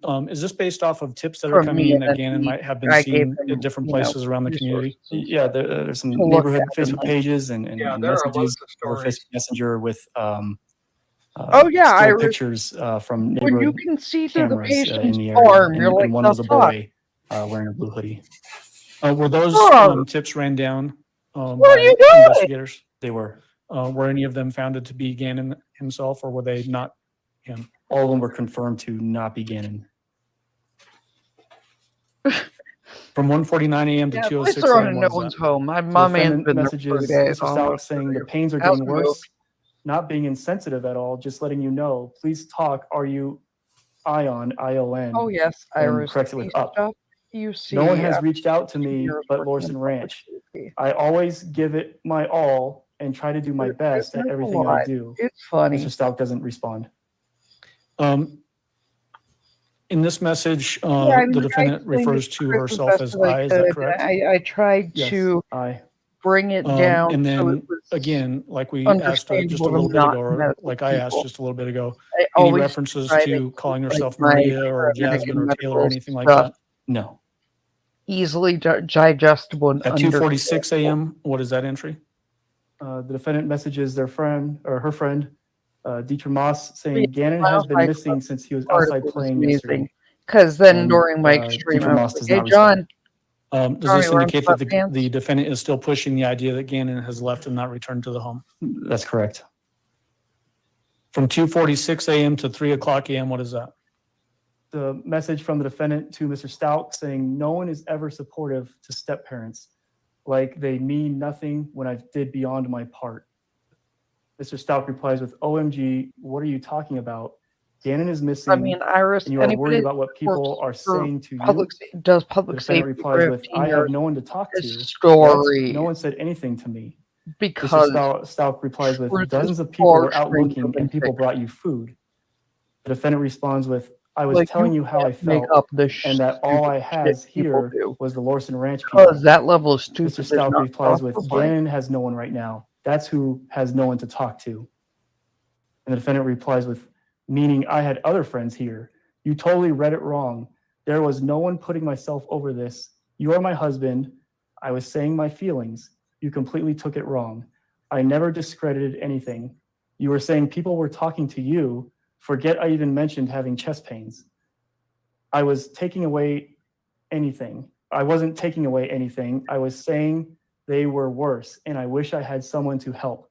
Regardless, I'm human, a person too who has pain and worried. What do you mean he has no one? He is talking with his friends, maybe not good friends. He is coming home once he sees the news. All I'm saying is talk to me, like you haven't said anything about yourself. Mr. Stauch replies with, he's in a car, long gone. The defendant says, and how we can help each other. Mr. Stauch says, there's no way he got to that gas station by 4 p.m. on foot. Let me break in just there real quickly. Is this another reference to chasing down the tip that Gannon was at a gas station in the area?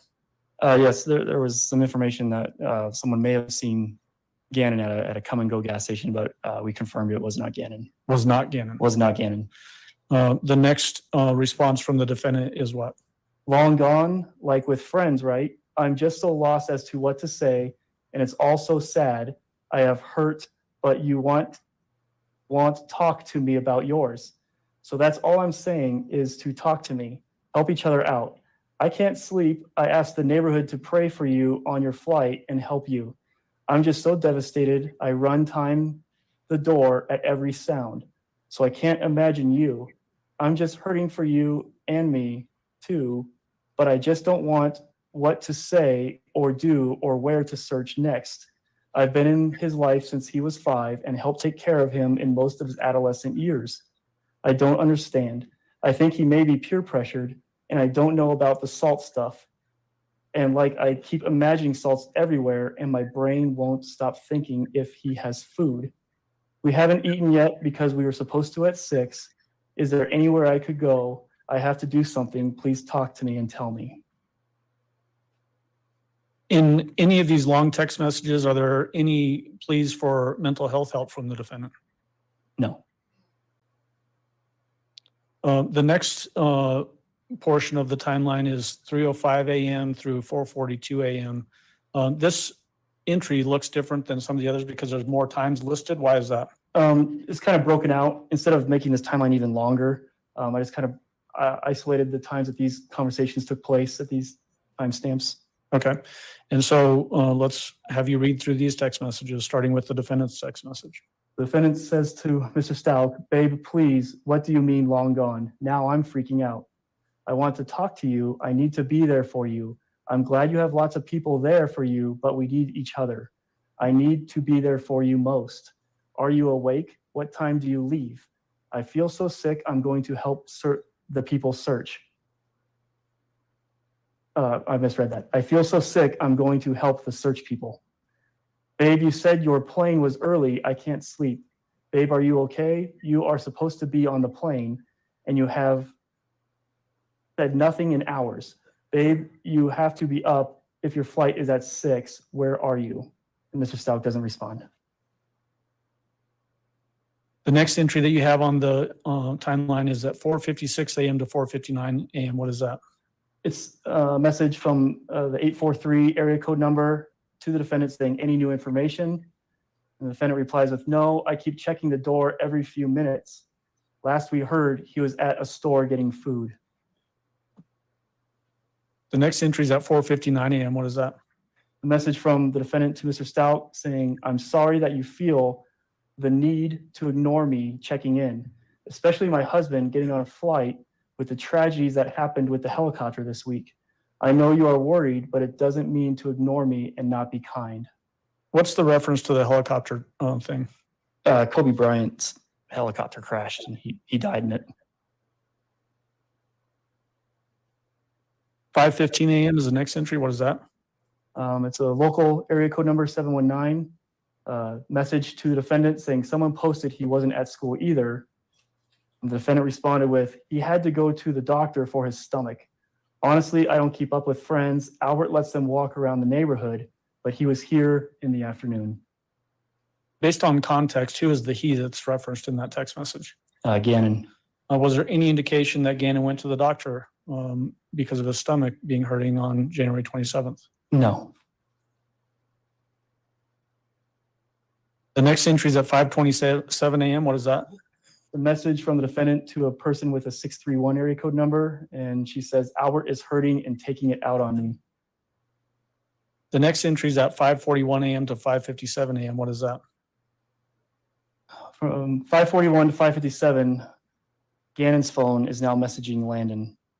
And the first message says, left every toy with a photograph taken with Gannon's phone of Gannon's room. Picture number 514. And for context purposes, again, was there any indication that Gannon was using this phone on this particular date and time? No. Was there any indication that Gannon was even alive at this particular day and time? No. 6:18 a.m. is the next entry. And before you get to that, Judge, checking on time, how do you want me to go to about 10 till roughly? Or we're at about 10 till. Oh, I'm sorry. Do you want me to go to noon maybe? Well, you just need to find a good break point. Okay. If you could find that within about 5 minutes or so. Will do. The next entry is at 6:18 a.m. What is that entry? It's from a person with a local 719 area code. A message to the defendant saying, is there an Amber Alert out yet? Is Al home? Someone was saying he was in Oklahoma. The defendant responded with, yes, Oklahoma, and you can't do an Amber Alert unless you know that someone took them and have to have that person name and tags. And we actually skipped ahead one. There's also another entry at 6:18 a.m. with the pickup truck. Is that right? And that's what we saw earlier today with the pickup truck moving forward a little bit on the curb. That's one of those videos that we watched in People's Exhibit 214. That's correct. The next entry is at 6:21 a.m. What is that? 6:21, the defendant messages Harley saying, don't answer the door for anyone. I'm going to see if people are out looking. And Harley doesn't respond. The next entry, we have a map indicator here as well. This is above the entries below the timeline. Why is it above that like that? If there's location data for a time period, it is represented above the timeline to show where entities are during a certain time period. And we just earlier this morning had watched exhibits 215, 216, 217, and 218 showing the defendant's Volkswagen Tiguan leaving 6627 in the morning and then coming back. Is that what this next period, 6:22 a.m. to 6:32 a.m. is? Yes, this is that 10-minute period where the Tiguan and the defendant with the defendant's phone went to Bradley Road and back. Okay. And let's go ahead and stop there. We'll pick back up at the 6:34 a.m. Time frame on People's Exhibit 697, page 104. Or you want to take the break? Yeah. Okay. All right, ladies and gentlemen, we will take our lunch recess. If I can have everyone back in the jury room at, say, 1:20, we should be able to start on time at that point. Again, don't discuss the case among yourselves. Don't discuss the case with anyone else. Don't do your own research about any aspect of the case. And we'll see you back at 1:20. All rise for the jury, please.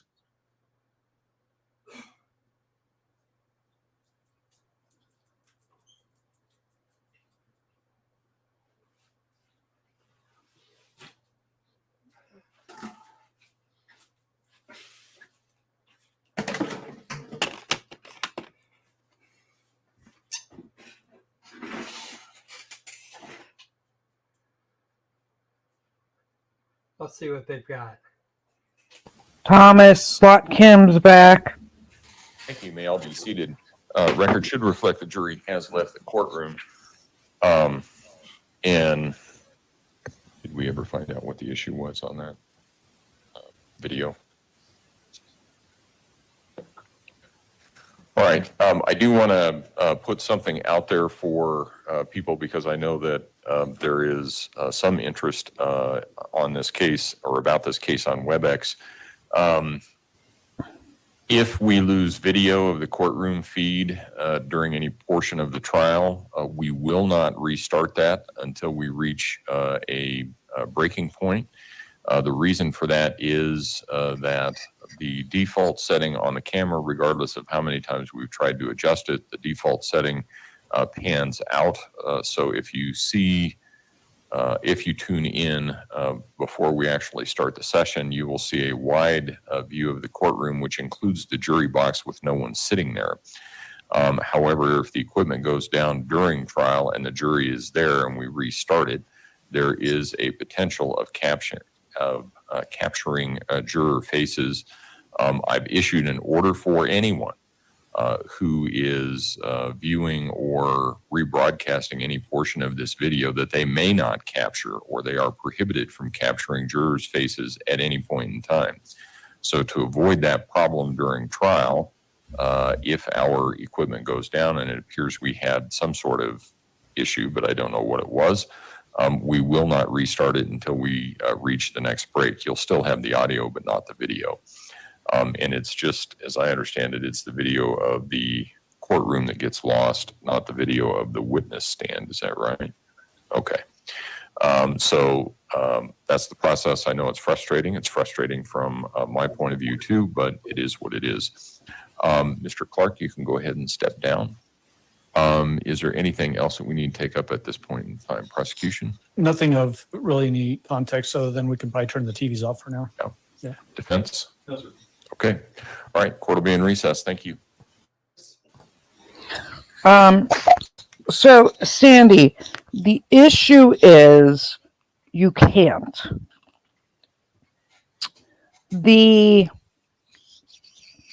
cameras always have a default setting, which is like they're zoomed out as far as they can, and they are manually zooming in and cropping it. If they try to restart the video feed when they lose the camera, it's going to give you that default view. And because the trial's going on, and you don't want to kick everybody, because in order, you can, Croc, in order to like zoom in and pan and adjust the camera, they would risk kicking out everybody that signed in through WebEx. If that makes sense. They're risking the images of the jury. Well, not just that. If they try to take action so they don't risk capturing the jury, they risk kicking everybody off the feed. Right, which they don't want to do. Which would kick Court TV, us, Scott, everybody. Every news station, it would literally kick everybody up. And then they'd have to build a whole new link, and it's a big pain in the ass. Right, and they would have to restart the stream. People would have to log back into a different WebEx stream because the WebEx stream link would change. So that's why. I mean, it's not a huge deal. You still would see the witness stand and the judge. But that view where you can see Letecia and the defense, that's the view that won't come back up. Which is still not a problem. Cortana's boyfriend, oh dear. Or is that best I mean, friend? John. Come on, I mean, folks, let's have some more. You all voted for this, so let's do it. I like your profile picture now, though.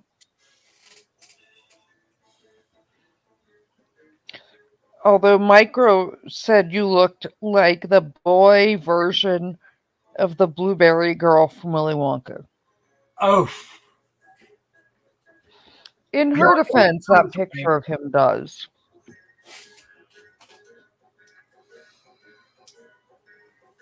Come on, folks, let's bring it in.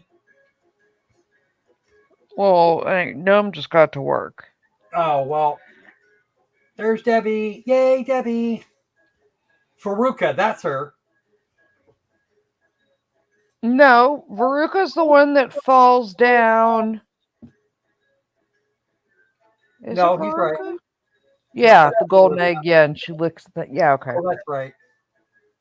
So which one was the other one?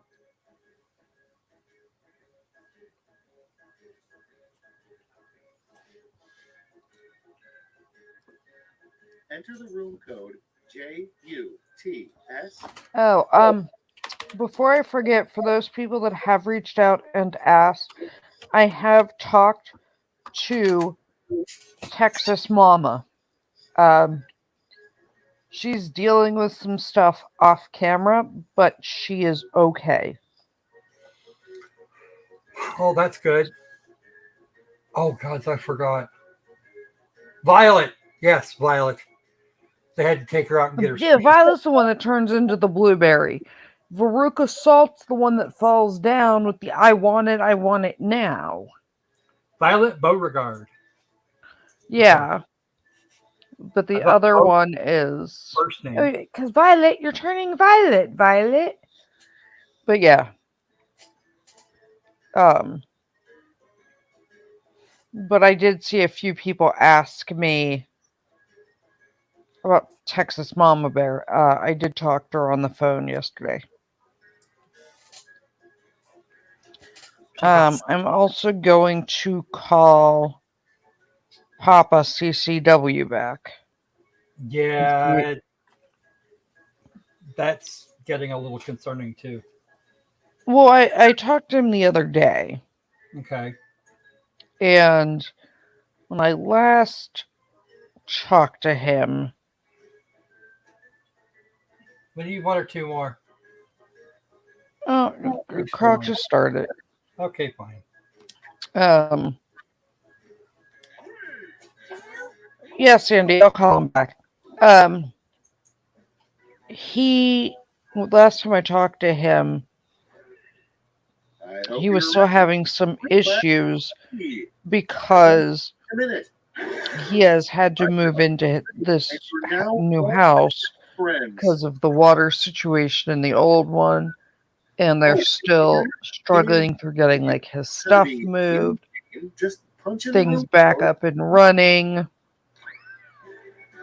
So Fun is upon us. You'll get 2 prompts on your device. I think it was Friday. You'll go head to head. Or Friday. I talked to Jessica. That's because it is. And she said that, Percentage of votes you he get. was, still tired. But like he'd gone to take a nap. He'd had a few bad nights because while they have one of his beds, like his spare, they call it his spare bed there, he doesn't have his proper bed. His proper bed, and they were struggling because this house that he moved into is not made for him or ready, you know. So they were having issues getting him bathed because his shower wheelchair, like none of it was accessible. They had they had construction people that had to come out so they could put a roll-in shower in for him. Kind of thing. So, they were kind of cobbling things together. But yeah, Danny, I will let her know. She called me on the phone yesterday afternoon. And that's just, I can't say more than you. She's got to deal with some stuff offline right now. But, she was loves and hugs and was happy that everyone had reached out and asked about her to me. And, Time is over. but I did talk to her for a while yesterday. Let's set it off with a fairy tale that never caught on. And the other issue with CCW is the full staff isn't there. Somebody migrate themselves. Well, they have to migrate themselves, but not just that. Half his staff is trying to pack up stuff at the old house and Letecia, salvage things. Same word twice.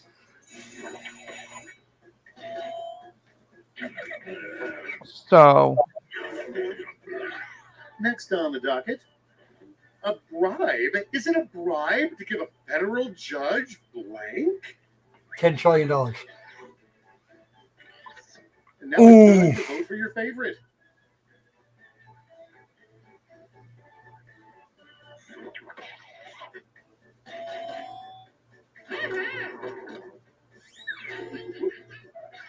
Without further ado, but I wanted to make sure I didn't forget to relay that. with a blank. Oh! Wow! Enjoy the freebie. Oh! Ow! All right, check this out. A great way to stand out at comic book conventions is to dress like blank. Now it gets real. Pick your favorite. Yeah, that would work. Actually, they would both work. Especially if they do the transparent thing like most jellyfish are.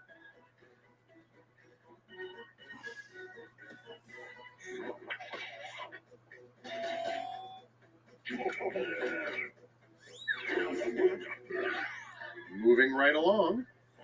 It isn't called sex in honest relationships. It's called making blank. Oh! That's what we call a gimme. Yikes. Next, what the U.S. president counts at night instead of sheep. $1 trillion bills. Okay, everybody, pick your favorite quip. Okay. Doesn't matter what you go for. It's still shots fired. Debbie went in for the broadside.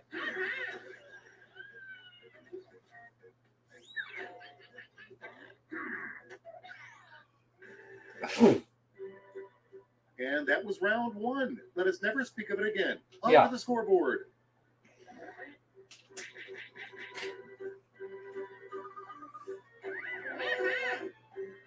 Debbie's got you, Danny. Get yourselves ready, because round two takes no prisoners. Double the points, double the anxiety. That's what I said, Argo. Come on, take pick. At least we know that folks are okay.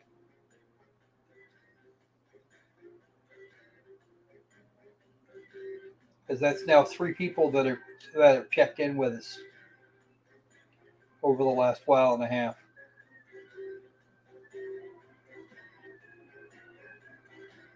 I think Loki may have run off. It's okay. It's, yeah, well past lunchtime for her. So.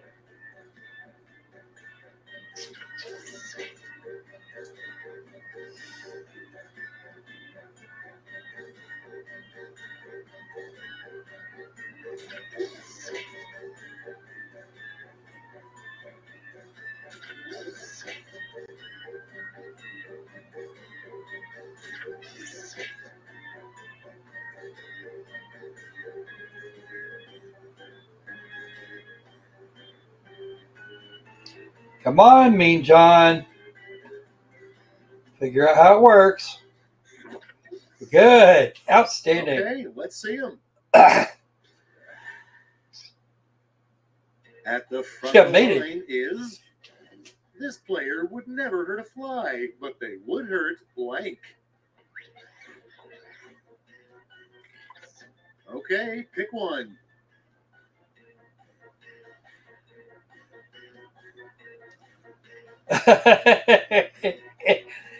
Oh. One of those will hurt back.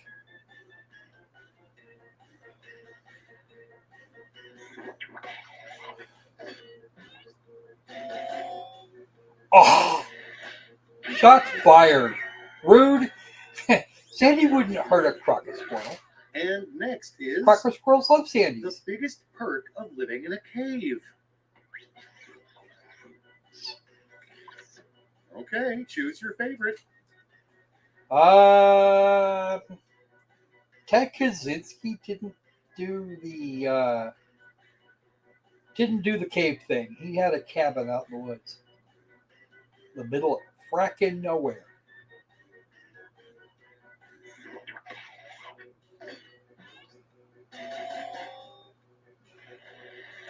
And a super quiplash.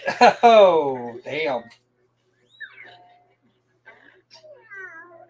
That's okay, Mayor. And now, if there were a fall Olympics, the most dangerous sport would be blank. Time to pick the one you like best.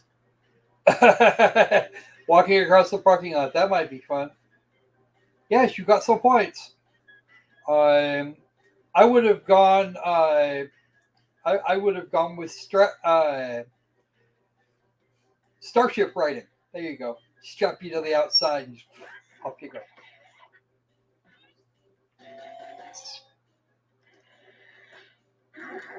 Oh, quiplash avoided. Next up, the best way to convince fast food customers to get a value meal. And now, pick your favorite.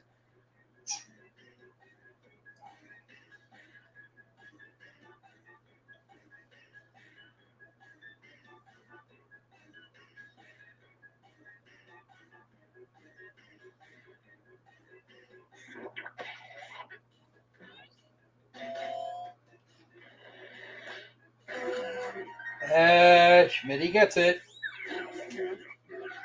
Next we have the weirdest thing to discover after coming out of anesthesia. Decisions. Choose your favorite. Okay, one of those is maybe a safety quit.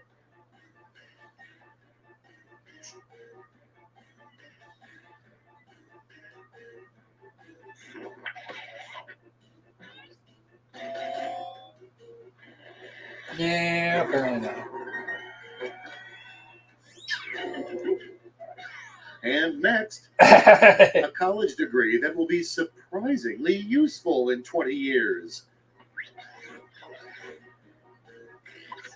All right, vote for the one you like best. I have, yeah.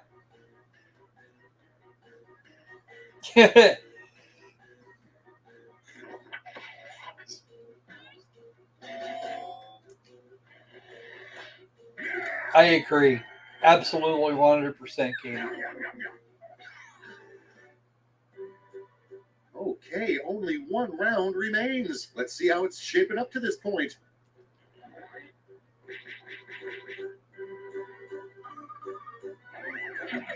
And Debbie was wrong. She's not in last place at the end of 2. Welcome to Thriplash. And you've been quipping towards.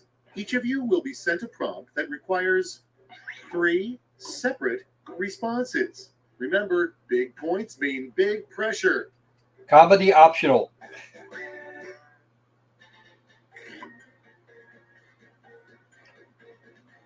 Oof. Appendicitis sucks. Because that more or less requires surgery. Unless you can find some fast-acting antibiotics.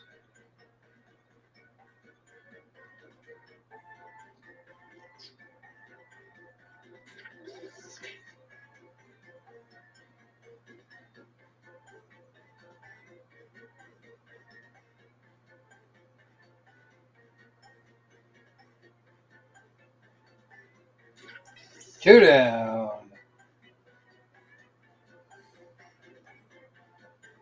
Somebody's thinking real hard.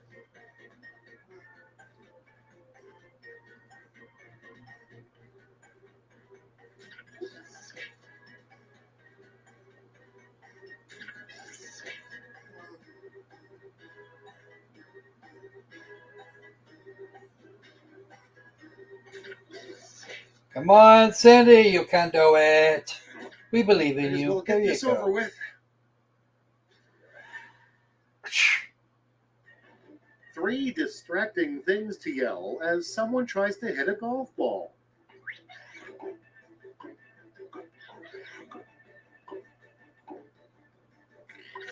Here's the fun part. Oh. Pick your favorite quip.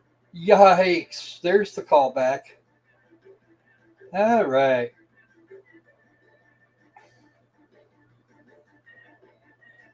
I don't think Nessie would hang out in a water hazard. Probably way too bad.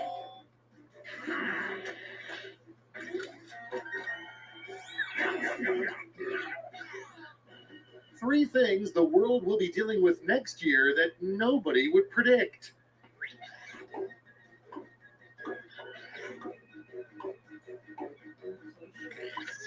All right, choose your favorite.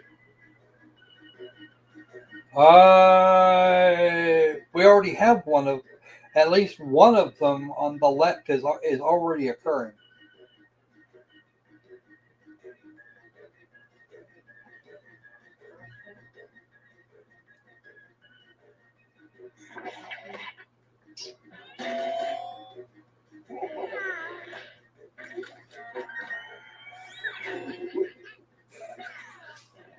Three things you'll find in any fanny pack.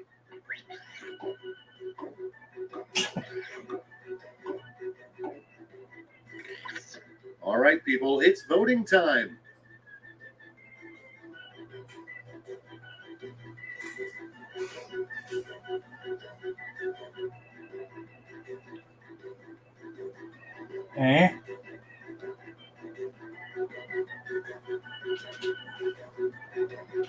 I'm not sure how I'm supposed to read that. Schmitty got it apparently, but I didn't. Great job. Now let's see what that did to the final scores. Ah ha ha.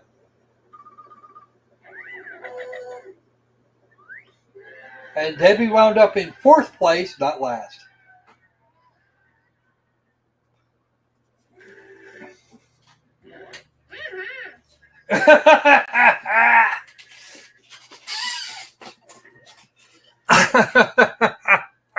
Now that would be kind of funny, yeah. All right, let's have some trivia. Maybe we can lure in the Loki.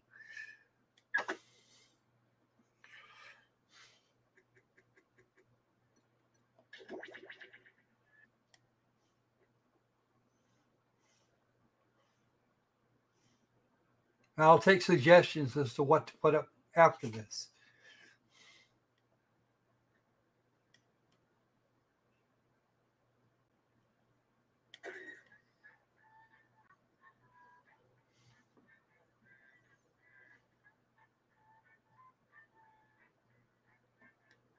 The room code is GIW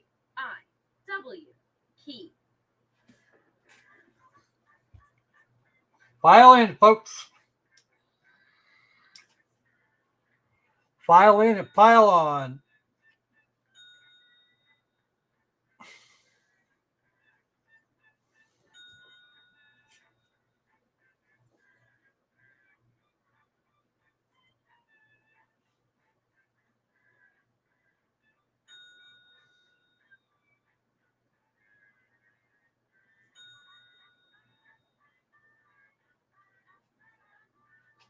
Come on, folks.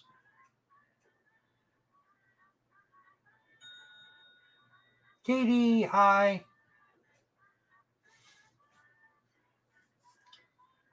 I'll give it another minute or so and see and see if we get anybody else. I'm surprised we didn't get more mile high references.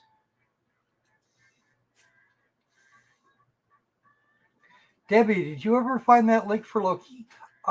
Patty's working today. I don't know exactly why I don't know why she hasn't turned up yet, though.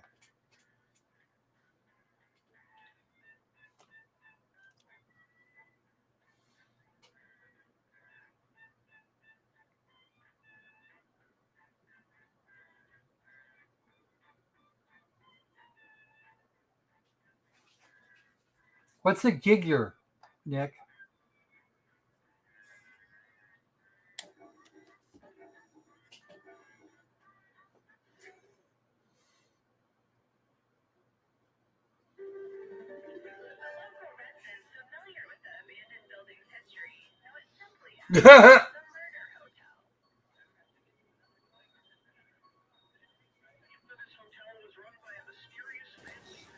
Oh, Debbie, you're going to have to send it to me or Croc. You can't post links in the chat. That YouTube won't allow it. I think Patty was dealing with some office stuff, and they were having issues because they were supposed to have the internet up and everything back up and running because they didn't have power from the storms for like a whole day. And they're having issues getting power back, getting the server up. So she had been dealing with that on top of some other stuff. It showed up, it just didn't show up. It was like, okay, Debbie, I'll look back and find it. I can crop it down, that's not a problem. When did this happen? What? Farfalle. Sorry. And the correct answer is, who got the question right? The rest of you, follow me. Welcome to room 105. Oh, you're going to get a gift. Pick a box and keep what's inside. Beware the one with the prettiest paper.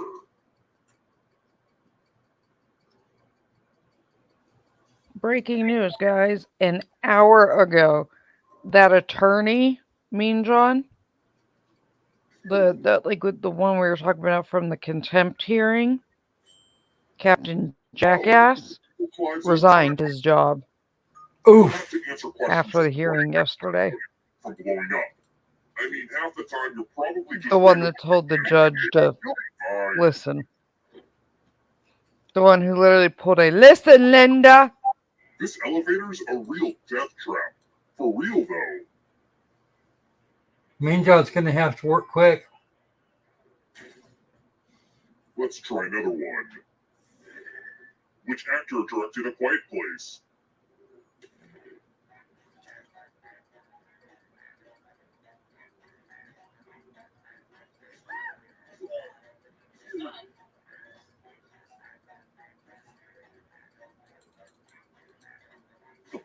I'm not seeing it. Who picked this. The rest of you, time for consequences.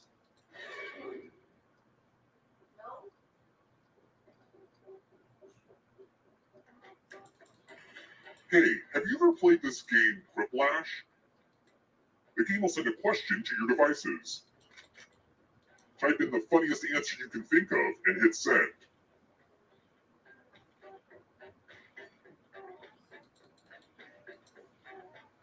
I made this timer a little longer, mostly so I have time to wrangle the Quiplash host back into his crate.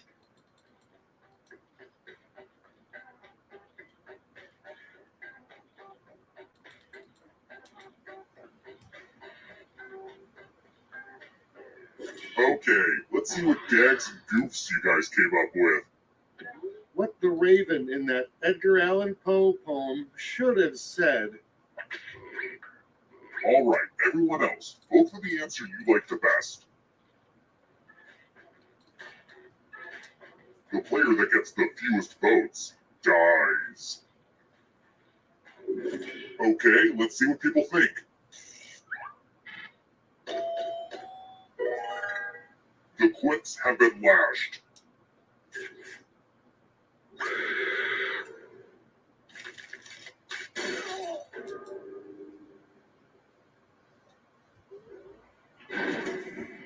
I'm impressed that bomb hasn't gone off yet. My uncle's inventions were a lot like him. Not very stable. All right. Debbie, if you'd be so kind just to send that to me, send that link again to me over on Discord. Which of these That'd is be the great. title of a Maya Angelou poem?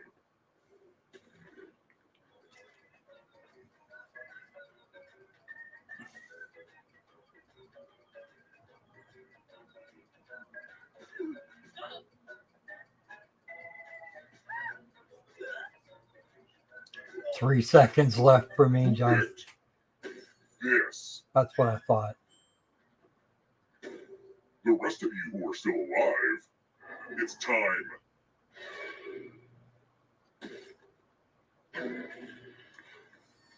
Let's roll them bones. Roll as much as you want to add to your score. I'll kill the player with the lowest score, but go over 21 and you die instead. And don't forget, if they roll a skull, that adds 1 to everyone's score.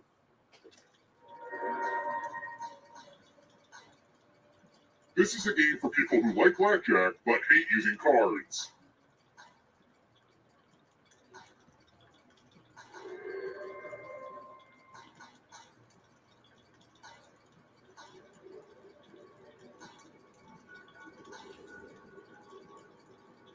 Time's almost up.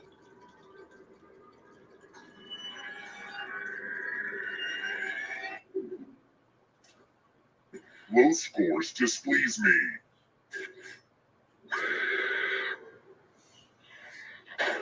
You had an 80% chance of not hitting 22. Here's a friendly reminder to fill out your will.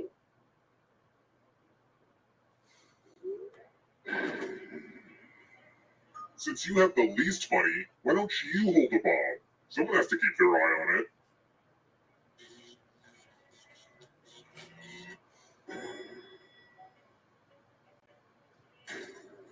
We're here. When one player is left alive, we'll go to the final round. Next question. Which of these popular young adult book series is written by a man?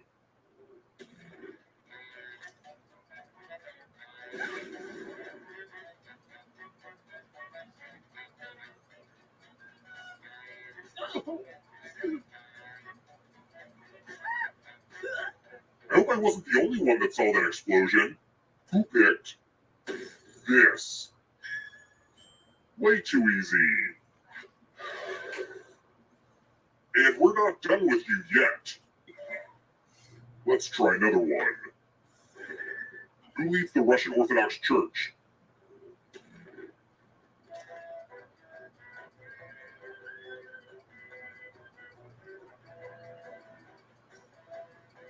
I don't know, actually. I would guess 2. I'd go for 4. This. cool. I mean, I'm a Jew, so. Come with me. I'm entirely irreligious. I hope you're good with instructions. Oh, Debbie. Rules as you can before time runs out. Everyone else is playing too. If any of them correctly follow more rules than you, I will kill you. The rules are already on your device. Go, go!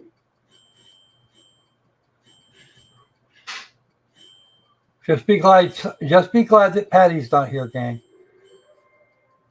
Speaking of rules, you ever used a slide rule? It's kind of like a guillotine, but for numbers. Almost out of rules time.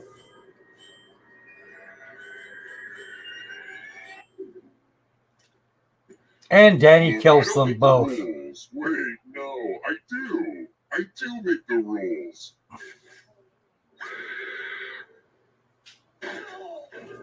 And everybody's dead. Which means someone's going to get resurrected. And then you guys are going to go to the final round. Oh, it's going to be Danny. Too easy, but I still need someone alive. So, see, having the most money is good for something. The time has come. Oh, jeez. Sorry. The walrus said. I need suggestions for the next game, please. Loki, what do you want? I gotta finish this call real quick. Whatever you people want. Look at the private chat. Answer that fits the category and then press submit. Let's see the right answers. No, all three I did not know. Types of lettuce. Time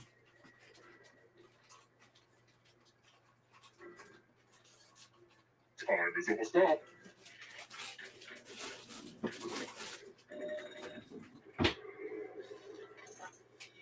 Welcome back, Mayor Wrench.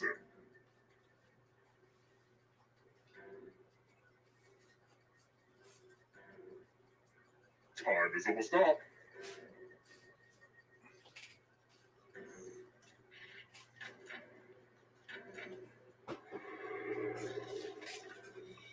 Cats in the musical Cats.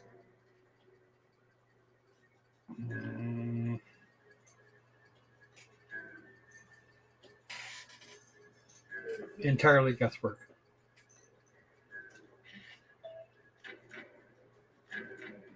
Well, I would have fucked that up. Don't look behind you. It's only darkness.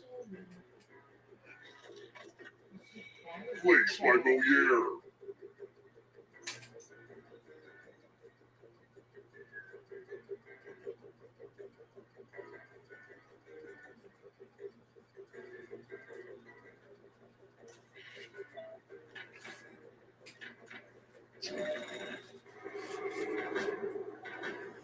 The darkness approaches.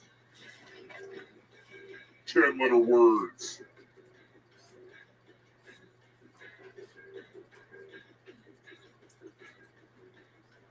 Time is almost up.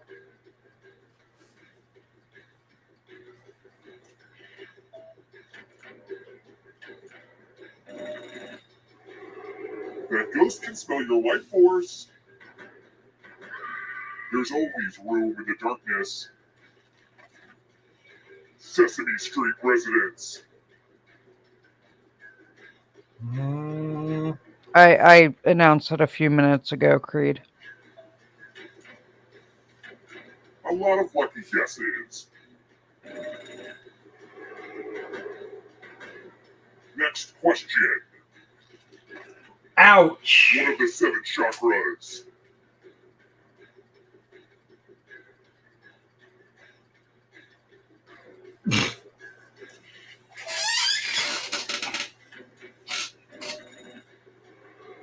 Ooh, who's gonna win this one? Not the audience. Not so fast. You need a perfect answer for your final escape. And that includes the third answer choice now, too.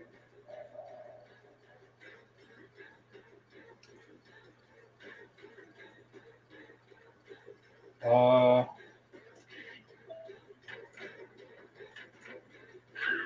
have to get all the right answers to escape. And there goes Debbie.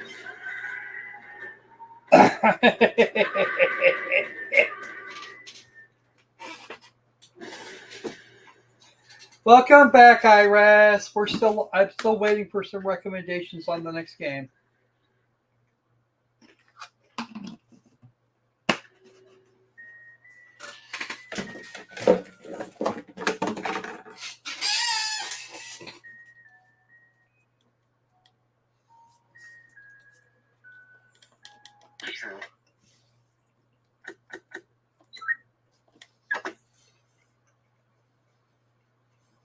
Okay, Danny wants the Wheel of Enormous Proportions.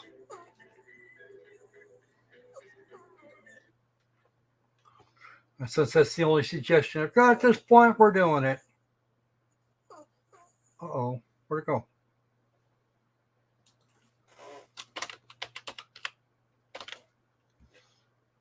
There it be. Tick, ticky, boo.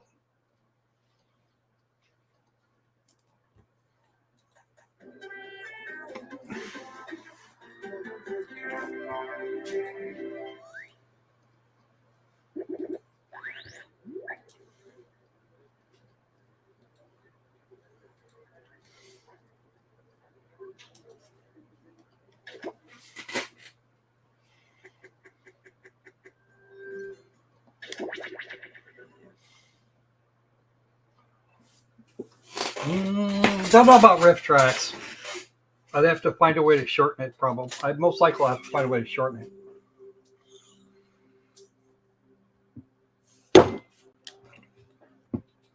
Know what time it is? It's time for a room code TFCX.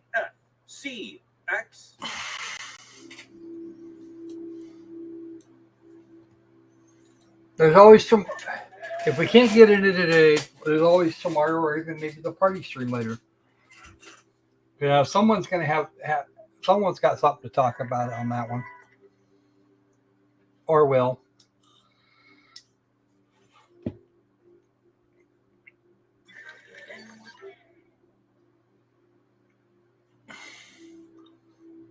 Come on, ladies, let's go. We have a Mean John, and a Debbie, and a Denny, and a Loki. There's a McNome, yay. We're still waiting for our Sandy and our Iris.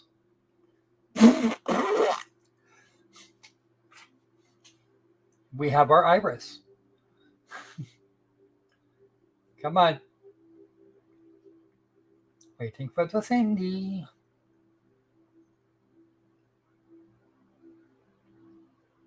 No, I haven't missed the Sandy. She's in here somewhere.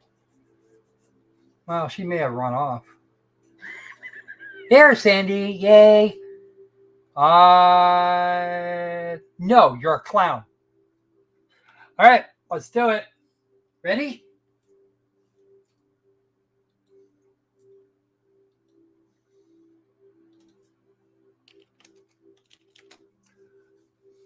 And begin.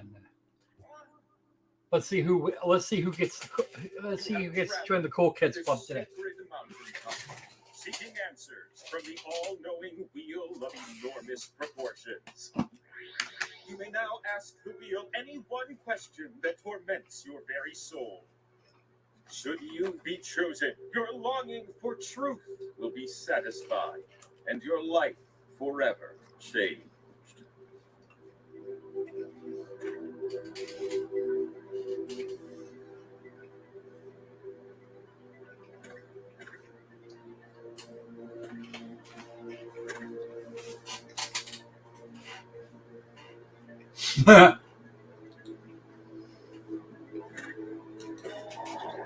Wonderful. The great wheel awaits you now. Are you stunned by my glorious, enormous presence? Don't insult your host, just say yes. Much like me when I tried to assemble my air fryer, no one needs a tutorial here. Time to play. No, he said try to. Begins, and you happen upon two slices. This god is a wheel of the people.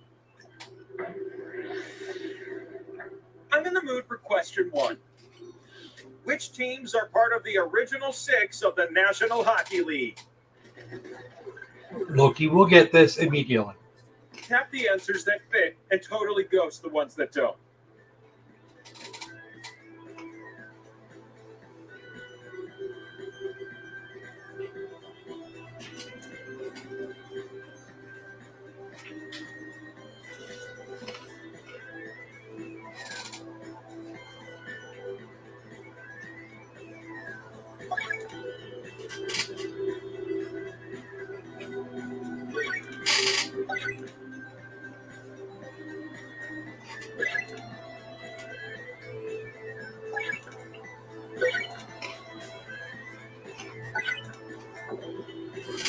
Okay, but what about the answers?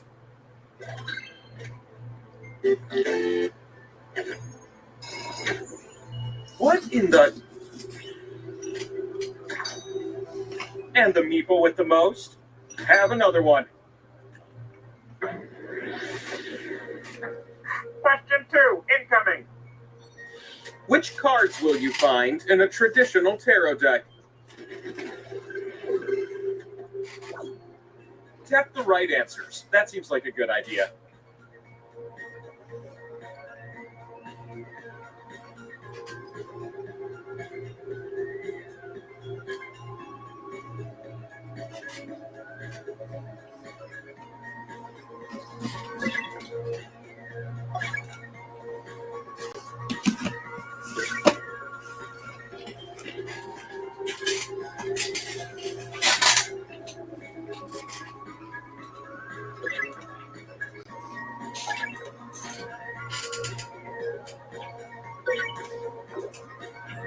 There's also a Wheel of Fortune card in there. It's based entirely on yours truly, and I've never been paid a licensing fee. Yup, I was right. I don't believe it. Take another.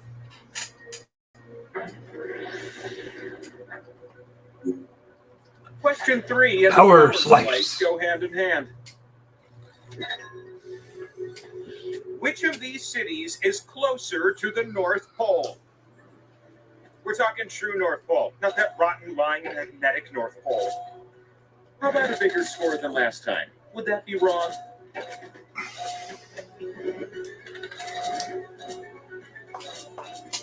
I know you're busy right now, but I just want to remind everyone how neat dolphins are. They're always smiling. Danny is killing it. More before time runs out.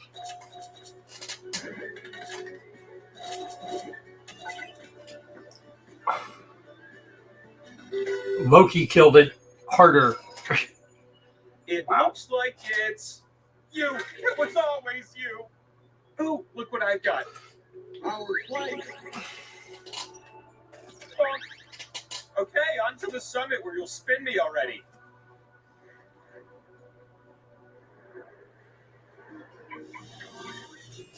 You've got slices, I've got slice-shaped holes. Fill me. Slots on my super big face to place your slices.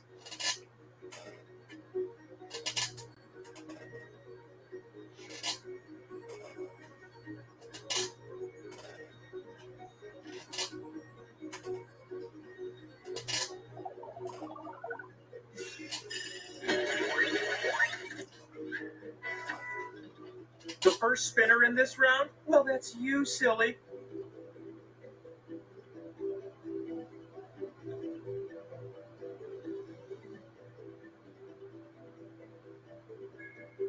Spin Oh, him, Danny. spin me, I'll just rotate on my own.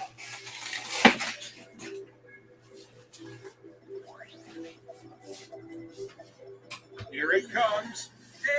And that's what I'm talking about.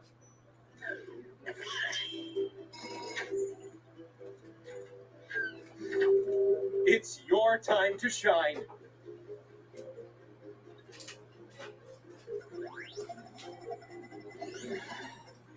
Cowabunga like a turtle.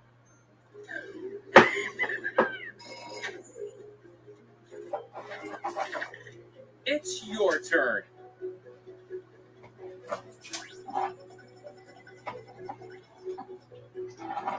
How about that?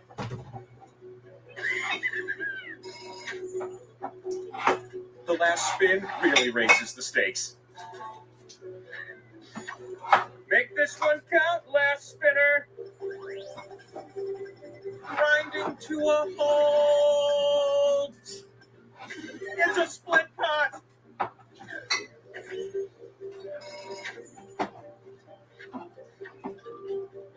Oh, why didn't I put a scoreboard on my back? Oh wait, I totally did. Hey, what if these two started a business together? Like they publish books that teach young children about metallurgy? We need more blacksmiths, right? Another pair of savory slices.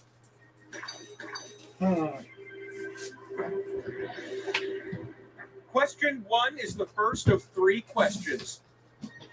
Which of these are or were real WWE wrestlers? I tried professional wrestling once. My signature move was rolling around. What if you tapped all the answers that fit the prompt? I bet it'd feel pretty good.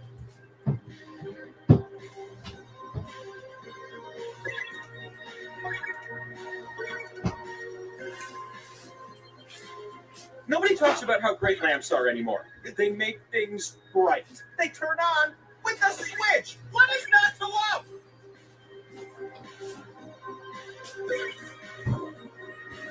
That's all. But what was yes and what was no?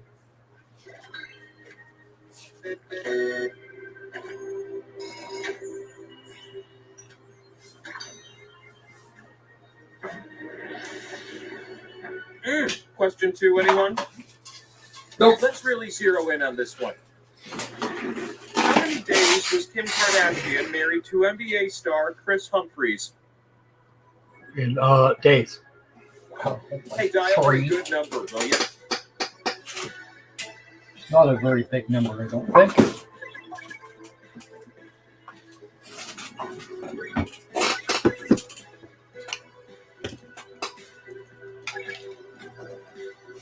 What did you punch in? Does your answer match this?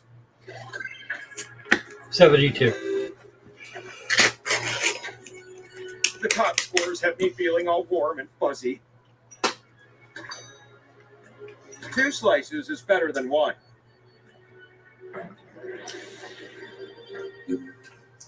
A third question swoops in with the promise of a power slice. What rhymes with Shrek? 1 syllable, common words only. There are 13 correct answers. Try to name them all before time runs out.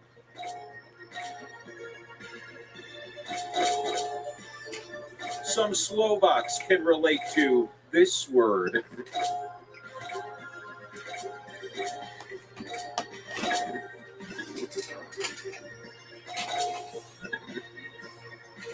I imagine some of you work in this industry.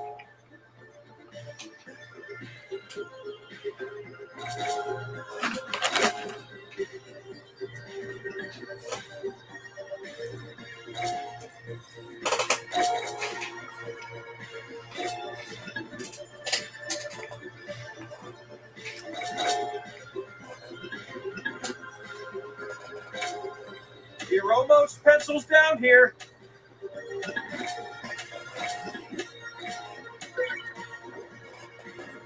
I only accepted these answers.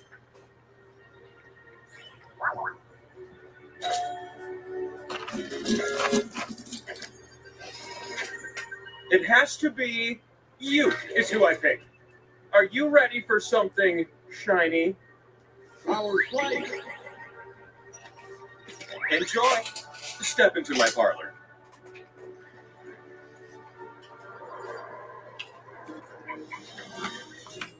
These rainstorms need to stop my brain. And I stopped tossing bricks at people who climb my mountain. I hope you clump up together with your slices.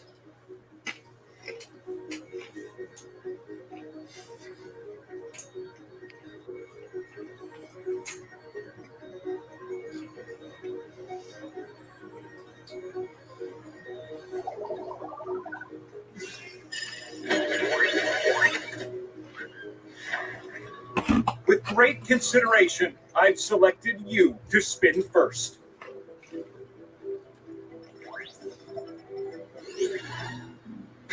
Okay, why not?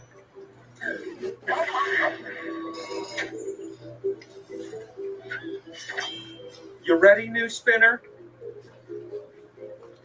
Damn, Loki, thou art kicking ass. And so isn't my game. You share the pot and my excitement. Why, Sandy? Next spinner. Me and John will spin.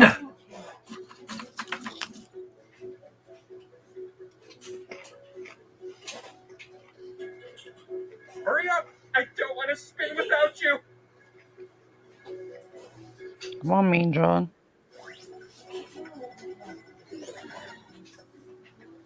It's a pot share.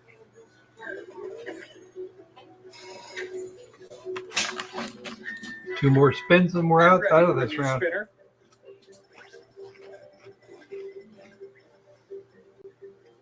I love this result. Guess what? Bonanza. You get to spin the winner wheel. Look. This could be the winning spin. Slowing down. Oh, oh, oh. Nope. You have 2 more points now. You others still No, have a I'm shot. dead. Ooh, last spin. Let's finish on a high note. It's not too late to snatch victory from the jaws of defeat.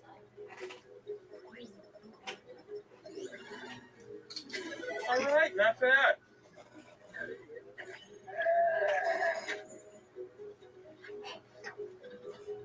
Let's get real introspective regarding your scores. Secretly, I'm pulling for you. You're not as crafty as the others, but you make up for it with fierce determination. Said no one ever. True.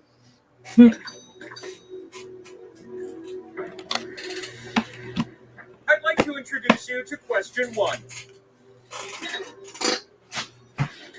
How many millions of users did Facebook have when the social network was in theaters at the end of 2010? According to Facebook's internal numbers. Yeah. You don't need a perfect answer, you just need the best answer.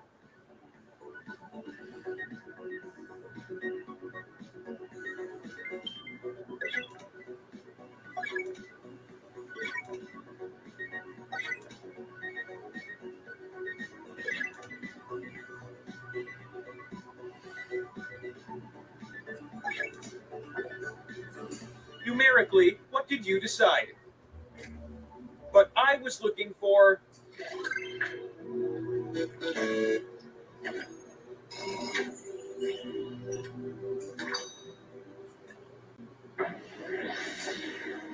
The sequel to question 1, question 2. 25,000 is 25 is Get it? Well, you will in about 25 5 seconds. billion. According to REI, Not that many what people on the items planet. are absolutely necessary to bring on a backpacking trip. As in hiking in the wilderness, not gallivanting throughout Europe. Start tapping like a group of determined woodpeckers.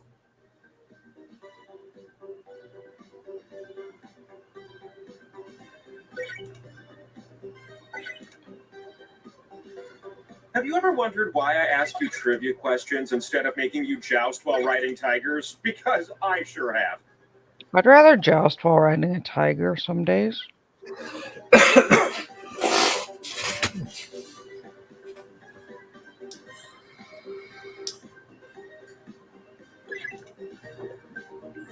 Done. Here's what I was looking for. Did you tap the ones you were supposed to? Yep, that sounds about right. Are you kidding me? And yes, 12 is a perfect score.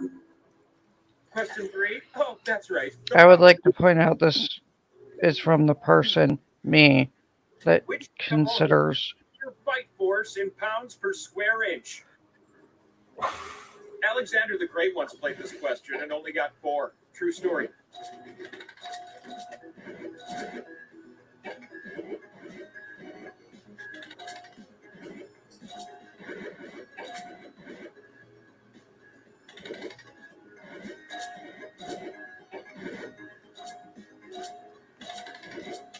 I bet your fingers hurt from tapping. Just push through the pain. Yeah, I'm really bad at this one. That'll do. 1. Woohoo!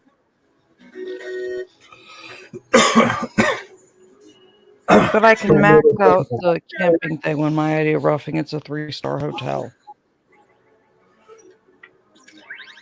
Nancy! Get over here. Hi, Nancy. The evil wheel. But that wheel hates you. That wheel doesn't hate you. The wheel definitely doesn't hate you, Nancy. On the subject of hyenas, we know they're carnivorous, but are they Felidae or Canidae?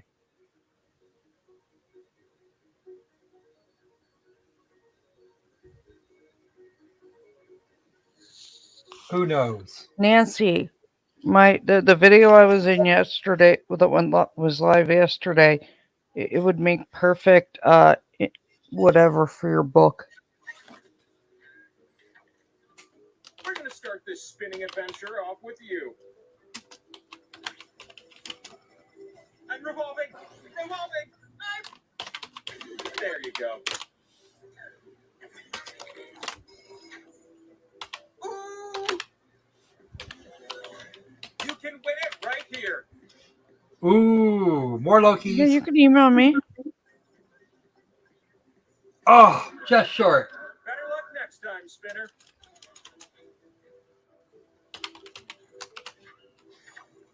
It's not too late for you next Spinner. Show me what you're made of. All right, yeah. My email is in everything. Or description box, the page. I'm easy to find. New Spinner, because I sure am.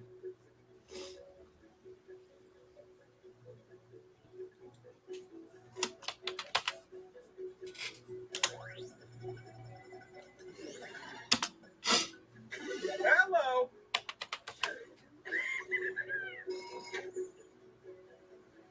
Sandy, you can win. Come on, Sandy. Winner wheel for Sandy. This could be the very last spin of the game. Yep, Sandy gets it. Yay, Sandy. As promised, I will now answer the question that you've always struggled with. Go on. You're one spin away from the truth you seek. Spin it, Sandy. Come on, Sandy, you gotta spin it. You won. We're all waiting patiently, so spin.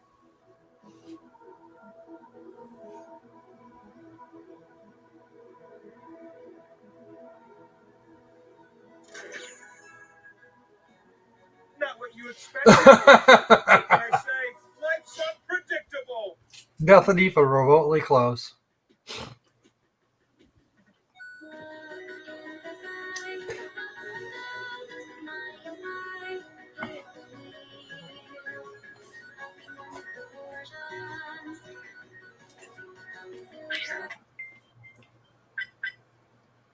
How much time have we got left? Half an hour? Not quite. So, you guys want to? What do you guys want to do? Because we've got enough time for a full house for Quiplash. Actually, let's do that. Let us do that. Because Mayor McNome is here and he didn't get a chance to do that earlier.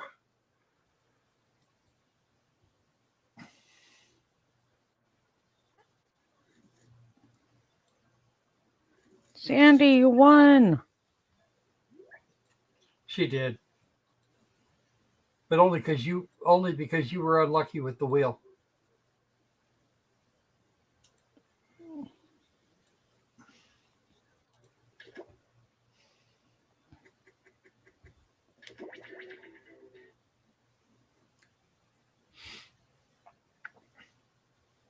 Taxonomically, they are one or the other, Ardo. The question, of course, is which. Room code, you got it. VAYW. I'll be back in a minute, Croc. Okay.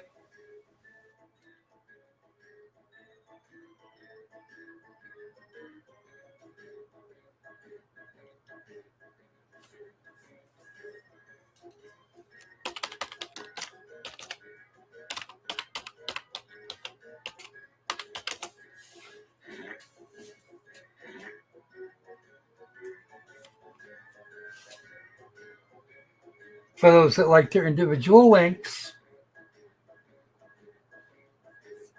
it's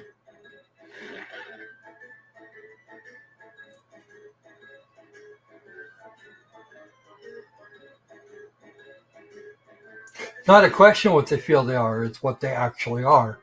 In the same way that humans are apes, specifically great apes.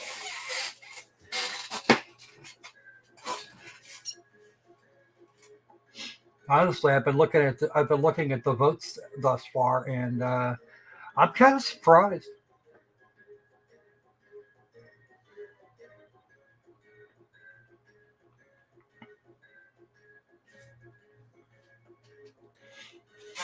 Any more?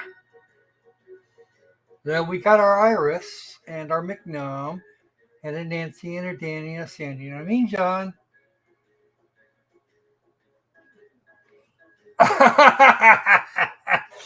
Aw. That's okay. You can have the double pointed hat there, McNome.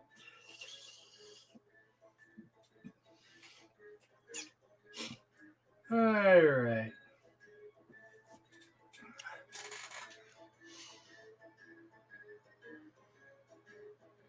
Ready? What happened to Nick? Did Nick run off?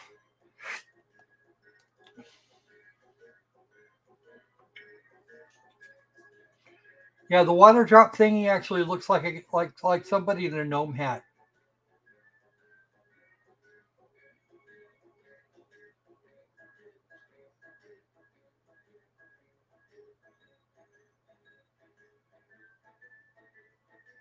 McNome. Here we go. All right. Let's get started with this, shall we? Well,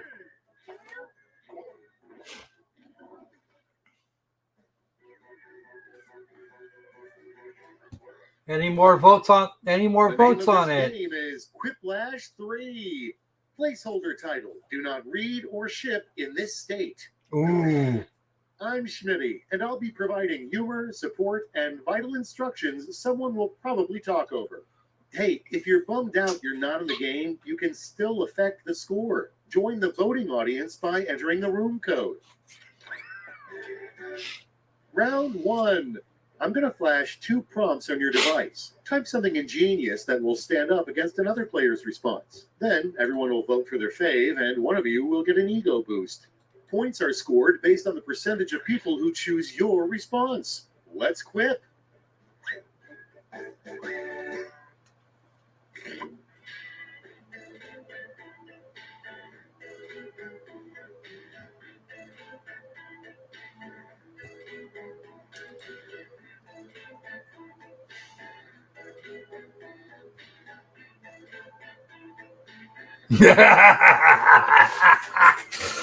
Oh, nice that everybody keep a sense of humor today.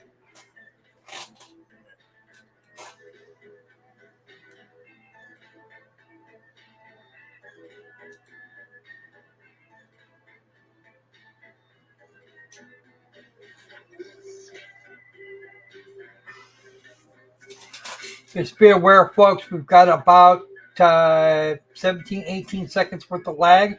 So whatever your timer says, it's actually not as much as that.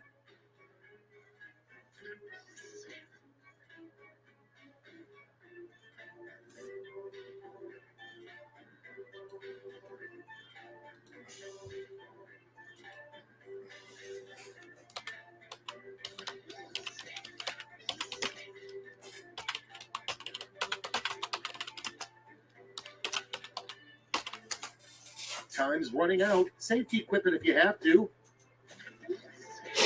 No, it is actually clearly one. It is clearly one of the two. It's not both. Taxonomist friend of mine told me about it. Better late than never, I guess. Let's take a peek, shall we? First, but not necessarily best, is what's the trick to staying up when you have to pull an all-nighter? Okay, shower someone with points.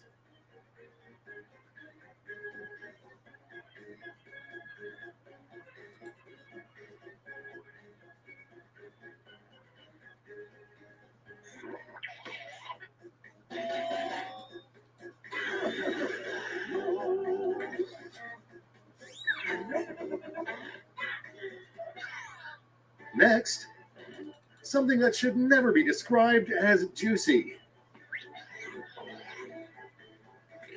Oh! For the one you like best. Ow!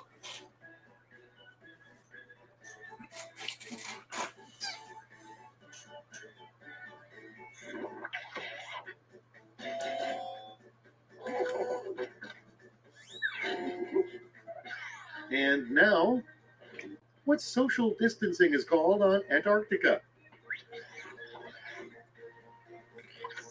Okay, everybody, pick your favorite quip.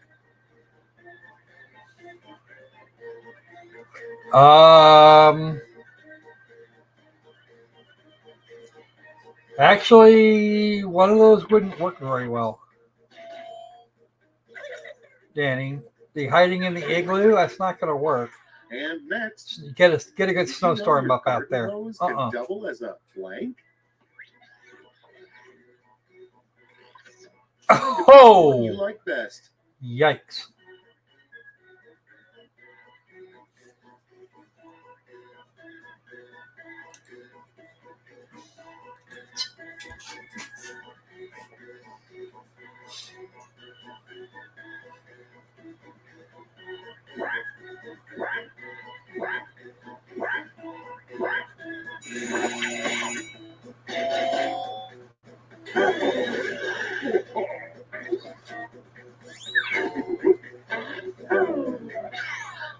Without further ado, That what still your makes smart them speaker cats, Debbie. wishes it could say to you. And now it's time to vote for your favorite.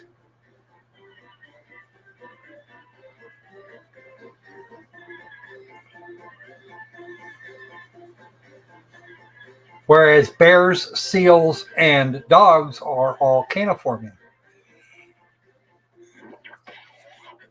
Mine's thinking, God damn it, why did you name your kid Alex? Because every time you yell at him, I answer. Next one up, have good use for all your old CDs.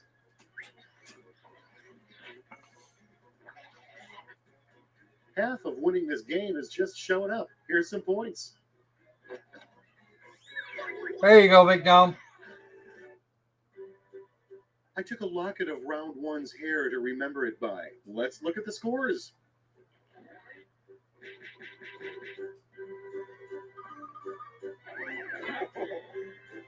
Ties broken by hidden power inside you. Ooh.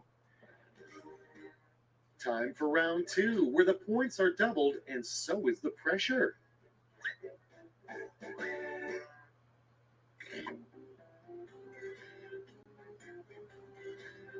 They even have some of the cat behaviors. They will mark that. They'll mark things that in the manner of cats. Nah, it's all good.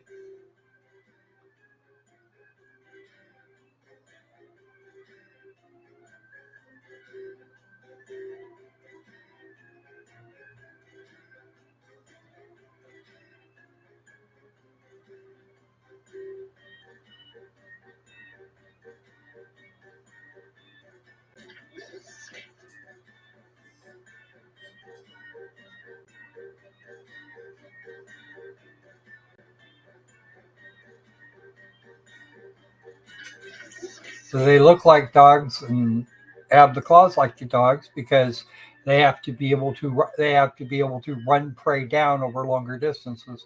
They still can't beat a dog.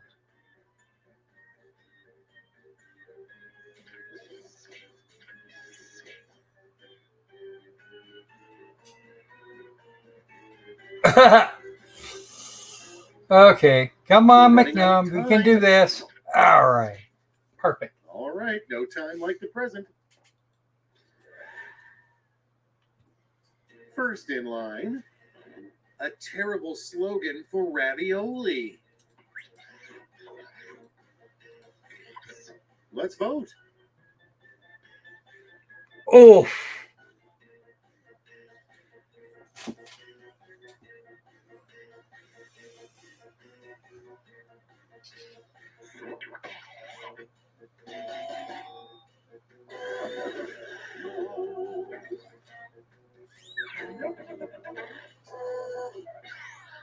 Next on the docket, if this player were a fashion model, they'd be famous for wearing blank. All right, choose your favorite. Latex isn't spelled with a Y.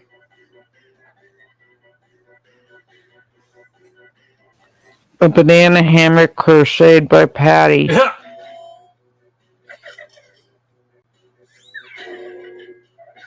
Moving right along, the most underrated use for a tree. Now it gets real. Pick your favorite.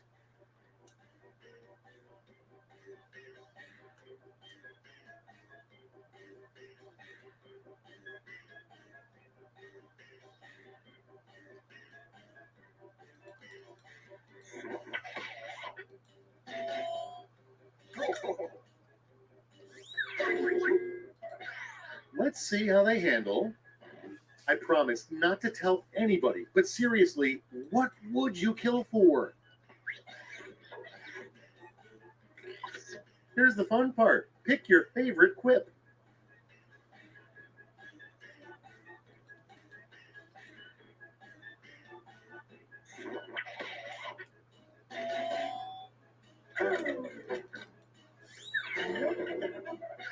And here we have a late night text you might get from one of the Mario brothers. Okay, choose your favorite. Wow.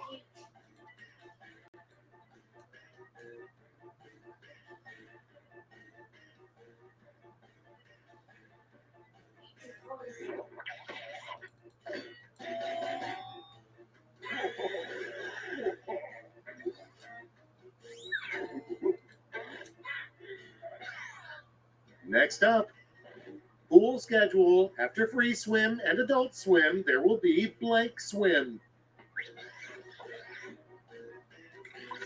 Decisions, decisions. Choose your favorite.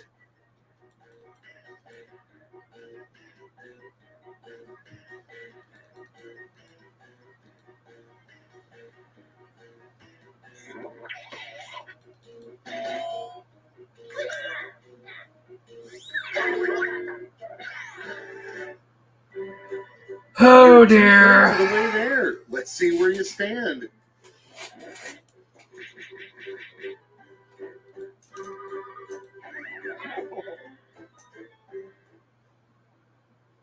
Welcome to Thriplash, the end you've been quipping towards. I'll be sending each of you a prompt that needs 3 separate responses. One of you wasn't paying attention, but that's fine.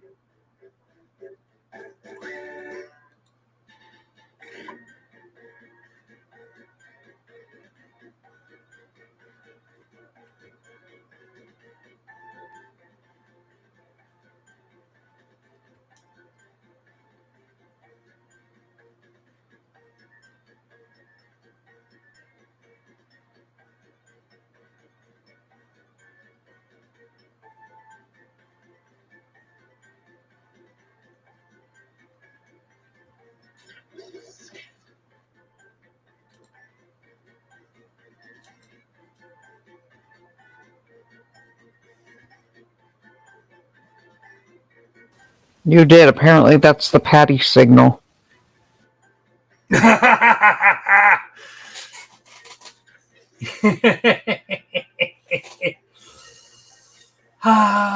Sigh.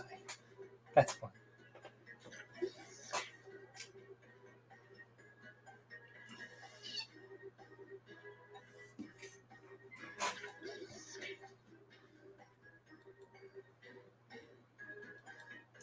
The majority of that fall is wrong. It's okay. Just a few seconds left. Oh no! Okay, it's grip time. Golf tournament. 3 truths about Welcome humanity. back. Welcome back, Carolyn.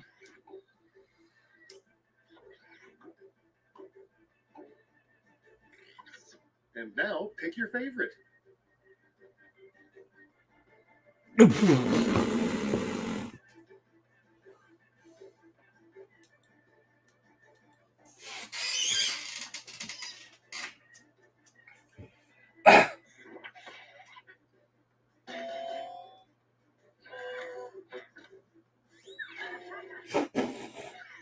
Wow.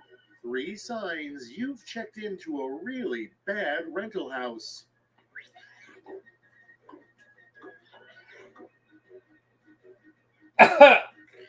Wow. All right, people, it's voting time. That's still supposed to have 3 things. What? Oh. Our quiplashers here. Ooh. Ow. Suitcase under the front porch, windows made of plastic, and currency tape. The 3 steps to a successful breakup.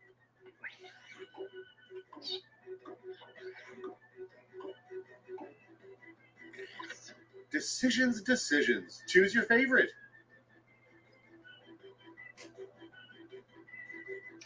Oh, damn.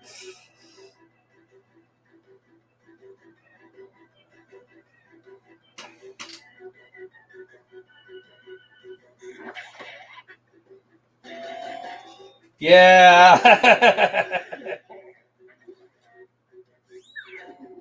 Yikes. Well, it would work. Take a deep breath and behold the final scores. Big Gnome will have kicked ass. Big Gnome kicked much ass. We're impressed.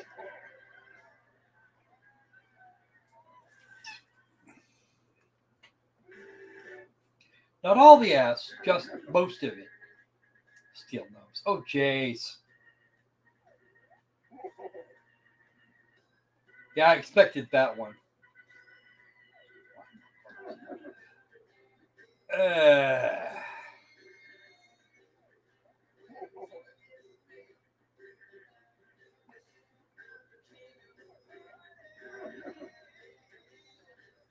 All right.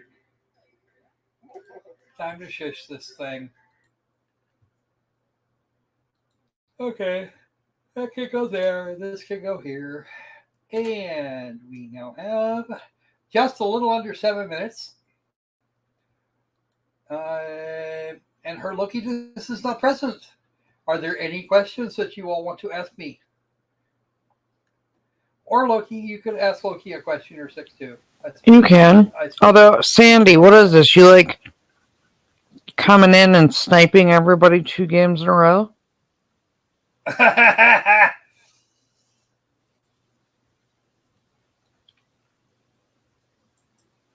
Sandy, you're a little game assassin today. I know, right? What's up with that?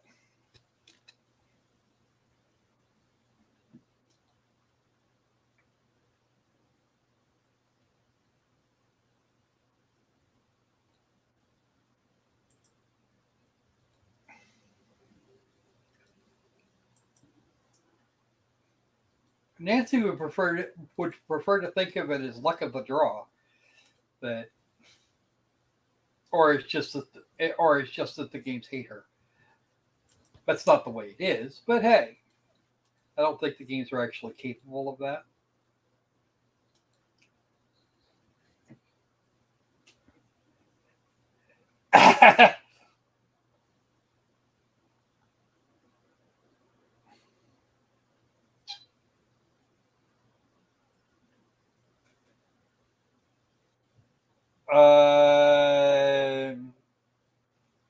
Which one was Khal Drogo? That's about as good a question. Isn't every time I hear Khal Drogo, for some reason I think of Jason Momoa. I don't know if that's actually who did what, but I don't know why those things are equated in my head. Or are you talking of? Oh, I know who you're talking about. The guy that was in charge of the Horsemen from Game of Thrones. I read about that guy.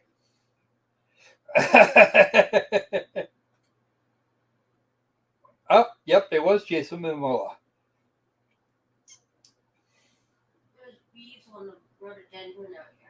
Ooh, the bees exist. That's a good thing.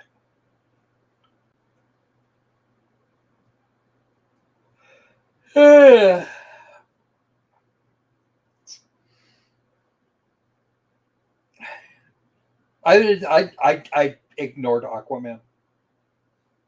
I haven't watched a superhero movie in years. I think the last one I saw was the original, or no, it was Guardians of the Galaxy 2. He is Aquaman. And there was a whole bunch of Aquaman drama the other day.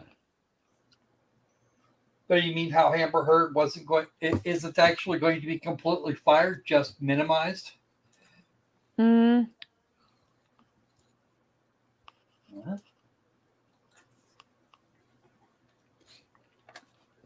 Yeah, he's going to be in Fast and Furious or a bunch of stuff.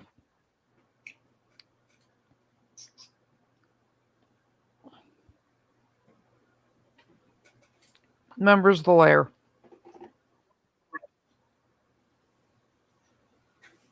Croc. What? Oh, Members cool. of Lair.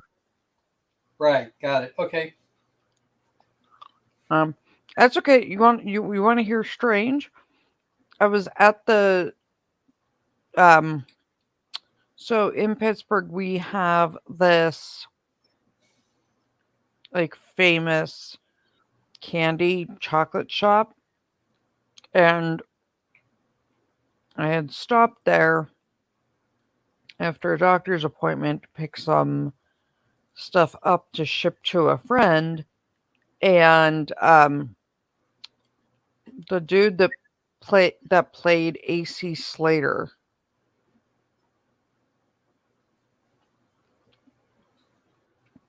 and from Saved by the Bell was there. I didn't realize his wife's from Pittsburgh.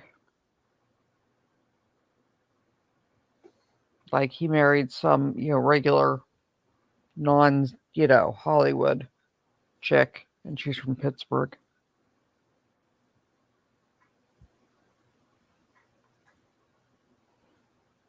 I was like, it's Saved by the Bell, dude. Huh.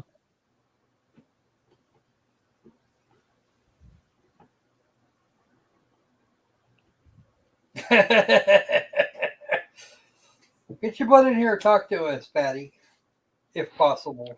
Well, she's doing like actual work things because all the work people went and are playing golf.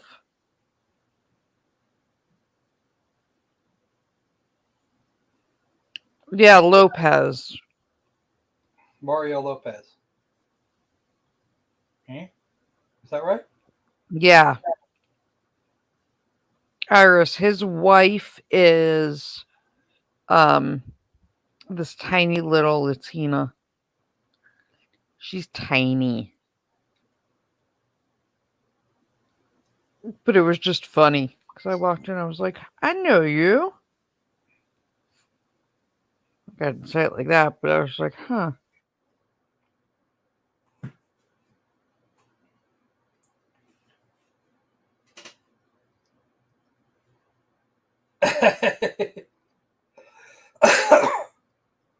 Yeah, they'd probably try and make you carry the clubs.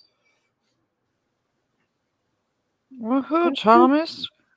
Debbie, 2.5, 3, well, about 3 hours.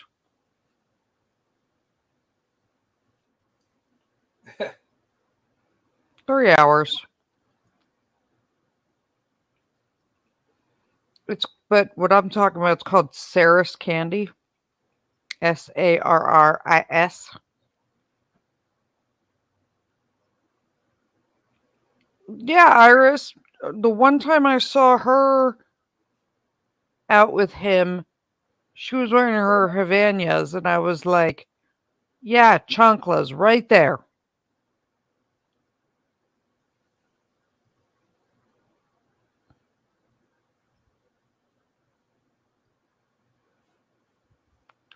No, I didn't say it out loud because I couldn't remember, like, what I knew him from. I was texting with my bestie from college. And I was like, I think it's Saved by the Bell dude.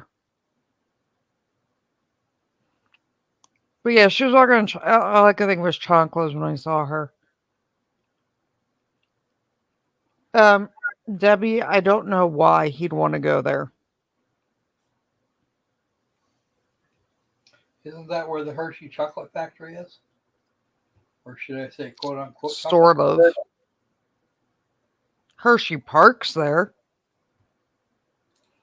And I mean, they do make, there is a candy tour and like a Hershey thing. And you can make a giant Hershey bar with whatever, like the mix ins, and they'll personalize the thing with your name. And they do it with like custom Reese's and stuff too. I mean, like Hershey Park's decent. But meh. And then they have the only thing like really cool is they have this like, it's super bougie and expensive hotel and spa. Okay. But the other thing, like, you have to remember when you're there is right next to Hershey Park and like the hotel and spa resort and all of that is the Milton Hershey School that obviously, Milton Hershey funded and his charity funds. It is literally it is a school for troubled youth. Like, it's not juvenile detention, but it pretty much is. The majority of the teachers are male. It's an all boys school. The majority of the teachers are male. The ones that are female have multiple male teaching assistants in the room. All the rooms have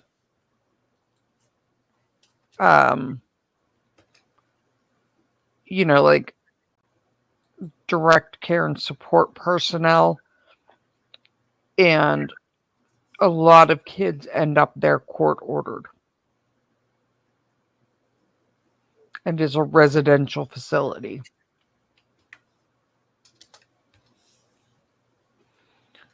So you kind of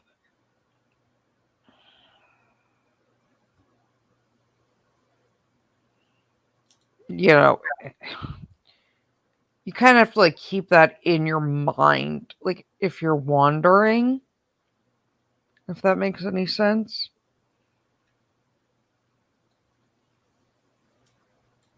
I do know of at least like 4 or 5 occasions where a kid has walked out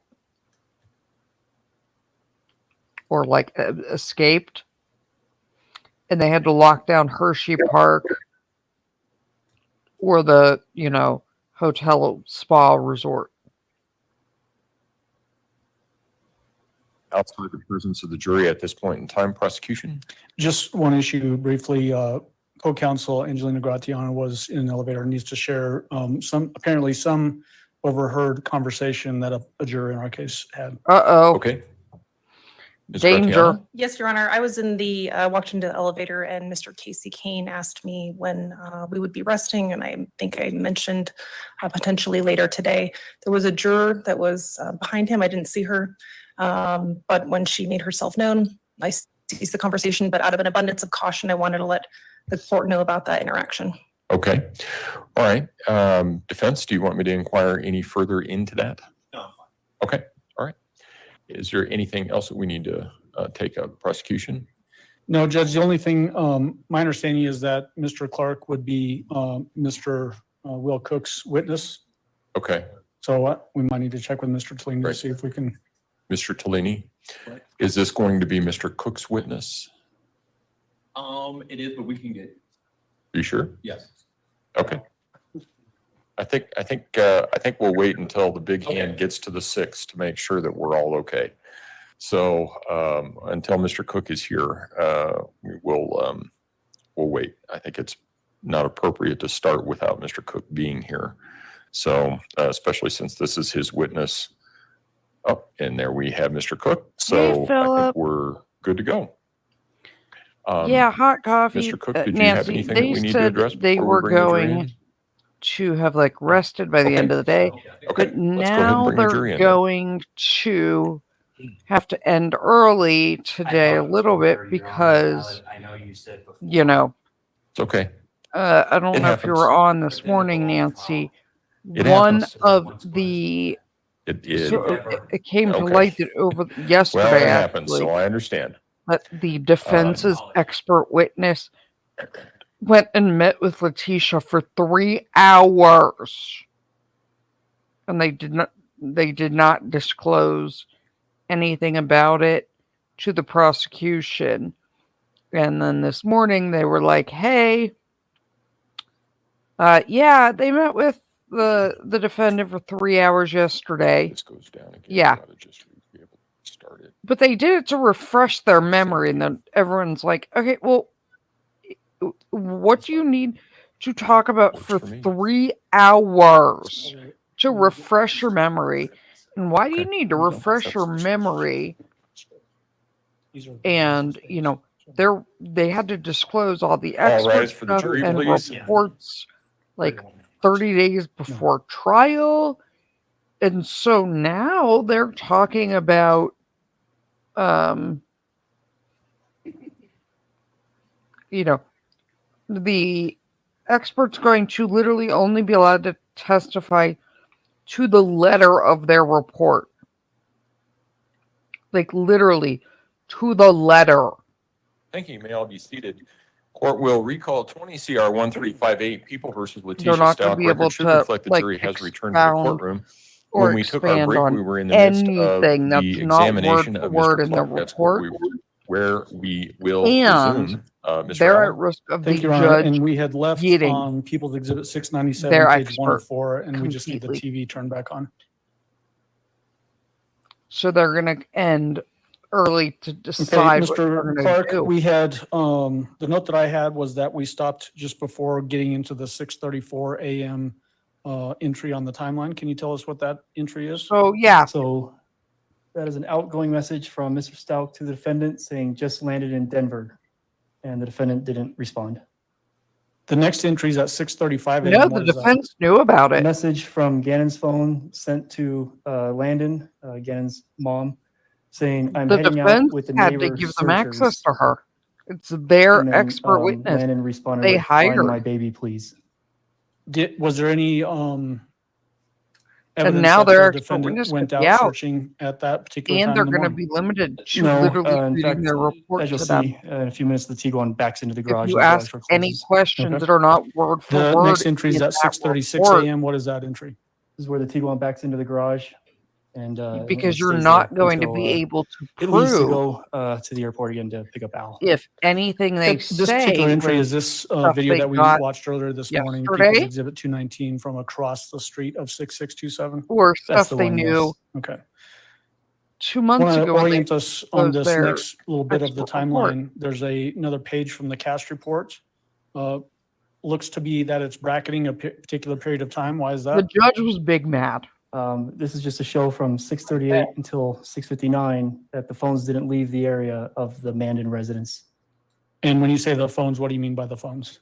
The defendant's phone and I believe it's Gannon's phone. Okay. And okay.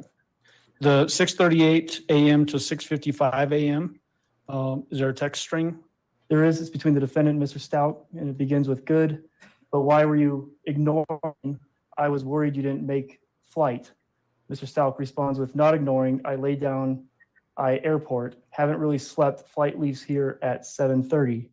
The defendant responds with, I understand you are upset, but you are my teammate and parents stick together and not take it out on each other. He's coming home today. Mr. Stauch replies with, how's Lena? And the defendant says, she is tired and Landon said they are coming and if they could stay. I said they had to ask you that I wasn't making decisions like that. And Mr. Stauch says, yes, in times like this, we put our differences aside. And he forwards on a text message that he received saying, hello, Al, my name is Janie Cadenas. I have been in contact with you. Let me stop you for just really quickly, just so the court reporter is aware of the spelling on the name. Spell the name that you just said. Of course. Janeycadenas. Okay, so pick up where you left off there, please. It says, I have been in contact with your wife throughout the night. I am a neighbor here in Lorson Ranch. Canberra gave me your info. I wanted to let you know I sent T a Facebook message that the news sent me with their contact info. They said if you can call their newsroom, KKTV, they can get a statement released ASAP. We need someone from the family to call our newsroom. If you know them or know someone who does, please pass along our information. It's a 719 number with the last four X'd out. Praying for you all. We are currently getting a meal train set up for you all, so you have one less thing to worry about. Please do not hesitate to reach out if you need anything. Let me ask you about that particular text message. Does this indicate again the neighborhood mobilizing, trying to search for and help and support the family while Gannon was missing? They really came together at this time, yes. That's indicative of that. There was in that prior text message where the defendant texted to Mr. Al Stauch, I understand you are upset, but you are my teammate and parents stick together and not take it on each other. He is coming home today. The he reference there, does context tell you who that he was? The he in reference is Gannon. Don't want to be ridiculously obvious, but did Gannon come home that day? No. Picking up after that long text message that Al got that he passed on to the defendant about the meal trains and all that, did the defendant respond to that? She did. She replied, okay, I don't agree, but it's your choice. Mr. Stauch replied with, just got that, referencing that message from Ms. Cadenas. And then the defendant responds with, yes, that's Jane. She is out here searching. She's out her searching with us. Mr. Stauch replies with, call the news, please. The defendant says, it's on 5 stations. Please don't change your plan because I want you guys to be able to be together, but I'm probably going to stay somewhere else, Z. So let me break in there for just a moment. What is this in reference to when talking about staying somewhere else and doesn't want to break up the plans? Landon is coming out to help look for Gannon. And is this in reference to Landon potentially staying at the 6627 Mandan Drive house, the Stauch residence? That was the plan, yes. And the defendant is indicating that she's going to stay somewhere else while Landon is in town. That's what that means, yes. Okay. So jumping in after that, did Mr. Stauch respond to that? He did. He said, then do that. And the defendant says, okay, I don't want anyone here cursing and flipping out. Thank you, Z. Well, I'm heading out to the searches. Mr. Stauch says, okay. The defendant says, can you call me? And Mr. Stauch says, in a minute. And then the defendant says, well, somebody saw him, but I guess you are too busy talking to someone else instead. There's a couple of references here coming from the defendant's phone about heading out to the searches and that kind of thing. Similar to the question I asked a moment ago when this was brought up before. Did the defendant ever leave during this period to go help with any searches? She did not.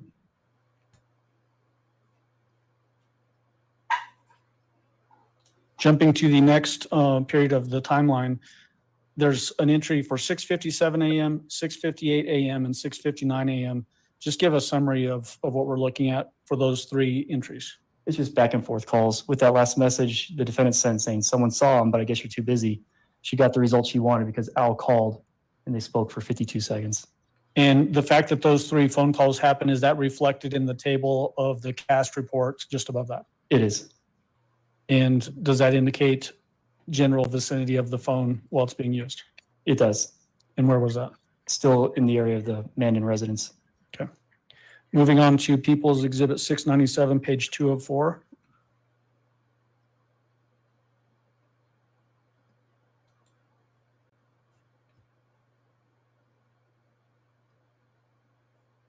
So give us a reference as to the sources of information for this portion of the timeline. It's still the same sources. We have the download from Mr. Stauch's phone, the download from the defendant's phone, the download from Harley's phone, and the FBI cast report. The download from Gannon's phone, and the blue line that extends across this time period, indicating Gannon is still missing. Okay. And then the date and time frame for this particular portion of the timeline? We're still on Tuesday, January 28th of 2020. And this section, page 2, looks from 6:59 a.m. to 1 p.m. All right, so starting with that first timed entry, 6:59 a.m. to 7:15 a.m. What is that? So you recall the last page ended with a phone call between the two, between the defendant and Mr. Stauch.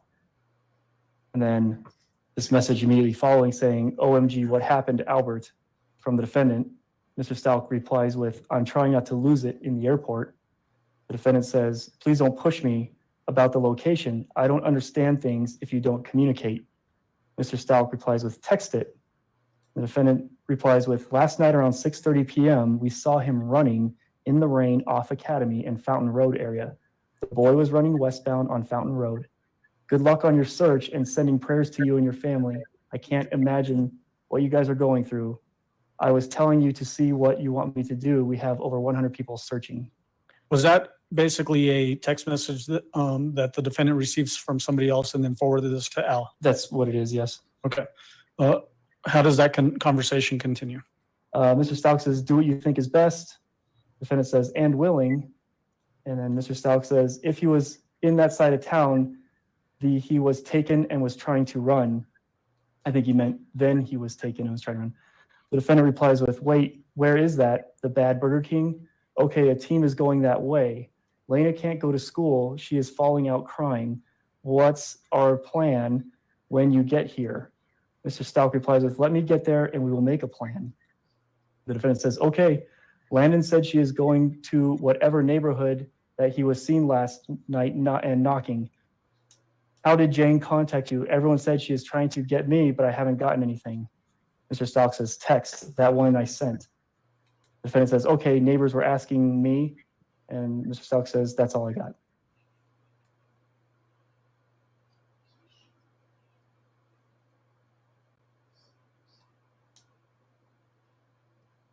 And then there's a cast report page just above a big chunk of time from 6:59 a.m. to 7:56 a.m. What is that in reference to? That's in reference to the defendant's phone and Gannon's phone, and they haven't left the Lorison Ranch area. So the area where the 6627 Mandan Drive residence is? They're still at or near their home at this time, yes. Okay. The next entry is at 7:02 a.m. What is that? During this text string between the defendant and Mr. Stauch, Gannon's phone makes an outgoing call for 6 minutes and 49 seconds to Landon.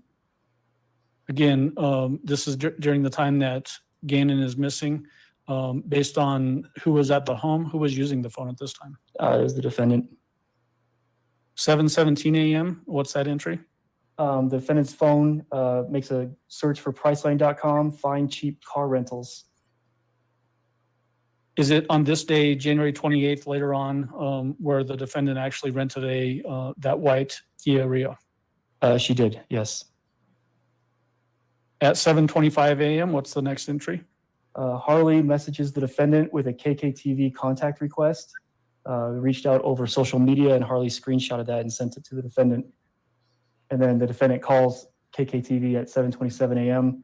for about a minute and a half. The next entry is at 7:27 a.m. to 7:41 a.m. What is that? The defendant tells Mr. Stauch over text, talk to news. Mr. Stauch replies, "Okay." Defendant says, yeah, I tagged a few of them in an Insta post. She's referencing Instagram, which is another social media platform. Principal just called PPO. I think that's supposed to mean two. Principal just called two. Do you have the case number? I can't find the card and the news needs it. And then Mr. Stauch replies with Deputy Sean Donahue, El Paso County Sheriff's Office, with a phone number and the case number. The defendant says, are you going to be driving a loft, but then changes it to a lot?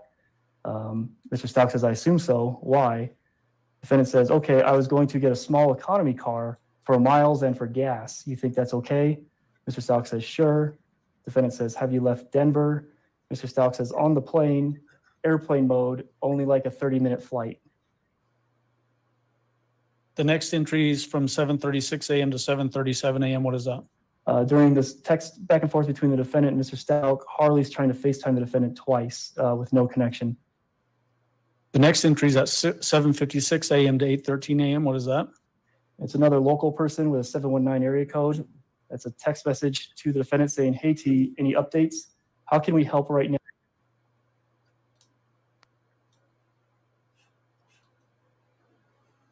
Video of a boy running. Did he have jeans, white shoes, and a blue jacket? And then sends the, it's like a little video clip of a ring floodlight. And was this another one of the tips that came in of potential sighting of Gannon that was chased down and determined to not be Gannon? Yes. The next entry is at 8:13 a.m. and then there's a line above the timeline to a page of the cast report, page 30. What is that in reference to the cast report for this period of time? So it's the movement of the vehicle and the phone of the defendant. So we have the Life 360, we have the telematics off of the Tiguan, we have the towers and sectors that serviced the phone's calls, text messages, data sessions. As the Tiguan left the residence at 8:13 a.m. and went to the Colorado Springs airport. The next entry is at 8:23 a.m. What is that entry? Landon messaged Gannon's phone saying, can you send me the pics of him at the store or anything you have? Was that text message responded to? No. The next entry is at 8:26 a.m. What is that?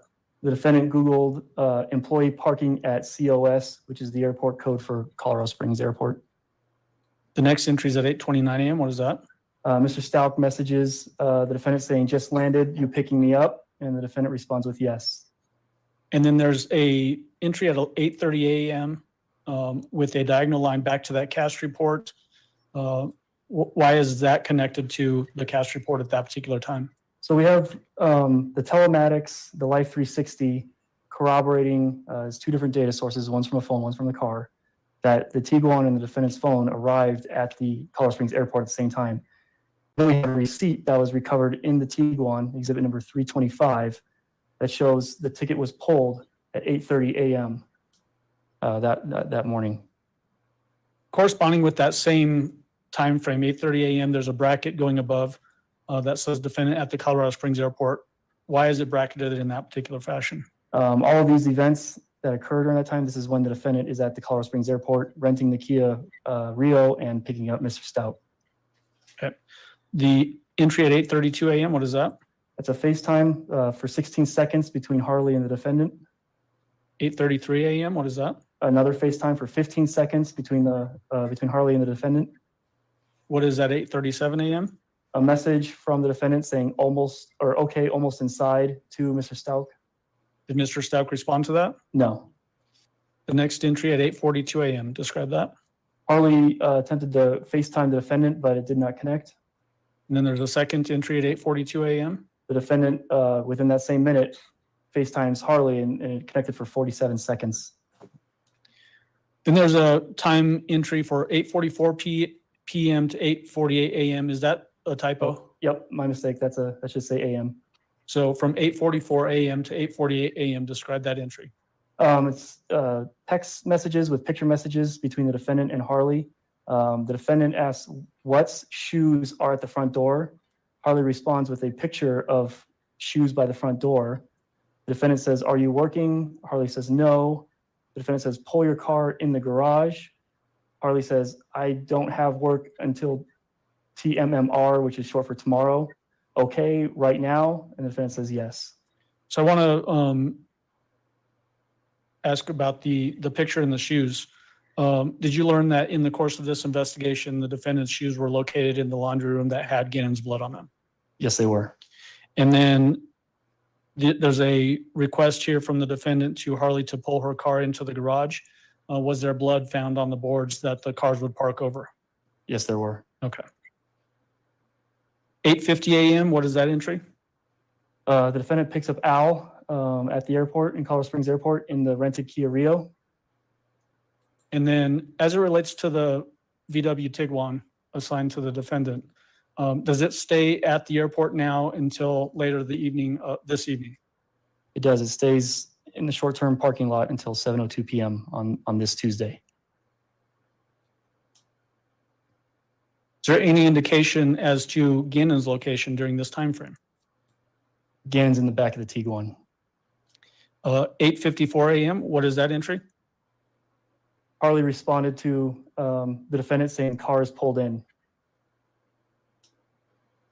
Did the defendant respond to that text message? No. There's another reference to a CAS report, page 31, that's bracketing a particular period of time from 9 a.m. to 9:22 a.m. What is the significance of that page of the CAS report as it relates to the timeline? The defendant and Mr. Stauch are returning back to the Mandan residence from the airport. During this time, they leave at 9, they get to the residence at 8:15 a.m., and then they stay in the area until 9:22 a.m. Between 9:09 a.m. and 9:14 a.m., did the defendant make a series of phone calls to two different people? Yes, one's an unknown, but it has the same South Carolina 843 area code. He spoke for 3 minutes and 30 seconds, and then 2 calls to the defendant's mom at 9:13, 9:14. Just so that the record is clear, the defendant's mom's name is what? Deborah Locklear. At 9:15 a.m., is that what you just referred to, that defendant and Mr. Stauch returned to the 6627 Mandan Drive driving that white Kia Rio? That's correct. Tell the jury about 9:19 a.m. and 9:22 a.m. 9:19 a.m., KKTV News calls the defendant, but the call is sent to voicemail. And then at 9:22 a.m., the El Paso County Sheriff's Office calls the defendant and connects for 6 minutes and 26 seconds. The next entry is at 10:10 a.m. What is that? This is a group message outbound that Harley sent to a whole lot of her friends and associates saying, hey guys, my little brother is missing. So if you could keep an eye out. We haven't seen him since 4 p.m. yesterday. He could be anywhere now because we know he's been traveling in a vehicle. He's only 11. I'll keep you guys updated. So if you guys could just keep an eye out, thank you. The next entry is at 11 a.m. and there's a bracketed portion above that goes to CAS report page 32 and goes to 11:30 a.m. What's the significance of the CAS report as it relates to this portion of the timeline? It's more movement of the Life 360 off of the defendant's phone, the house, and just the phone's moving around Lorson Ranch now. Okay. And then the entry for 11 a.m., what is that? The El Paso County Sheriff's Office does a social media release with the first bulletin of Gannon missing. Is that essentially the same bulletin that the authorities in the Pensacola area used to give a tentative identification of Gannon when they discovered his remains? This is the one, yes. 11:03 a.m., what is that entry? It's a message from an unknown, well, we know who, but from an area code 210 saying we have hit up all the fountain businesses and Walmarts. Message to the defendant. The defendant replies back with thank you with a smiley face. And just so the record is clear, you said that we know who it is. Who is that person? I can't recall. They weren't a significant player in this. Okay. 11:09 a.m. to 11:20 a.m. appears to be another text string. Tell the jury about that text string. It's messages between the defendant and Mr. Stauch. It starts at 11:09. The defendant says, you inside? Mr. Stauch says, yes. The defendant says, any luck? What are they doing, babe? Mr. Stauch says, talking. The defendant says, what are they saying? Mr. Stauch says, they misread the footage. He doesn't think he was here. And the defendant says, "What? Are you kidding me? OMG." What is that a reference to? More of the neighborhood social media where they're capturing young males that possibly could be Gannon in the neighborhood, trying to find the last known visual of Gannon. So does this indicate that Mr. Stauch is out trying to do that and the defendant is texting him while he's doing that? It indicates that. And again, it's not Gannon. The person they thought could be Gannon, it's not Gannon. The next text string is at 11:43 a.m. What is that? This is between the defendant and Harley. The defendant says, "Albert said to tell Elena to work on her clothes room." Harley says, "Okay." And the defendant says, "Before everyone gets there." Did Mr. Stauch ever relay that type of information to anybody that he was concerned about Lena working on cleaning up her clothes in her room? No. The next entry is at 12 p.m. and it points up to page 33 of the cast report. What's the significance of that page of the cast report for this particular portion of the timeline? The defendant's phone left the resident and traveled northwest out of Lorson Ranch. The next entry is at 12:30 p.m. What is that? The sheriff's office is doing their second neighborhood canvass. And we had testimony from Deputy Hess. Is this when Deputy Hess is going through the neighborhood? It is looking for any type of witnesses or video cameras, things like that. The next entry is at 12:49 p.m. What is that entry? From the 210 area code, message to the defendant saying, "There is a family with hunting and tracking canines that would like to assist. Would you like me to put them in contact with you?" And the defendant replies with, "Could you give me their number? I will talk to my husband and add it to our list. We are so overwhelmed and no one has slept."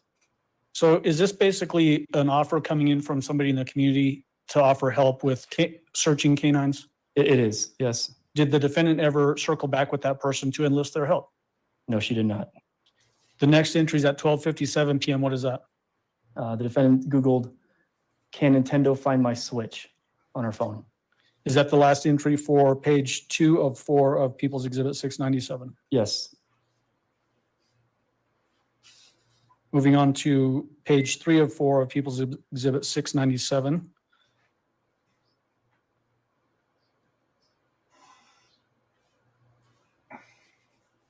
What are the sources of information for page 3 of 4 of People's Exhibit 697?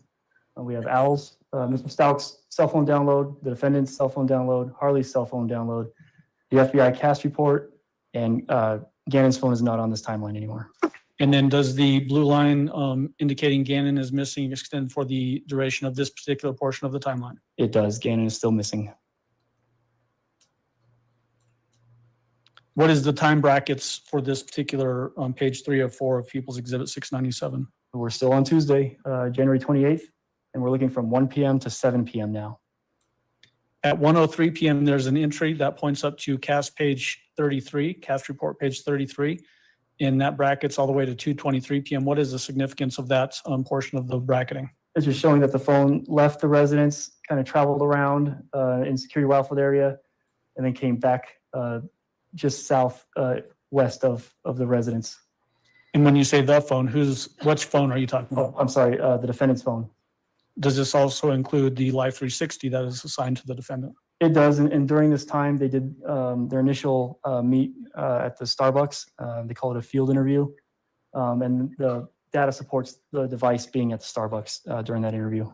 And did we hear the audio for that interview with former Detective Jessica Bethel? We did.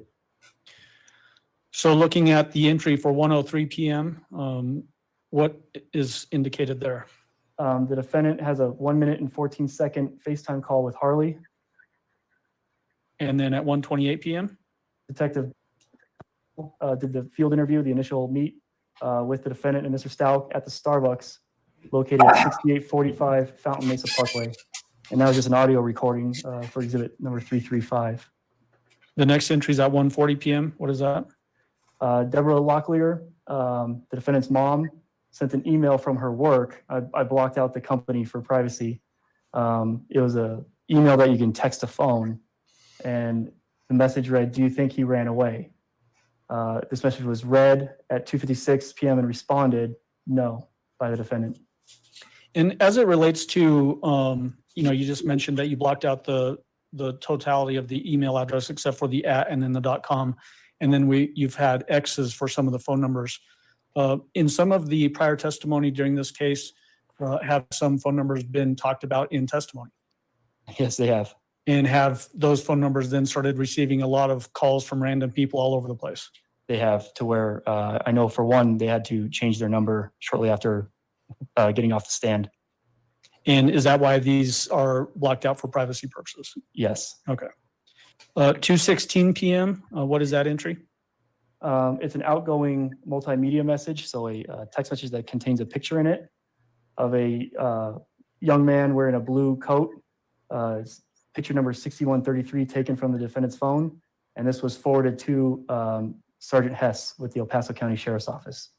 Is this another tip that was run down and determined to not be Gannon? Correct. We positively identified who this young male was, and it was not Gannon. Okay. The next entry is at 2:23 p.m. What is that?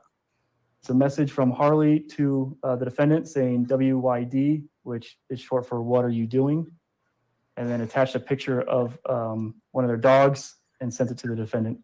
Did the defendant respond to that? No.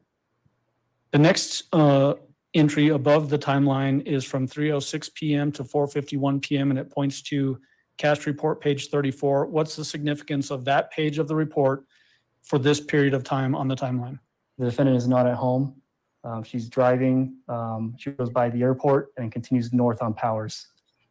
And when you say that the defendant is not at home, is that because her phone and the Live 360 is showing her being away from home? That's correct. We have the Live 360 and the towers and sectors corroborating when and where the device is at. Okay. The next entry on the timeline at 4:03 p.m. is what? Mr. Stauch requesting the address to the El Paso County Sheriff's Office from the defendant. He says, send address, and she replies with 27 East Vermajo Avenue, Cross 4 Courthouse, OTS, which is short for the Office of the Sheriff. And is that the actual address for the Sheriff's Office? It is. The next entry is at 4:04 p.m. and stretches through 4:17 p.m. What is that? It's a series of messages. 404 to 417 is between the defendant and Detective Jess Bethel, well, I guess former Detective Jess Bethel. The defendant starts with, we have a question. Detective Bethel says, okay. The defendant says, want us to look rag or Band-Aids from our burns from the candle. It may also have DNA to go with the toothbrush. It may be in the trash downstairs. And she corrects herself and says, look for. And says, did not want to gross you out. And Detective Bethel says, a brush or toothbrush should be sufficient for right now. But if it's readily available, bring it. No need if you have to search for it right now. And the defendant replies with, okay, no problem. What time do you leave? The next entry is at 4:25 p.m. Describe that. There's an outgoing call from the defendant to Mr. Stauch for 1 minute and 41 seconds. The next is from 4:26 p.m. to 4:38 p.m. What is that?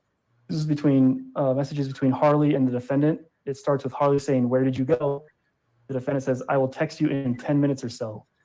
Harley says, huh? Where's Lena? NVM, which stands for never mind, she's here. The defendant says, she was on her bed, don't open for anyone. Harley says, okay, where are you going? And the defendant says, I said I would text you in 10 minutes. Harley sends a question mark. The defendant says, something isn't right. I think they are hiding something. Harley says, who? The police? And the defendant says, they asked for toothbrushes. Yes. And Harley says, HMM. What do you think they're hiding? Question mark. As it relates to the reference to the defendant that somebody's hiding something, who during this period of time was actually hiding something? The defendant was hiding Gannon. 4:40 p.m. What's that next entry? 4:40 p.m. Al goes to the Office of the Sheriff and does his first interview. And that's where he brought Gannon's toothbrush and Gannon's comb. The next entry is at 4:41 p.m. What is that? So at this time, with the cast report above, we know that the defendant's not home. Harley doesn't know where the defendant is. Mr. Stauch tries to call the defendant at 4:41 p.m. and it has a zero duration and a code. AT&T has a code CFNR, which means call forwarding not reachable, which is different than when you call a phone and it rings 6 times and then goes to voicemail. This means the phone wasn't on the network at that time at 4:41. when Mr. Stauch tried calling the defendant. The next entry is at 4:41 p.m. What is that? That's the Colorado Springs Airport parking slip recovered in the Rio, showing just a real quick trip through the airport parking lot. Did the defendant return the Kia Rio at that particular time? Not at that time. The Tiguan is still in the parking lot, and the defendant continues to drive out of the airport and northbound on Powers. Is this basically just a quick status check through the parking lot of the airport? Yes. The next entry is at 4:42 p.m. What is that? Mr. Stauch has a 24-second FaceTime with Harley. 4:42 p.m. to 4:51 p.m. Describe that. After this FaceTime, Harley messages the defendant saying, Albert said you need to go where he is at. It's been 10 minutes. The defendant says, huh? And Harley says, IDK for I don't know. He FT for FaceTime. So I don't know. He FaceTimed me and said you need to go there, question mark. Is that a reference to Mr. Stauch trying to get the defendant to go to the sheriff's office where he was still in the midst of an interview? Correct. The next entry is at 4:51 p.m. What is that entry?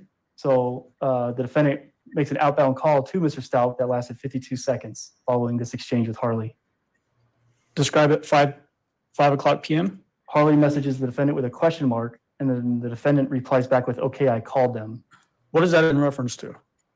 Harley's trying to figure out what's going on, where everyone's at, and the defendant's saying, okay, I called them. Any indication as to who them is? She's making reference to law enforcement, which she'll do a couple other times, but she really called Al. She didn't call any law enforcement. Okay. The next entry is at 5:04 p.m. What is that? Harley has a 56-second FaceTime with the defendant. And just so we're clear, when there's a FaceTime call that actually connects between two phones like this, is the actual content of that call ever captured? No. So it's just like a phone call, unrecorded? Unrecorded. Okay. The next entry above the line, referring to cast report page 35, brackets 5:18 p.m. through 5:57 p.m. What is the significance of that page of the cast report for this portion of the timeline? This period of the timeline, the defendant travels from where she was north on Powers back to the residence. At 5:18 p.m. to 5:23 p.m. Below the line for the content, what is significant for that portion, that entry? Mr. Stauch says, what did she say? And the defendant says she wouldn't answer. Mr. Stauch says, okay. And the defendant says, I'm about to head that way. I need to finish trying to use the bathroom. Mr. Stauch says, okay, well, I'll see what they say. The defendant says, why are they holding you there? Mr. Stauch says, not holding me, just getting all of this recorded, I guess. The defendant says, have you started? And Mr. Stauch says, done, I think. And the defendant says, so you did a recording without me? And Mr. Stauch says, huh? And the defendant says, like they have you separate and you aren't talking to the lady and you're done yours? And Mr. Stauch says, when you get here, I will sit in with you. And the defendant says, you need to ask for attorney. This doesn't make any sense. You should already be finished with your recording. They have lied and treated us like crap. Is this in reference to the defendant not being happy with Mr. Stauch sitting through an interview with the sheriff's office? Yes. At 5:22 p.m. to 5:28 p.m., what is that entry? The message between the defendant and Harley. The defendant says, I'm talking to him to go. Harley replies with, huh, question mark. The defendant says, Albert. Harley says, to go where? The defendant says, they said I have to go back to the place. They are treating us crappy. Who is there with you? Harley says, just me and Lena, question mark. The defendant says, who was at the ring earlier? Harley says, nobody was at the ring. And the defendant says, what did Albert say to you? Harley says, to tell you to come there. And the defendant says, I told him this is nonsense to come there again.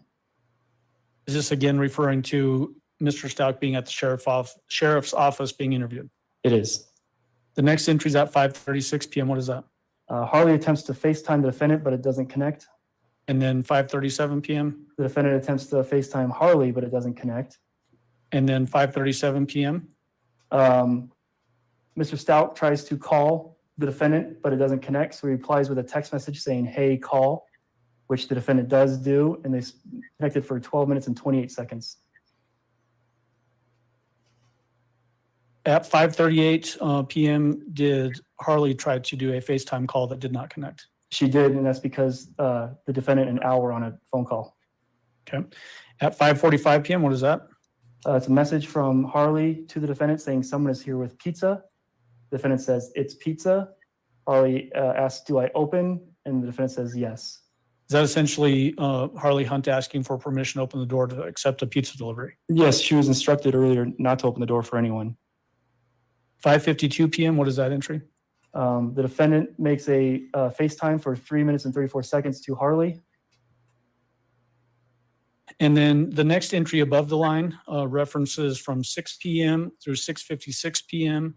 and points to cast report. So the FBI report, page 36. What is the significance of that page of the cast report for this bracketed period of time? So at the beginning bracket of this time, the defendant is at the residence. And then at the end of the bracket of time, the defendant has made her way back to the airport in the Kia Rio. All right, so let's dig into this portion. 6 p.m., what is that entry?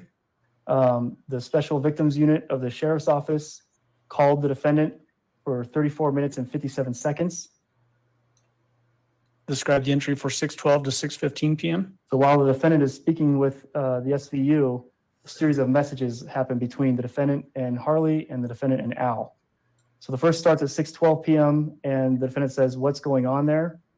And Harley says, Albert came and left, well, is back now. And during this particular time, you've mentioned that the defendant is not at the house, the 6627 Mandan Drive. She's hanging out down south and then she goes home and then goes to the airport. The people that are actually at the house during this particular portion of time are who? For the most part, it's just Harley and Lena, and then Al pops in real quick and then leaves again. Okay. At 6:15 p.m. to 6:22 p.m., what is that entry? The defendant messages Mr. Stauch saying, where are you? Mr. Stauch replies, home. The defendant says, what question did they ask you? Question mark, question mark. Is she trying to gather information here as to what was asked at the sheriff's office to Al by the deputies? She has. She's asked this a couple of times at this point because she doesn't know what's being discussed. 6:24 p.m., what is that entry? It's a message from the defendant to Harley saying, what's Albert's dull man? And corrects herself by saying, doing. They are asking me dumb questions. Harley responds with, talking to the news because they're here. 6:25 p.m., what is that entry? Mr. Stauch says, same ones to the defendant. And then the defendant says, same ones how? 6:31 p.m. to 6:34 p.m., what is that entry? The defendant messages Harley saying, is he still with the news? Harley says they're about to leave. The defendant says, anyone else there? Harley says they're leaving. The defendant says, just you, Albert, and Lena. Harley says, just me and Lena, IDK for I don't know, if they need people, are still packing stuff into the cars, but only me and Lena inside. The defendant responds with, packing what? Harley says, like the camera equipment. The defendant says, where is Albert though? And Harley says, he left to go look again. 6:35 p.m., what is that entry? The defendant messages Albert after trying to call and no answer. So the defendant messages Mr. Stauch saying, I need to talk to you. And why is Lena still with Harley? Hello, this is important. And Al's not responding. And then at 6:37 and 6:38 p.m., two more outbound calls from the defendant to Mr. Stauch, no answer. All right. And then 6:39 p.m. to 6:48 p.m.? The defendant messages Mr. Stauch with three more phone calls that went unanswered. And the defendant says, you are supposed to be my teammate and we need to talk. And where are you? I don't know what's going on with you, but Harley is going to need to leave. And she said you came out and left. Albert, they were asked bad stuff about you. That's why O said a lawyer. Where are you? Did you do those things? What is that in reference to? She's alluding to Al that she's talking with someone that's asking bad stuff about you. She's not with law enforcement at this time. She's trying to make it sound like she's meeting with people to try to find Gannon. Okay. And then the next entry at 6:56 p.m., what is that? An outgoing call from the defendant to Harley for 3 minutes and 38 seconds. And then the very last entry, what is that? So at this time, if you go up to the cast, she's been making her way up to the airport at this time. The Kia Rio was not returned properly at the rental car return. It was found the next day in short-term parking. And so this is the point where her phone is going up to the airport and she leaves the Rio in the short-term parking lot. How does she leave the airport? In the Tiguan. So this is essentially when she goes up there to retrieve the Tiguan that contains Gannon's remains. Yes. Is that the last entry on People 697, page 304? It is. All right, moving on to page 404 of People's Exhibit 697.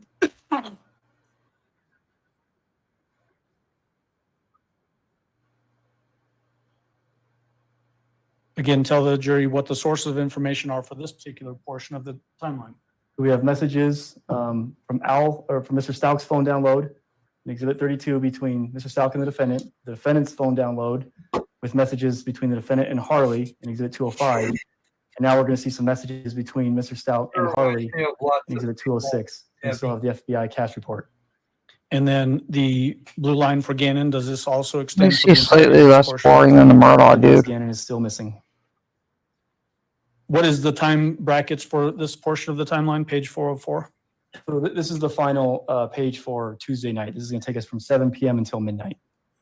All right. So starting above the timeline, we have a bracketed portion that goes from 7 p.m. until 7:26 p.m., referencing cast report page 37. What is the significance of that portion of the cast report for this time bracket? So, Debbie, what you mean, Casey Anthony? The Tiguan, leave the airport, exit the airport, go north on Powers, go northeast on 24, and stop. There's a strip mall at Meridian and Woodman where the defendant loiters for a little period of time. Okay. Now going below the line, 7 p.m., what is that entry? It's another outgoing call from the defendant to Mr. Stauch with a no duration. 7:01 p.m. to 7:08 p.m., what is that? This is a series of text messages the defendant sends to Mr. Stauch. Starts with, why add you ignoring me and going get Landon? I'm assuming it means, why are you ignoring me and going to get Landon? I've been home to meet you, like you said. I've called and called. I called the lady and told her you are now missing off the face of the earth. ANS, which I think is supposed to be and, was supposed to be going to get Landon, and you were supposed to take Lena, and Harley said you left, and then I went there and you weren't there. And then what is what's the next entry for that time slot? So it's the receipt. You see when the entry time to the airport was this day at 8:30 a.m. And then you see the exit time when you go to the booths, the tolls, and you pay the $9 in this case to have the little arm go up and leave the airport short-term parking at 7:02 p.m. So we have multiple sources of data. We have the parking receipt, which is Exhibit 325. We've got the defendant's phone with the Life 360 app on it with the cell phone towers, and we've got the Tiguan telematics data, all corroborating that there's movement from the airport to the Falcon northeast part of town. And that the defendant has left the airport at 7:02 p.m. in that Volkswagen Tiguan. Correct. The next entry is at 7:03 p.m. What is that? An outgoing call from the defendant to Detective Bethel for 3 minutes and 52 seconds. The next entry at 7:17 p.m. What is that? A message from the defendant to Mr. Stauch saying, well, Harley was supposed to help me meet this team. I do know where you are and got worried. I'm sorry, I just wanted to be with you afterwards. And did Mr. Stauch respond to that? No. The next entry is at 7:21 p.m. to 7:23 p.m. What is that? So Harley and Lena are at the house at Mandan, and Harley messages the defendant saying someone is here. The defendant says, who? Harley says, IDK, I don't know, people with badges. The defendant says, don't poke, and then corrects saying open. So don't open. Harley says, okay, now they're knocking. They're leaving, I think. And then the defendant says, WTH, who is that? The next entry is at 7:25 p.m. What is that? This is a message from the defendant to Mr. Stauch saying, I'm looking for you. Are you okay?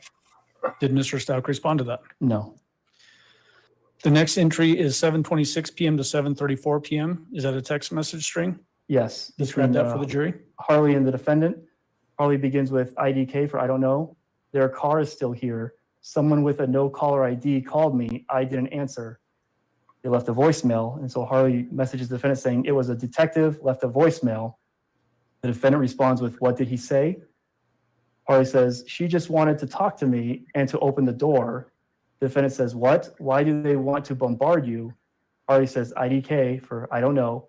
How did they get my number? Now they're looking in windows. They're at the door saying sheriff's office. The next entry is at 7:33 p.m. What is that? Al's doing his second interview now at the office of the sheriff. 7:37 p.m. What is that? The message from the defendant to Mr. Stauch saying, well, I'm going back home. And Mr. Stauch does not reply. Was the defendant, in fact, going back home at this particular time? No. The next entry is at 7:37. What is that? An outgoing call from the defendant to Harley that lasted 10 minutes and 15 seconds. 7:45 p.m. Something happened with the call where it got dropped or re-picked up because it's a continuation of the call for 2 minutes and 55 seconds. And then 7:48 p.m. Something happened where the call must have dropped because then the Harley calls the defendant back and they have a connection for 6 minutes and 48 seconds. The next period of time that's bracketed in references to a cast report is from 7:59 p.m. to 9:28 p.m. What is the significance of that page 38 of the cast report to this bracketed period of time? This is when the defendant in the Tiguan with Gannon in the back goes to the S-curve up in Douglas County. So at that 7:59 p.m., what happens below the line there? So this is when the defendant has placed her phone into airplane mode because you see a whole lot of incoming How did activity. the And Casey people are trying to get in touch with the defendant, and it's not going through. Meaning that people are trying to get a hold of the defendant and then it's just not being received on her end. Correct. Harley's trying to call at 7:59 p.m., 8:01 p.m., 8:04 p.m., 8:07 p.m. Didn't go through. Mr. Stauch's calling at 8:09 p.m., 8:10 p.m., 8:04 p.m., 8:14 p.m. Didn't go through. And then continues again at 8:10, 8:11, 8:14. Well, is that section is to Harley though? To Harley though, yes. Saying call me ASAP, but Harley's not answering Mr. Stauch's calls. 8:16, Mr. Stauch messages the defendant saying call me. The defendant doesn't read this message until 9:54 p.m.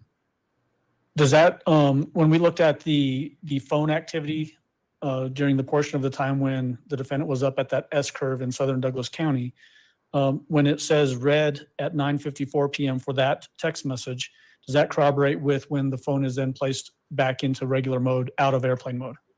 Correct. So the defendant will connect to a Wi-Fi at that time at the shops at Briargate and starts getting all of these missed call notifications and text messages. Okay.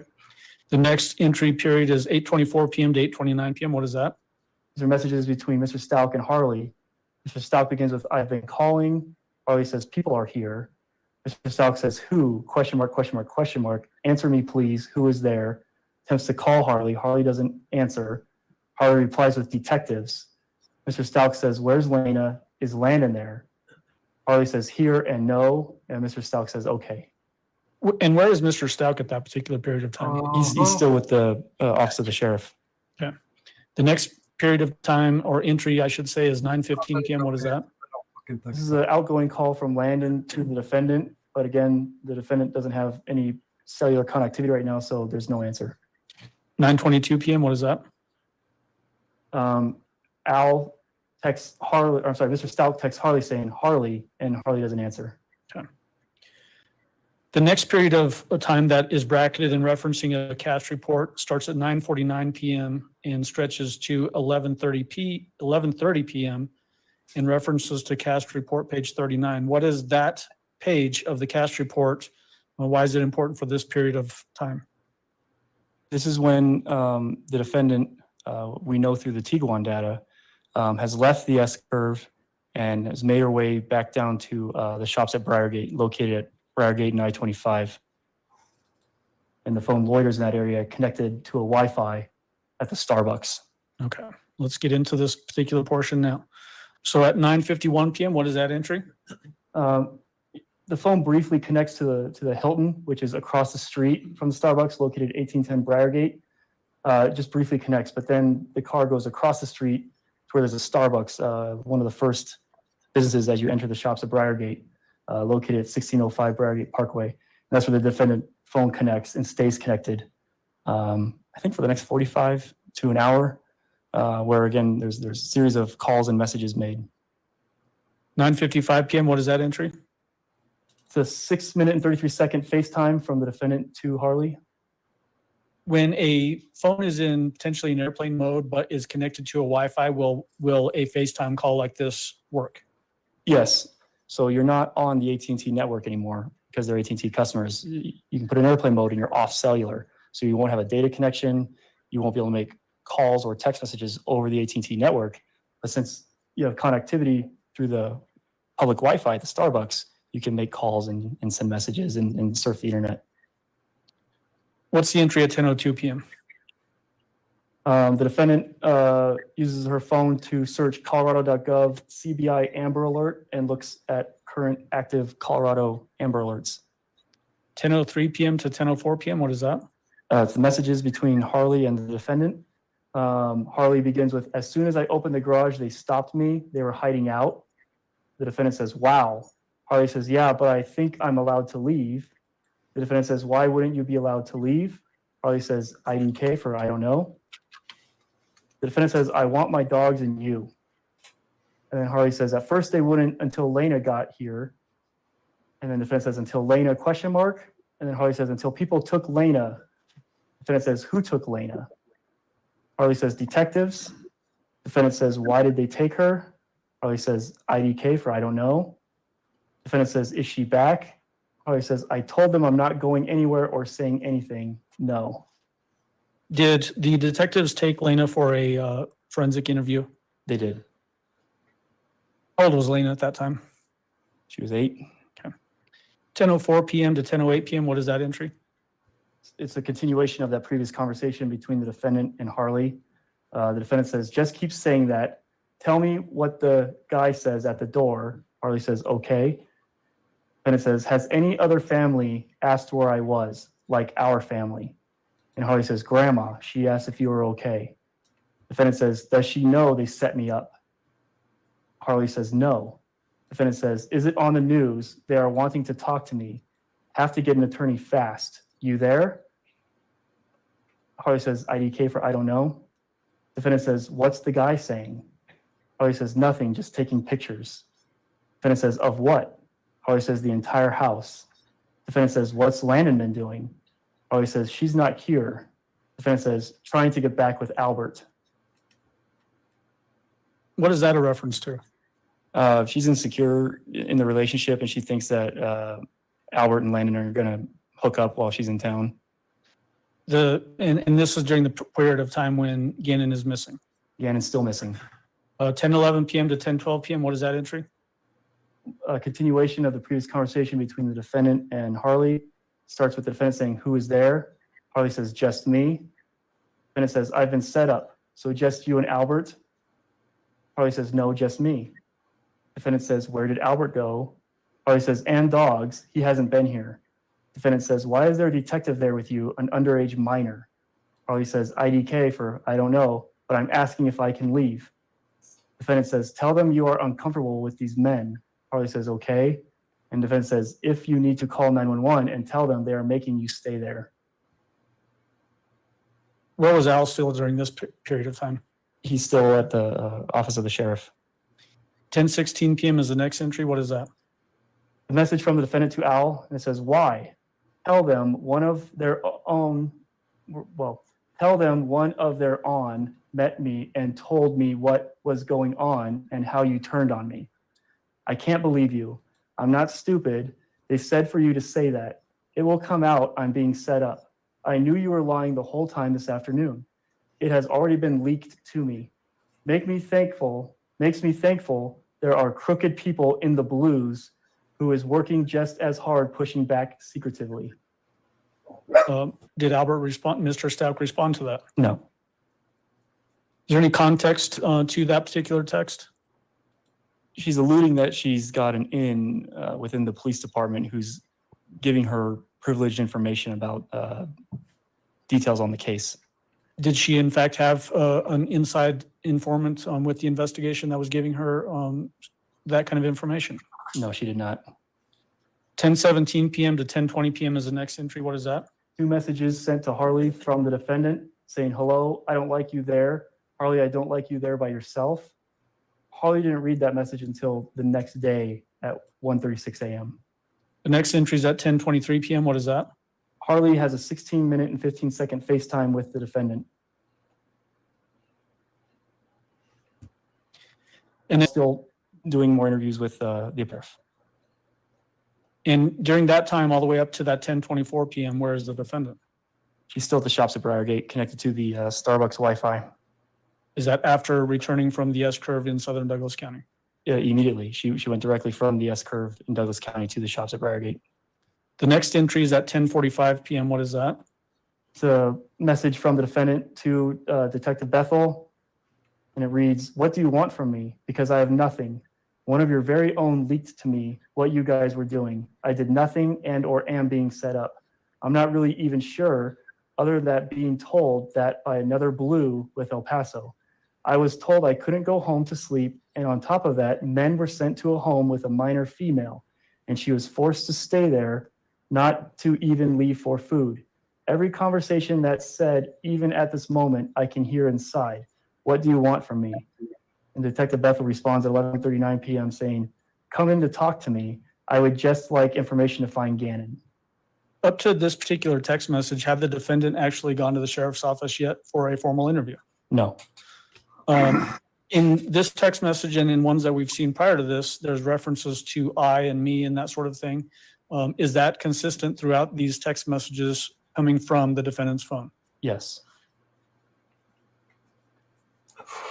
The next entry has 4 time slots on it. Tell us about that. 10:52, 11:02, 11:10, and 11:24. Harley is trying to call the defendant, but they go unanswered.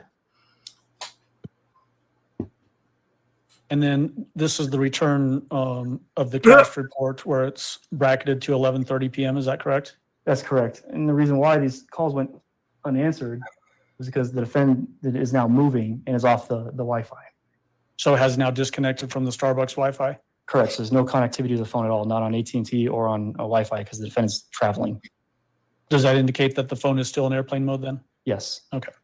11:26 p.m. to 11:31 p.m. What is that entry?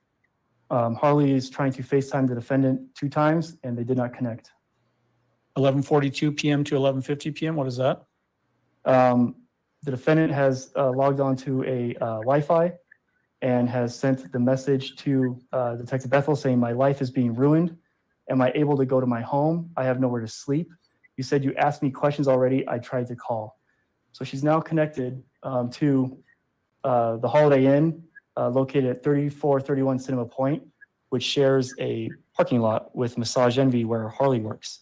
Harley's en route to pick up the defendant. And Harley testified that she was under the impression that they were going to stay at this hotel tonight.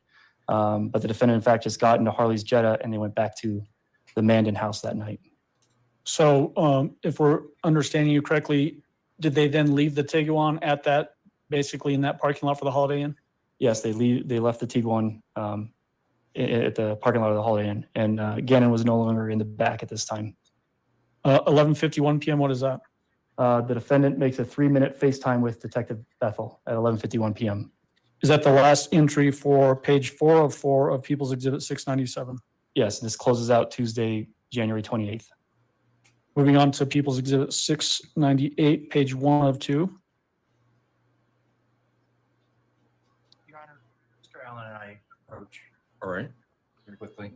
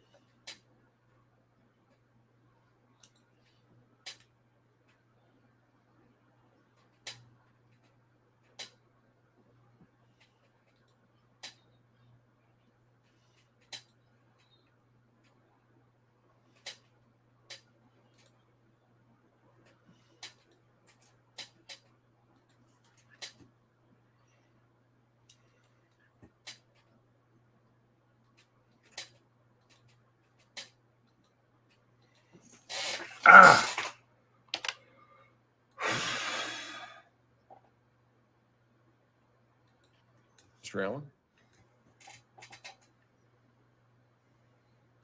All right, so we have moved on to People's Exhibit 698, page 1 of 2, and let me zoom in on this and have you do the same thing that we've done with the rest of the exhibits, plus the source of information for this timeline. Mr. Stauch's phone download, the defendant's phone download, and Harley's phone download, and the FBI CAS report. For the period of time that is referenced on People's Exhibit 698, page 1 of 2, does the blue line indicating Gannon is missing extend for the entirety of this portion of the timeline? It does. Gannon is still missing. Starting at the beginning of this timeline, tell the jury what date and time we're focusing on for page 1 of 2 of People's 698. So the phone is still connected to the Wi-Fi at the Holiday Inn. We hit This midnight, child's so now it's January insanity. 29th, Wednesday. And this timeline is going to cover the periods of Like, we midnight already have her on 11 a.m. video and Wednesday admitting morning. she did it. The Why next are we entry doing is this? at midnight through 12:22 a.m. Tell us what we're seeing there. I think they're trying The to. message is between the defendant and Mr. Stout. Jury convince It them. starts with the defendant right at midnight. She already Harley said able I to did talk it and now. thought I could bring him back to Harley would life. like to get all her I things know, right? because she has to work Like, and start school. I and get she has it, but nowhere do to what go. they did with And Nicholas she was Cruz left there in with men. Florida. I tried to And talk just to you forever run the tonight, and jury you ignored for me. You have all sentencing. this wrong. You told some dude what I was driving Or, for what? you know. I have talked to everyone. Because she You has left her with Lena further there and then evidence wouldn't right even now tell to her hear it. anything. Wouldn't talk to me. Right now, Well, I thought something was I wrong. get that, Now but you bring your still. ex to our home and refuse to And talk I to get me. you want to make the This is record, and all I get wrong, you got to and you make it have this appeal wrong. proof. I have paid for my But, share of things and you're at my trying to home. protect This the is record. stupid. Mr. But Stauch responds with, So let me break in there and the just ask you jurors some, are in let's the same unpack that text position we message all because it's a are. little bit That long. after a month of this, we're all There was just a like, text message earlier enough. in one of the exhibits We're of this over for a timeline month now. where there was a reference That's by what the I'm defendant saying. to Landon coming into town. Do you Like, remember that? we're good, my Was it a man. surprise to anybody that Landon was coming into Y'all town need after to Gannon was reported missing? get it together. Need to get it together. I need Mike's clip here. And I the gotta period get of it together. time that she's referencing here in your mind, is this what she's referring to when Al is still at the sheriff's office being interviewed? it is, yes, Mr. Stauch, I should say. it is. All right, pick up from there with Mr. Stauch's response. Mr. Stauch responds with, I'm not refusing anything. This was the plan. There is so much you are withholding from me, and I see that now. PLZ, which is short for please, do not come back here tonight or at all until you are ready to talk. And the defendant replies with, it is my home and I am. You can't kick us out. I have nowhere to go. Harley has nowhere to go. The utilities are in my name. Mr. Stauch replies with, do not come here and cause problems. Where are y'all then? Where is Gannon? The defendant says, I'm not coming there to cause problems. I own over half the stuff there. Mr. Stauch says, take it. The defendant says, so you don't want to be my husband? Why? Why are you doing this? I will talk to you and only you. Call me first. Hello? Albert, it's cold. It's not what you think. I don't know where he is. I am your spouse, and you have your ex-wife in our home. It was not the plan. I said I would talk to you. Mr. Stauch responds with, no, my missing child's mother is here. Come talk then. The defendant says, I have every right to be that whole, and corrects herself to home. Mr. Stauch says, but it better start with the truth or I'm calling the detectives. The defendant then says, what are you talking about? Truth about what? You can't call detectives on me for speaking or not. I did nothing wrong. Talking, call me. Mr. Stauch replies with, I'm home. That's all I'm worried about right now, and my boy. Mom is on the way. The defendant replies with, I have sympathy, but you are turning on me. And the other guy who told me what they said to you, I want to sleep in my bed with my dog, and Harley wants to sleep in her bed. It's my home. There is no law that prevents me from sleeping in my home. Mr. Stauch says, yep. And then the defendant says, so can we sleep in our home? We are outside with our dogs with nothing, and this is Rudolph's ridiculous. That Rudolph's ridiculous, based on your understanding of phones. What do you indicate that to be? It's the autocorrect. 'Correct. She meant to say this is ridiculous, but it inserted Rudolph's twice. The next entry is at 12:50 a.m. to 12:52 a.m. What is that? It's a continuation. The defendant says hello, and Mr. Stauch says where. And the defendant says, where is everyone going to be? I want to sleep in our bed. Question mark, hello. Mr. Stauch says, I don't care. This is Defendant like says, the our dogs need epitome to go out. of You said to a talk to malignant you, and I asked, where narcissist. is everyone going to be? I need to sleep. Mr. Stauch says, Landon is with Lena. Brandon is on the couch. Harley has her suite, and you get the bed. And then the defendant says, and your mom? And Mr. Stauch says, her and Becky are in G's room. I need the truth. And the defendant says, what time are they getting there? Is anyone going to say anything to me? Mr. Stauch says, nope, I need the truth. The next entry is at 12:53 a.m. What is that? The defendant attempts to call Mr. Stauch, but it doesn't connect. The next entry from 12:53 a.m. to 12:56 a.m. What is that? So within the same minute after not connecting, the defendant sends a message to Mr. Stauch saying, so what exactly are you doing if I come in and go to bed and don't bother you? Mr. Stauch says, I'll be on the couch. The defendant says, okay, and everything is all good and not one is bothering anyone. Mr. Stauch says, you need to tell me the truth. The defendant says, see how you don't accept the truth so I can sleep? Mr. Stauch says, sleep all you want, I need the truth. The defendant says, where is everyone going to be while we are walking in? Mr. Stauch says, in bed, stop dodging, I need the truth. The defendant says, I'm asking you, is everyone in bed so we can come? Mr. Stauch says, yes, except for mom, she isn't here yet. Yes, except mom isn't here yet. Truth, question mark? The defendant says, what time is she getting there? Mr. Stauch says, 20. The defendant says, okay, so how long before they will be in bed too? Mr. Stauch says, whatever. The next entry is at 1:04 a.m. What is that? The defendant's phone connects to the Kentucky Fried Chicken located at 2835 New Center Point, which is slightly south of the Massage Envy and the Hilton or the Holiday Inn. And that Holiday Inn, the Massage Envy, and this KFC, is that basically on the Powers Corridor? It is. It's between Constitution and South Carefree along the Powers Corridor. Okay. 1:04 a.m. to 1:12 a.m. What is that? Messages between the defendant and Mr. Stauch begins with the defendant saying, we will be there. Please don't let anyone bother our dogs. Will you let me know when she is there? We can wait close by. Question mark, question mark. Albert, I have to work.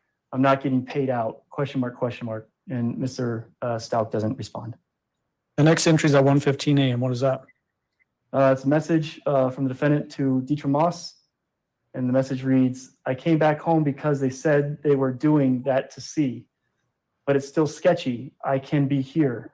I have to leave soon. I can't take being a punching bag anymore. I should have left last week when I said it. The next entry is at 1:17 a.m. to 1:18 a.m. What is that? It's text messages between the defendant and Mr. Stauch. Starts with the defendant saying, I'm trying to talk to you. I ask one simple request to let me know where everyone is in bed because it's cold and the dogs need to go out. And Mr. Stauch doesn't respond. The next entry at 1:23 a.m. has a reference to cast report page 40 above the line. What is the significance of that? So the defendant is using the tower that provides coverage to the house, indicating that the phone is at or near the residence. Does that bracketed time start at 1:23 a.m.? It does. And when does it end? We have beat a dead 2:25 horse, a.m. resurrected the dead horse, had Going to that Letecia brought it 1:23 back a.m. to below life, the line, murdered entry, the what dead do we have? horse again, Defendant stuffed it messages into Al a saying, suitcase, Mr. Stauch left saying, the we are dead horse outside at if the you want to airport. talk.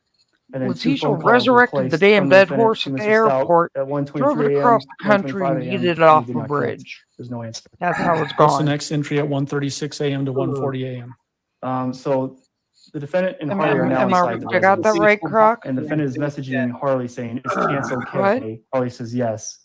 The But defendant Luke, says, they tore up my clothes and went crazy in here. That Threw old stuff mirror is not, everywhere. it's not Harley says, factory wow. just yet. The defendant says, your stuff, question mark? I think Harley that says, that's it's a pretty fine. accurate And the defendant summation. says, and what did the downstairs look like? And Harley says, IDK for I don't know, it's dark. The dead horse has been, Based on brought your back to knowledge of life the case, repeatedly by did anybody Letecia go into and stuffed the in a defendant's suitcase, clothes and left tear at them the up and airport, throw them and yeeted everywhere? off a bridge. They didn't tear them up and throw them everywhere. They photographed the At scene. least twice a day.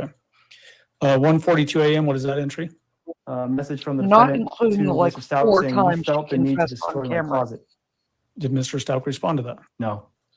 1:46 Got it. a.m. What is that? Messages between Harley and the defendant. Harley starts by saying, "Should I lock my door?" The defendant says yes. Harley says okay. Is that fairly consistent throughout all of your Okay, review of these stop text it. messages, where Harley Hunt, the defendant's daughter, will ask permission before she does a specific thing, like open the door for the detectives or get pizza or locking her door? Yes. 1:50 a.m. What is that entry? A message between the defendant and Mr. Stauch with a voicemail that was forwarded from the defendant's phone to Mr. Stauch's phone. And the text message says, "So this was on purpose, that I have a few voicemails with her talking crap about you, working all the time, and the kids not getting love." And was the voicemail itself relevant to the investigation? No. Who was the voicemail from? So earlier in the night when the defendant put her phone in airplane mode and was traveling to the S-curve, Landon attempted to call the defendant, and the phone didn't hang up in a open mic, essentially. There was a voicemail left where they were talking about some things. They being who? Landon, Mr. Stauch, and EPSO deputies. At 1:51 a.m. to 1:54 a.m. is the next entry. What is that?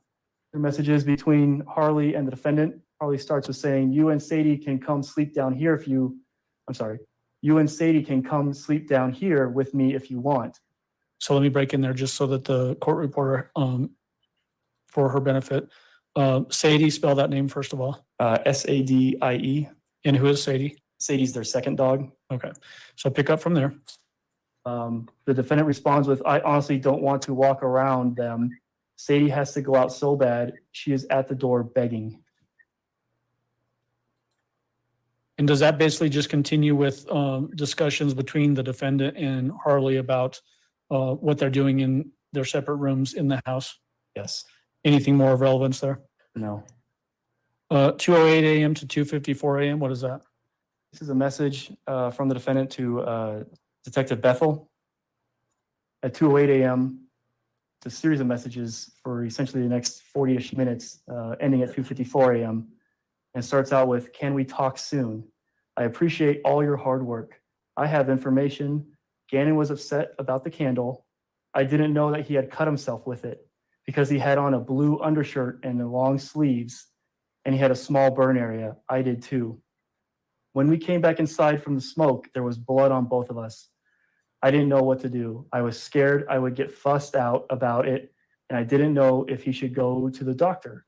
I kept trying to add the candle thing, but Albert kept saying it was small and minor. I was scared the basement was smoky, and when I threw the covers on everything, we both had blood. You don't understand how hard it is to be a stepmom. I get judged for everything, and he was scared for being ground. So then the next day, this is where I need to talk to you." Okay, so let's unpack that first of all.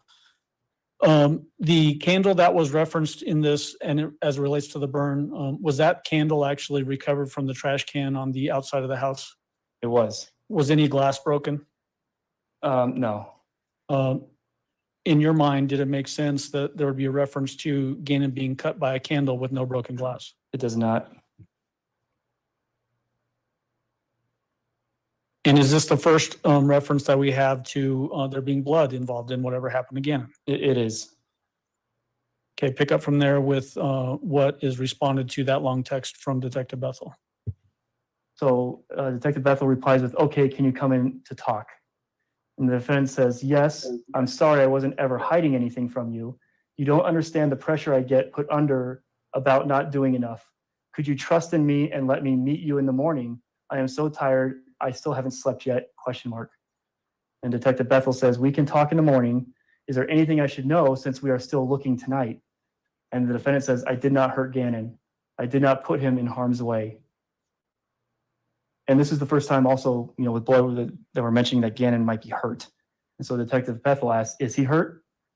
And the defendant says, "I don't think he is because I keep keeping. But I really need your help to make sure everyone knows I would never hurt him and did not in any way." So let me break in and unpack that a little bit.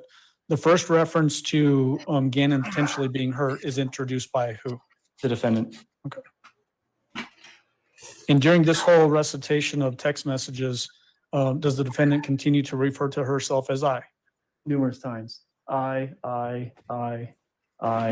just numerous times. Okay. To that last text message that you just read about the defendant saying, and did not in any way, read from there with the Detective Bethel conversation. Detective Bethel responds with, "What time can you come in today after you sleep?" The defendant responds with, "I don't want you upset with me for all your hard work and everyone else's.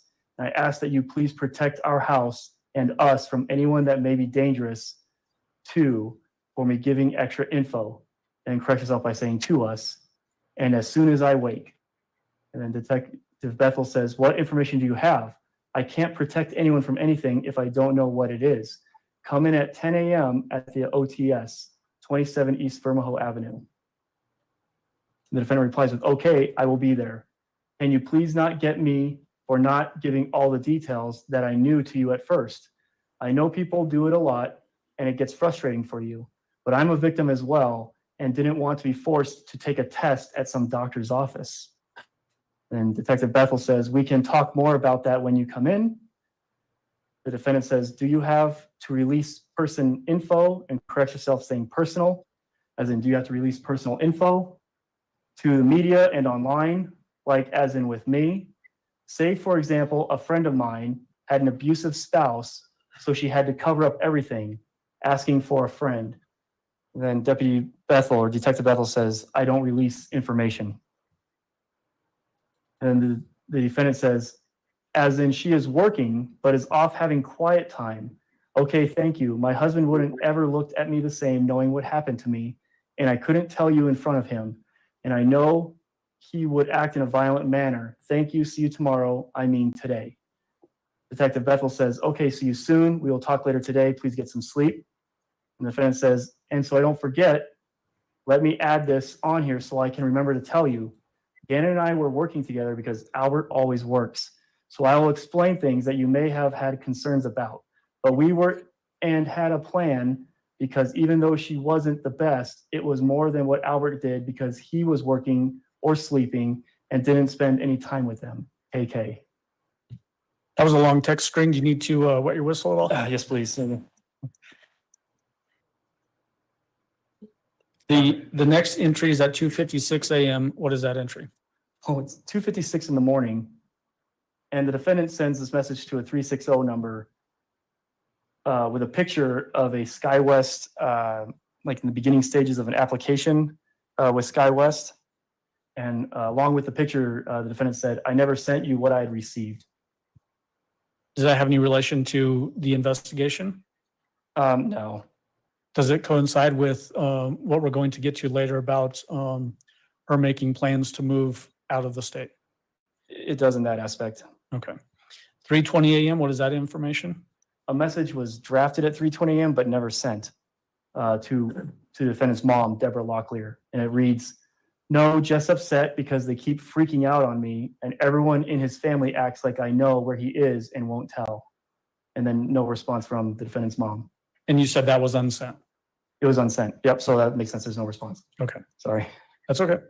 7:04 a.m. is the next entry. What is that? So several hours have passed now. And so it's 7:04 a.m. And the defendant receives a message from a 910 area code number saying, "Hey, Tisha, how are y'all doing?" And the defendant responds, "Oh, sorry, I'm at home. I'm doing okay." As it relates to the person that sent that text message, do you know who that person is? We do, but I don't remember at this time. Okay. Is the identity of that person relevant to the investigation? It's not. Okay. 7:19 a.m. to 7:24 a.m. What is that? Messages between the defendant and Mr. Stauch, starting with the defendant saying, "My chargers are in your car. Can I please have them?" Mr. Stauch says, "Sure." The defendant says, "Could you get it? I don't have any battery and Sadie needs to go out really bad." Mr. Stauch says, "No." The defendant says, "Please, I'm not trying to cause any trouble." Mr. Stauch says, "I need the truth." The defendant says, "I already did what you asked. You are the one who would not wake up." Mr. Stauch says, "Wake up? I haven't slept in days, and that's manipulative to say you told me when I was sleeping." The defendant then says, I wasn't knocking you about sleeping. I'm sorry. I was saying I did what you asked and you were tired. Mr. Stauch says, what I asked you to tell me the truth. The defendant then says, Albert, I'm not getting yelled at by a bunch of people. I told you I would speak to you in person. I went in there and said, hey, are you ready now last night? And you told me no.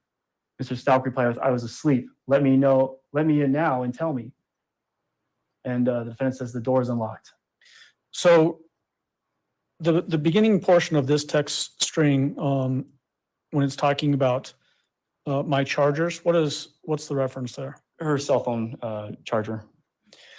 In your mind, does this indicate that she's got a good understanding of place and time and circumstance, meaning that she knows that her phone is potentially depleting in battery? Yes. 7:50 a.m. to 7:59 a.m. What is that? Message from the defendant to Mr. Stauch's phone saying, can you please come here? Can you please take Sadie out? Can you tell Landon to come here? Can you please take Sadie out? Please, I'm ashamed. Did Mr. Stauch respond to that? No. The next entry is at 8:15 a.m. What is that? So about 16 minutes after this message, Mr. Stauch calls the sheriff's office and reports that the defendant is at the house and someone raped her and kidnapped Gannon. Is this the first reference very explicitly that there was a report of a rape by the defendant? It is. She alluded to it at like 2 a.m. with Detective Bethel, but didn't say rape. She mentioned that, she couldn't tell because her husband wouldn't look at her the same, but this is where the first time we see the rape story come out. Okay. The next entry is 8:25 a.m. What is that? It's a message from the defendant to Harley saying, please come get Sadie. My phone is about to die. Did Harley Hunt respond to that text? She did not. The next entry is at 8:35 a.m. What is that? So the sheriff's office arrives to the residence and the defendant is in the basement. What's significant about that? That she is, it corroborates what Mr. Stauch said, saying the defendant is here, and then the sheriff's office arrives and the defendant's in the basement. Okay. 9:50 a.m. What is that entry?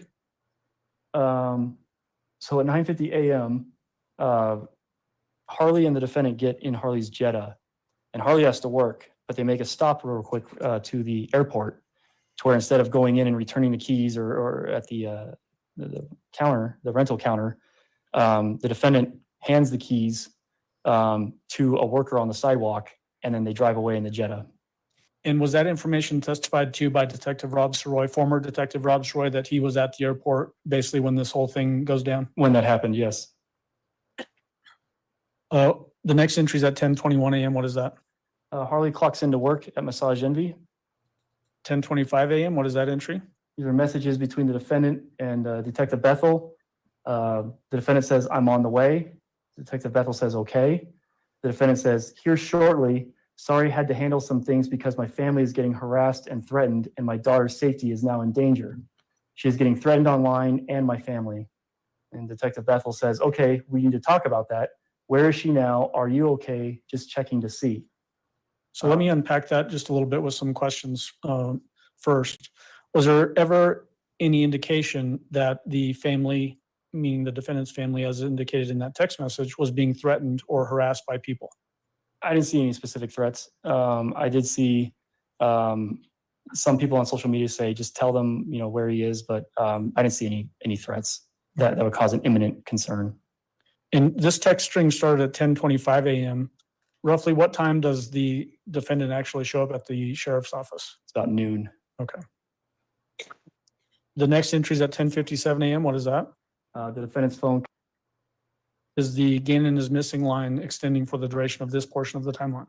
Yes, Gannon is still missing. What is the date and time relevance for this portion of the timeline? Philip, the prosecution pretty much made their case when she got up there on video and was like, yeah, I murdered him. Until midnight. I was going to bring him back to life, though. Right. For reference purposes, from 11 a.m. to 11:51 a.m., you've got a line going above the line pointing to cast report page 41, which is the FBI report. Why is that portion of the cast report relevant for that time frame? So we still have but the problem is going to be, data, and we still have the defendant's cell phone. I know exactly what they're doing. With the